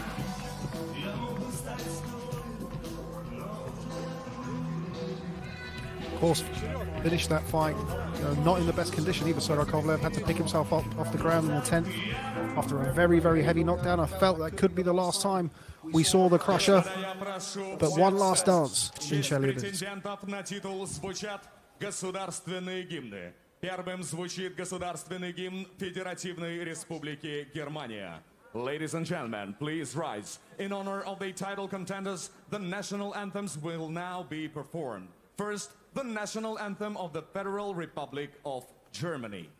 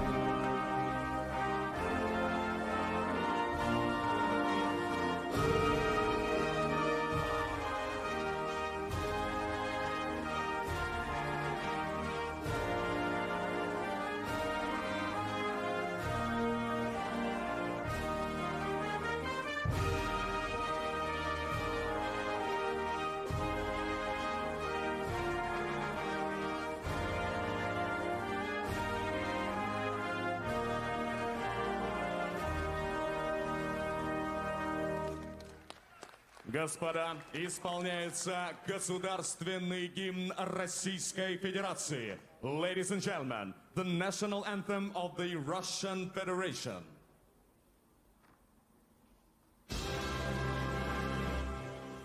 Россия священная наша держава, Россия любимая наша страна, могучая воля, великая слава, твое достояние на все времена.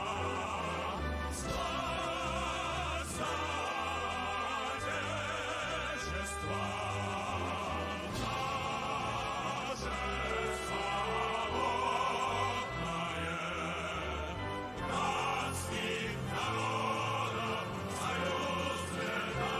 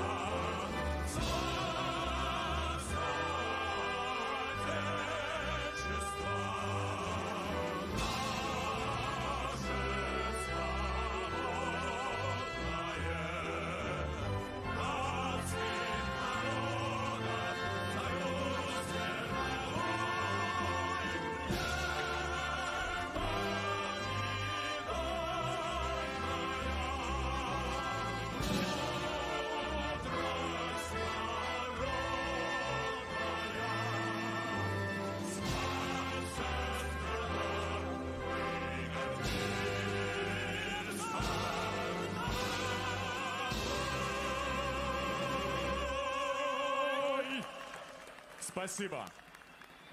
Представляю вам официальных лиц титульного боя. Президент Международной боксерской ассоциации IBA, President of IBA, Mr. Umar Kremlov. Промоутер, генеральный директор IBA Pro. Промоутер, CEO of IBA Pro Al Siesta. Supervisor IBA Pro. Supervising tonight's event and representing the IBA Pro, Максим Чертаковцев, Молдова. Supervisor Федерации бокса России. Supervisor of Russian Boxing Federation, Sergey Kovalev. Боковые судьи. Ringside judges are: судья номер 1, judge number 1, Виктор Панин. Судья номер 2, judge number 2, Сергей Журкин. Судья номер 3, judge number 3, Игорь Томадаев. Рефери титульного боя. Officiating the championship contest, the third man in the ring, Семен Стахеев. Таймкипер Татьяна Курсанова. Врач у ринга, our ringside physician, Виктория Камеева. Уважаемые гости, и я представляю вам соперников. Introducing the title contenders. В черном углу ринга претендент на титул из Германии. Ему 34 года, рост 185 сантиметров, вес 90 килограммов ровно. Его рекорд составляет 26 боев, 22 победы, 13 из которых одержаны досрочно. При 4 поражениях он владел титулами WBO International, интерконтинентального чемпиона мира по версии IBO и чемпиона мира по версии WBF. Рожденный в Республике Казахстан, он построил карьеру в Германии и прибыл боксировать из Ганновера. И сегодня то, что планируется сделать чужой красивой заключительной главой, он намерен переписать на свой лад. In the black corner of the ring, the contender hailing from the Republic of Kazakhstan. He is 34 years of age. He stands 6 feet 1 inch and weighed in at 90 kilos. His professional record consists of 22 wins, with 13 by the way of knockout and 4 losses. He is a champion who conquered the WBO International, IBO Intercontinental, and WBF World titles. They plan to write the final chapter here today, and he didn't sign up for a supporting role. Fighting out of the Hanover City, Germany, Artur Mann!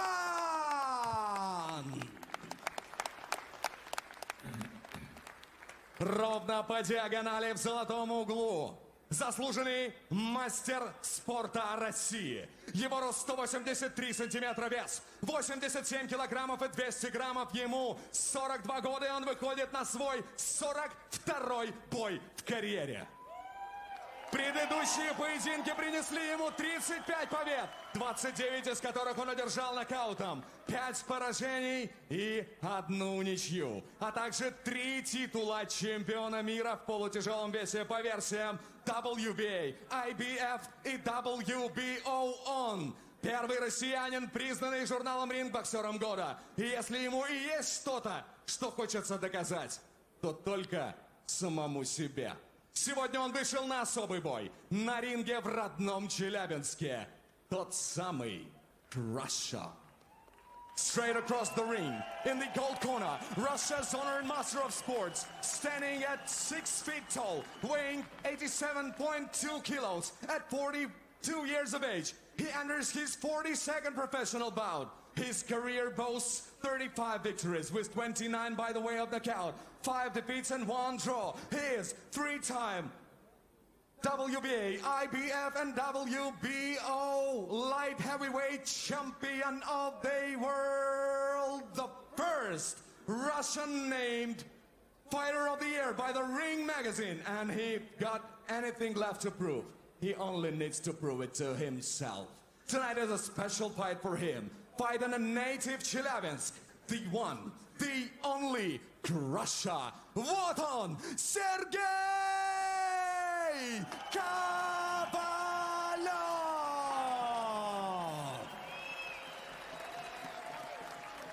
Рефери титульного боя, the third gentleman in the ring, Семен Стахеев. Well, you heard the list of accolades there earned by Sergey Kovalev during what has been a long and storied career. There was a rousing rendition of the Russian national anthem. Everybody on their feet inside this arena, and this arena is full. So Chelyabinsk has come out for Sergey Kovalev, and they are desperate to see him end his career with a victory. It's not going to be easy though against Artur Mann. So here we go, the schedule for 10. Kovalev in the white and gold, Mann in the black and white. I think you're absolutely right, Andy. I don't think this is a gimme for Sergey Kovalev, and with all due respect to Artur Mann, I think this says more about where Kovalev is at this stage of his career at 42 years of age than anything about Artur Mann. But let's see what the Crusher has left in his arsenal at this stage.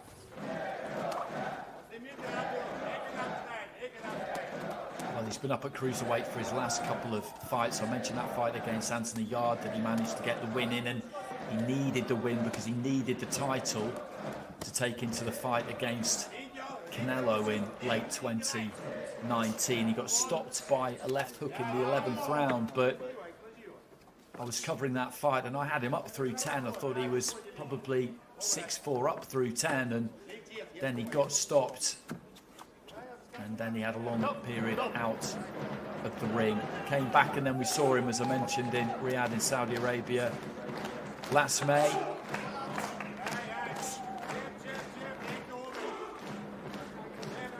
Man with that tight high guard. Just looking to try and just walk in on Kovalev if he can. Kovalev trying to work that right to the body. Yeah, staying nice and compact so far, Artur Mann. He'll know that Sergey Kovalev is going to come out and look to dictate off that jab. But the age, the inactivity, and the natural size advantage that Artur Mann enjoys over Sergey Kovalev, you know, this fight will get very, very interesting if Artur Mann forces Kovalev to work in these early rounds without having too much success.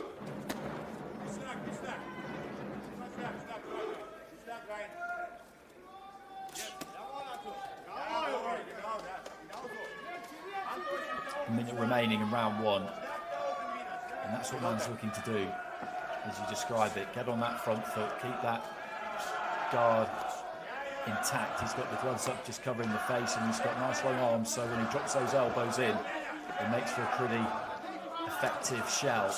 And when he gets close enough, like he almost was there, looking to try and chop down with the right hand, make Kovalev work at 42 years old and as inactive as he has been. That is the way forward here for Artur Mann. Can Kovalev produce that combination punching power that we've seen from him in the past? Good left hook to the body there from Artur Mann. A well-documented perceived issue of Sergey Kovalev as Mann lands the right hand over the top as well. It was a good shot. I think he'll be pleased with his start here, the visitor. Hasn't done an awful lot, but there the right hand lands again.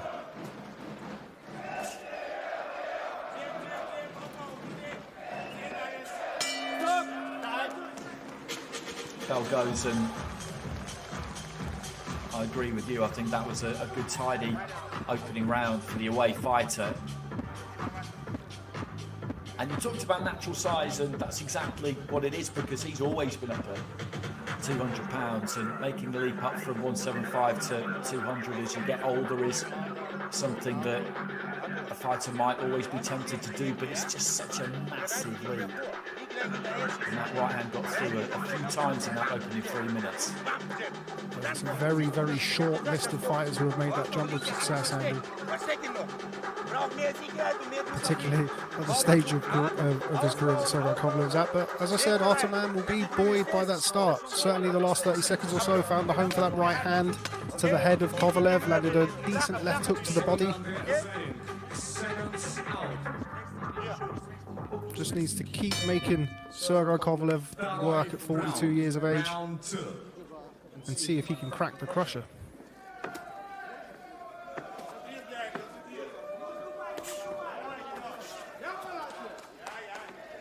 No. Stop. That didn't look low. No, it looked okay. It looked like it was on the top side of the belt line there. They both got their belt line where it should be, just below the belly button, so basically anything on it will be, you would imagine, deemed low by the referee. Anything squarely on it. This is good stuff from Mann. Keeping a nice high guard, catching a lot of those shots. Good left hook to the body. Kovalev's having to work hard here, isn't he, to try and keep him off, basically. When you think about Kovalev in his pom-pandy, that ramrod jab that used to set fighters onto the back foot straight away, it's just not there anymore against a naturally bigger man in Artur Mann, and of course Kovalev's advancing years. What I always used to absolutely love was the way that he would rattle fighters with that right, left, right. Just step with the right hand, almost like a southpaw jab, step with the left hand. And he just pinned people with three incredibly solid jabs, really, the way that he threw it. Two with the right hand, one with the left hand, and you could almost feel that impact just shake an opponent. He's got his work cut out here tonight. We suspected that he would have, for the reasons that we've discussed already, but this is going to be hard. Yeah, Mann clearly has a very clear game plan here. Make the older man work, try and work that body when you can.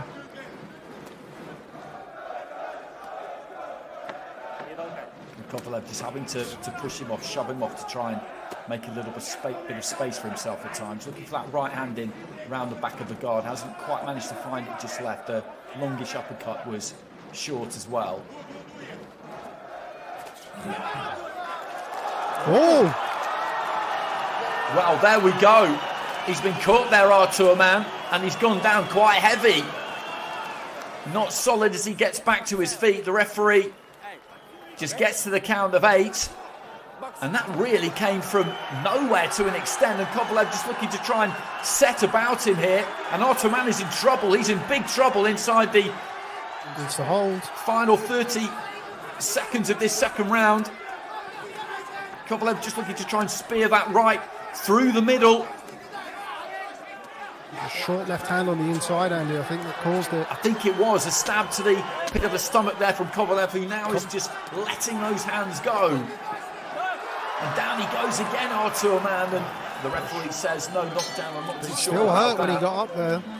I'm not too sure about that. I think he could quite easily have called that one. But what a dramatic finish to the round there for Kovalev, because Mann, as we were describing, had a plan. It was the obvious plan to employ, try and impose that natural physical size, and there's that left on the inside, and that's a beautiful shot.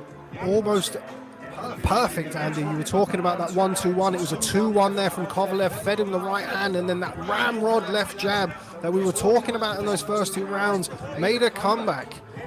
And he is hurt there. And you can see the way that he goes down, he gets that arm out just about to break his fall, but you can tell how hurt a fighter is often from the way that they go down, and he does have those 4 defeats. He has been stopped 3 times. Meresbridis managed to do it to him. Gazimagomedov managed to do it to him as well. Kevin Lorena. So he can be hurt, Artur Mann, and he is 34 years old. He's not as old as Kovalev, but he's still been at this a long time. There are miles on the clock, and there is a massive spring in the step now of Sergey Kovalev, who's looking to just put his hands together like the crusher of old. The man has gone from having that tight defense early on in the first couple of rounds, and now he's even catching shots, and they seem to be moving him back. Needs to deter Kovalev. We've got good right hand there from Mann. Needs more of that. We've said in the past that Kovalev, you know, he is the bully. He likes to hit you, hurt you, and get on top. But a good left hook there from Artur Mann. It was. And again, another one. It. And this could be a very interesting fight, I think. It's already got very entertaining. Mann probably won that opening round, but the second was a 10-8 for Kovalev. And these two are not struggling really to land on each other. Trying to stick that jab, Kovalev. As you mentioned, it was such a weapon back in the day. He comes in quite square, man, doesn't he, with that guard. A cut on the right eye there of Artur Mann, I think on the corner of the right eye. It might be just up in the eyebrow. I'm not sure if the blood's running absolutely clear. I think it might be going slightly into the eye. I didn't see how that was caused. Could have been a head clash, could have been a punch. I might get an indication from the referee at the end of the round, midway through round 3. But however it's come, that will encourage Kovalev. Oh, good left hook to the body there from Mann. Looks like he's got his feet underneath him now. Good left hook upstairs.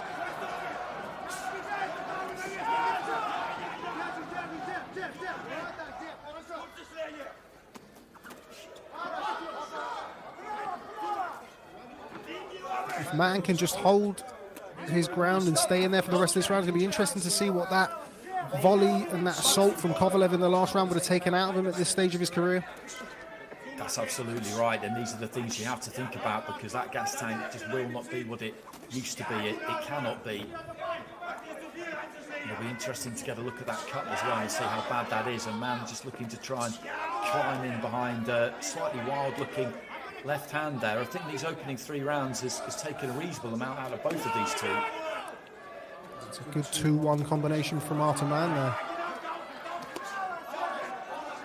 Good trade left hooks. Kovalev just working those hands, looking for the uppercut. Good left hook to the body. You felt that one, Kovalev. Another good left hook to the body, just touching upstairs, bring those hands up. Short right hand on the inside.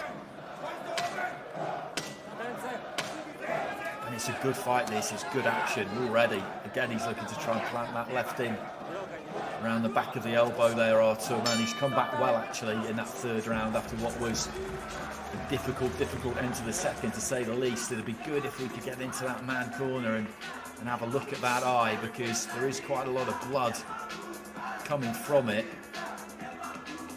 Keep my eye on the referee, see if I'll try and keep my eye on him and see if there's any indication as to whether that was a head clash or a punch that caused it.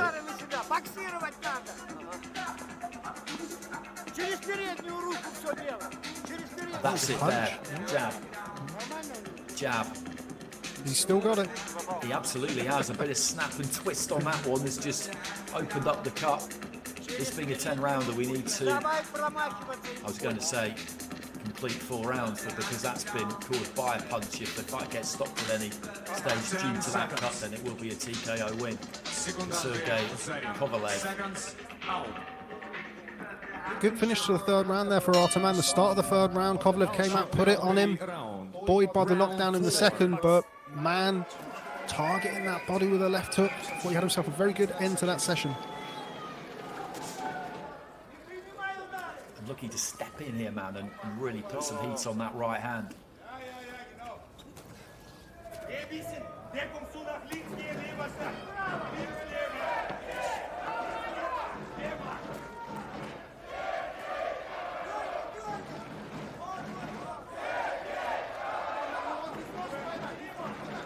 Trying to get behind Kovalev here. Right. That was Kovalev with a crunchy right, and you see the blood coming from that eye again early in the round. Decent combination there too from Kovalev.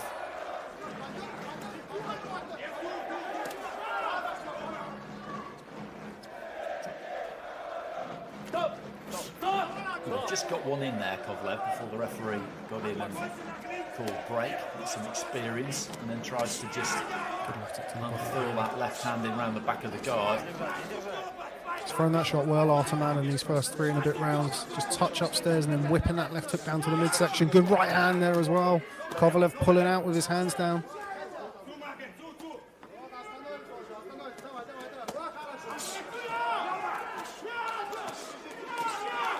Again, the combination punching there from Mann, just moving Kovalev a little bit, finishing with the right hand. He's, as we've been saying, he's a career cruiserweight, and with that comes that solidity of impact.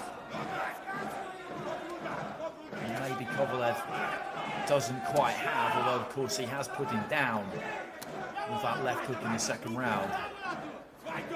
Kovalev's legs noticeably slower here. Already looks to be feeling the pace. Some good body work from Artur Mann. Sat down nicely on that right hand there, man. Planted the feet, sent it down the middle.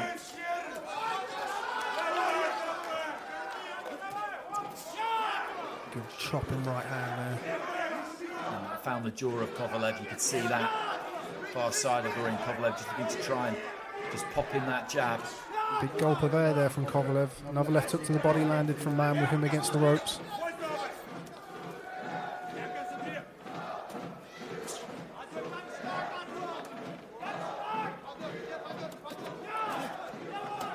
He needs to keep using that jab. That cut is something that we can work on, Kovalev, because there's a lot of blood coming from it. We haven't been able to get a really good look at it. But it's not going to be easy for Mann to see out of that eye. I think the blood mainly is running clear of the eye, but not completely. That's another tough round. This is a hard fight. Absolutely, absolutely. Particularly when you mentioned earlier on the inactivity for Sergey Kovalev at this stage of his career. I think it's not the biggest secret in the world that he perhaps hasn't looked after his body over the years as some professionals have. So this is where it's going to start getting tough. I mean, Artur Mann looks as though he's ridden out that storm from the second round. He had a good third and a good fourth there, and Kovalev just slowing down a little bit more and more with each passing minute in this fight. Took that right hand well. He is finding the target, Kovalev, and knows from what happened in the second round that he is capable of hurting Artur Mann. It was a well-executed left hook. There wasn't loads on it, but it was enough. And he's just got to keep that in mind. As I said, Chelyabinsk have really come out for Sergey Kovalev. It's a spectacular arena, this. All lit up and all eyes on Kovalev. Not the best body language from Kovalev as we start this fifth round. Quite easily pushed onto the back foot there. Man was looking to come out strong, wasn't he? Impose himself. It's something that I felt during that Robin Safar performance in Saudi Arabia, that just the balance being pushed back. Kovalev was always a front.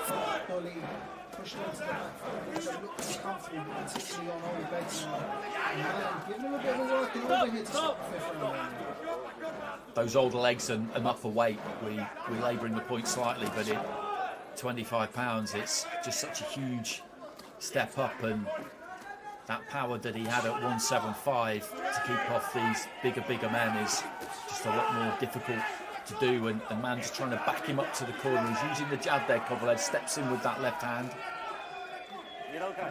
Has to push him off there.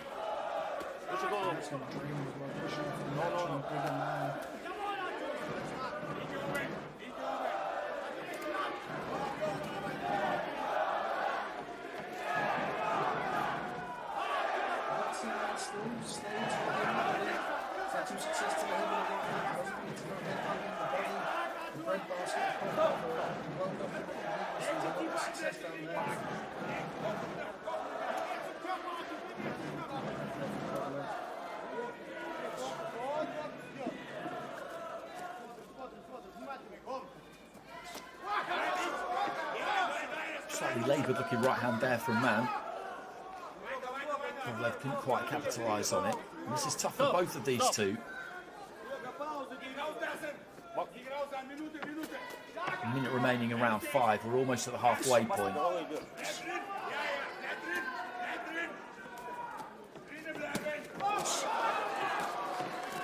Strong looking right hands from the pair of them. The stronger was probably from Mann. Kovalev just gave that ground and used the ropes.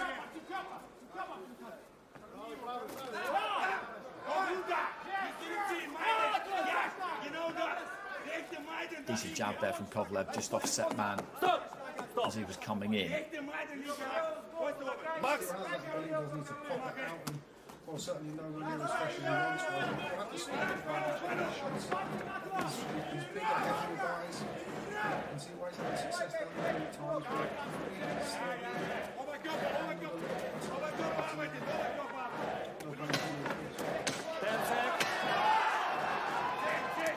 Neat looking combination again there from Kovalev.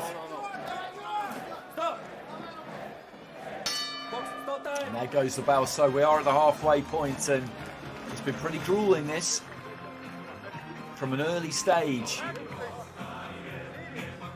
How are you seeing it 5 rounds in? Kovalev, of course, had the 10-8 in the second round. Could have been a 10-7. I thought that second time that he went down to the canvas there, man, I think that could have been called. So Kovalev's got another round in there, then we're looking at a drawn card, aren't we, through 5 rounds.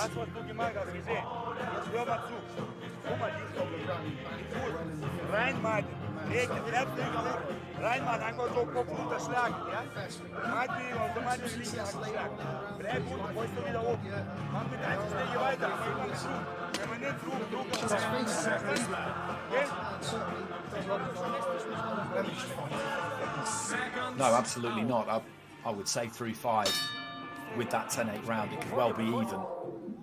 He put his hands together pretty well at times in that round, Kovalev. Round 6. Artur Mann, I think at times could do with just letting his hands go a little bit more. It's okay to be the bigger guy and look more imposing and look like you're capable of landing something solid, that kind of imminent threat, but you've got to deliver it.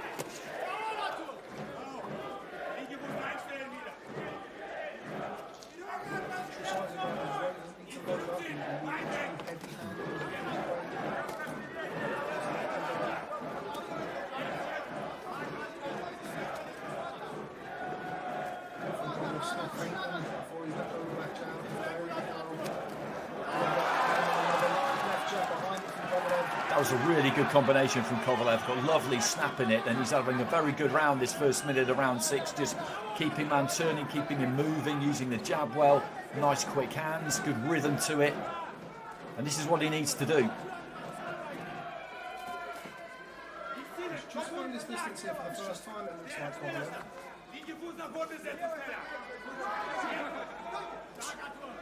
There he's just shaping almost for that right, left, right that I was talking about earlier on. Didn't quite throw it.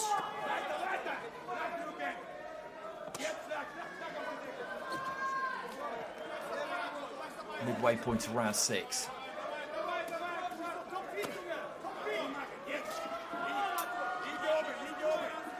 And he's been busy in this round, Kovalev. The man hasn't really had too much of a look in just yet. Tries to get that left hand away to the body, and again there.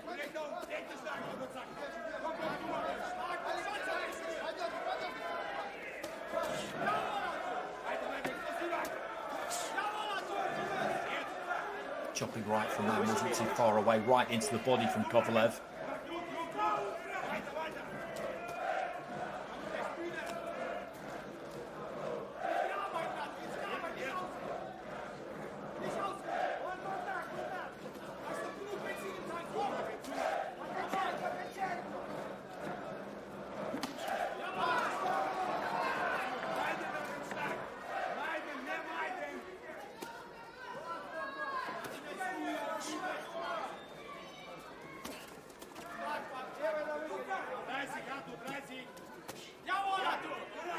Mann's trying to see if he can make a little bit of an impact late in the round here, because this has been a good round for Kovalev. Long right hand there from Mann. Didn't quite reach though.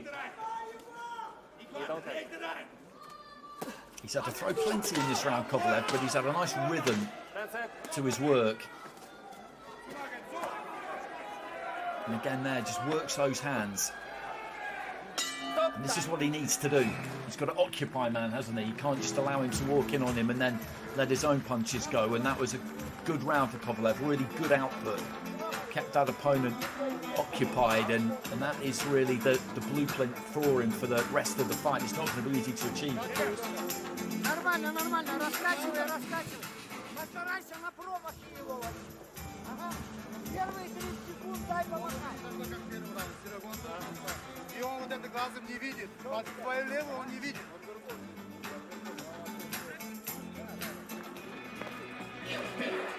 A good example there. Just letting those punches flow.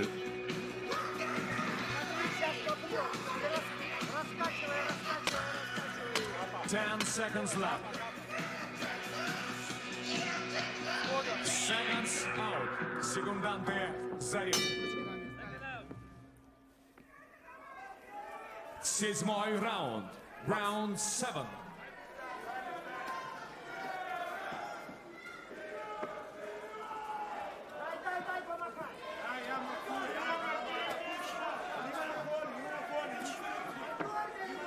So into the 7th. Man with that high guard just trying to get onto the front foot. A little feint there, and there's that left hand again from Kovalev, and down goes Artur Mann. It's the exact same punch that landed in the second round,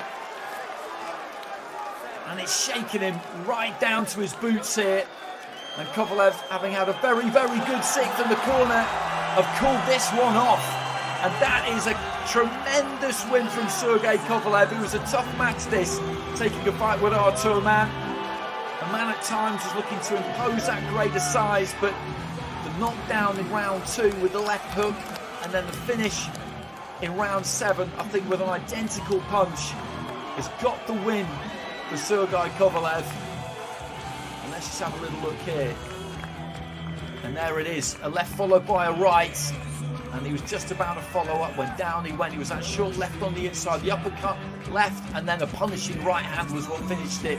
The uppercut, left-right combination has just sent him crashing down, Artur Mann. What a way to finish for Sergey Kovalev. If this is indeed the last dance of the Crusher, then he has gone out in fantastic style. Yeah, and almost typically Sergey Kovalev, typical Sergey Kovalev finish there. We've mentioned before the right hand followed by the jab. It was the right hand eventually that put pay to Artur Mann, was buzzed out on his feet there. But you know, it wasn't easy for Sergey Kovalev. I'm sure he wouldn't have had it any other way in his final fight. But he got the job done, the Crusher, with a final fight stoppage win. Will it be his final fight, Andy? I'm sure somebody's going to be able to tempt him to come back on the back of that. Well, that is the question, isn't it? That very much is the question. But it was a really interesting fight to watch because, as we were saying, you've got a career-long light heavyweight, really, stepping up to cruiserweight. He's not big enough for the weight. I think everybody would agree with that. And he's 42 years old, and he's in with somebody who's lived in some good company. And that physicality looked like it was going to make a difference.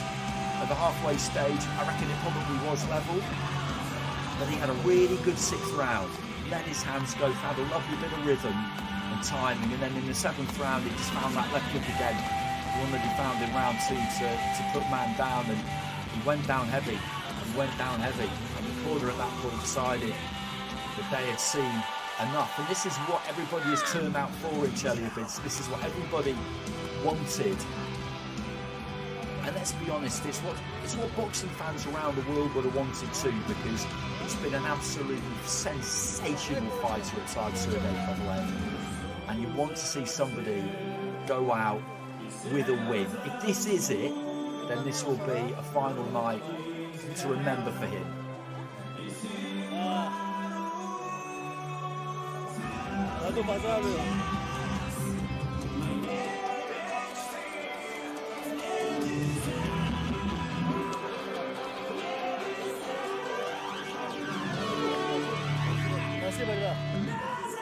Well, an embrace between the two.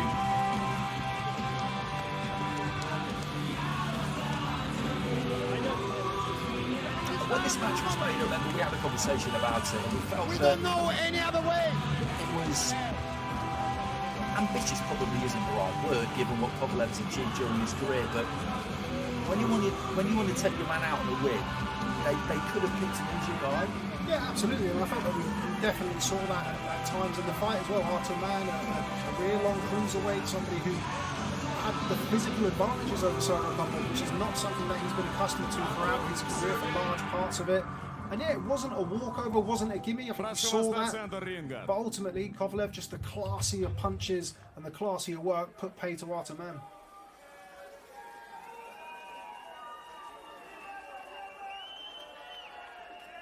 There's an incredible amount of people in that ring.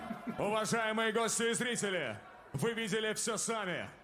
Выйти на бой в 42 года – это сильное решение. Выйти на бой против Сергея Ковалева в 42 года – тоже сильное решение. В этом поединке, в 7-м раунде, на 36-й секунде, техническим нокаутом одержал победу и завоевал титул интерконтинентального чемпиона IBA Pro Sergey "Crusher" Kovalev. Ladies and gentlemen, he ended it with TKO. The winner of this bout and new IBA Pro Intercontinental Champion, Sergey Kovalev. So Kovalev with that hand raised another belt around his waist. It was all about the win tonight. And when Kovalev wins a fight, it is generally by stoppage. And that is another notch on the ring post for him. And it was an interesting fight to watch while it lasted. It really, really was. And it was that left hand that did the damage in the second round. And then in the 7th round, it was the right that finally put him down in the 7th that got that corner stoppage. But the close range work, he's still got that timing, he's still got that fluidity, he's still got that snap. And if this was indeed the last dance for the Crusher, then it was a pleasure to witness it. And we will just leave you with these replays. Thanks very much for joining us. Take it easy, everybody, and we'll catch you again next time.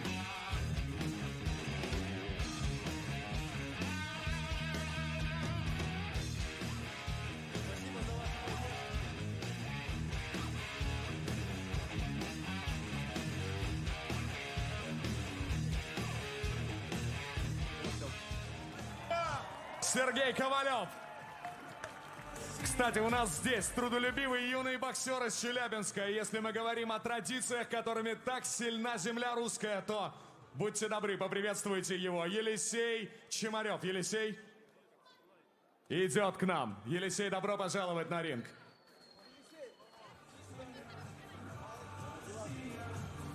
Привет, Елисей. Ты занимаешься боксом? Молодец, я тобой горжусь. На, вот тебе перчатки, занимайся боксом, пусть тебе не принесут удачу. Но это твои не последние перчатки, обещай мне. Обещаешь? Все, давай, удачи, будь здоров, живи богато. Удачи тебе, все. Тот самый случай, когда ты ничего не понял, но потом вырос и понял очень и очень многое. От Сергея Ковалева, юному боксеру из Челябинска, Елисею Чемареву. Перчатки и напутственные слова. Это был The Crusher's Last Dance. Прощальный бой Крашера. Челяба, я вас люблю. Спасибо за все.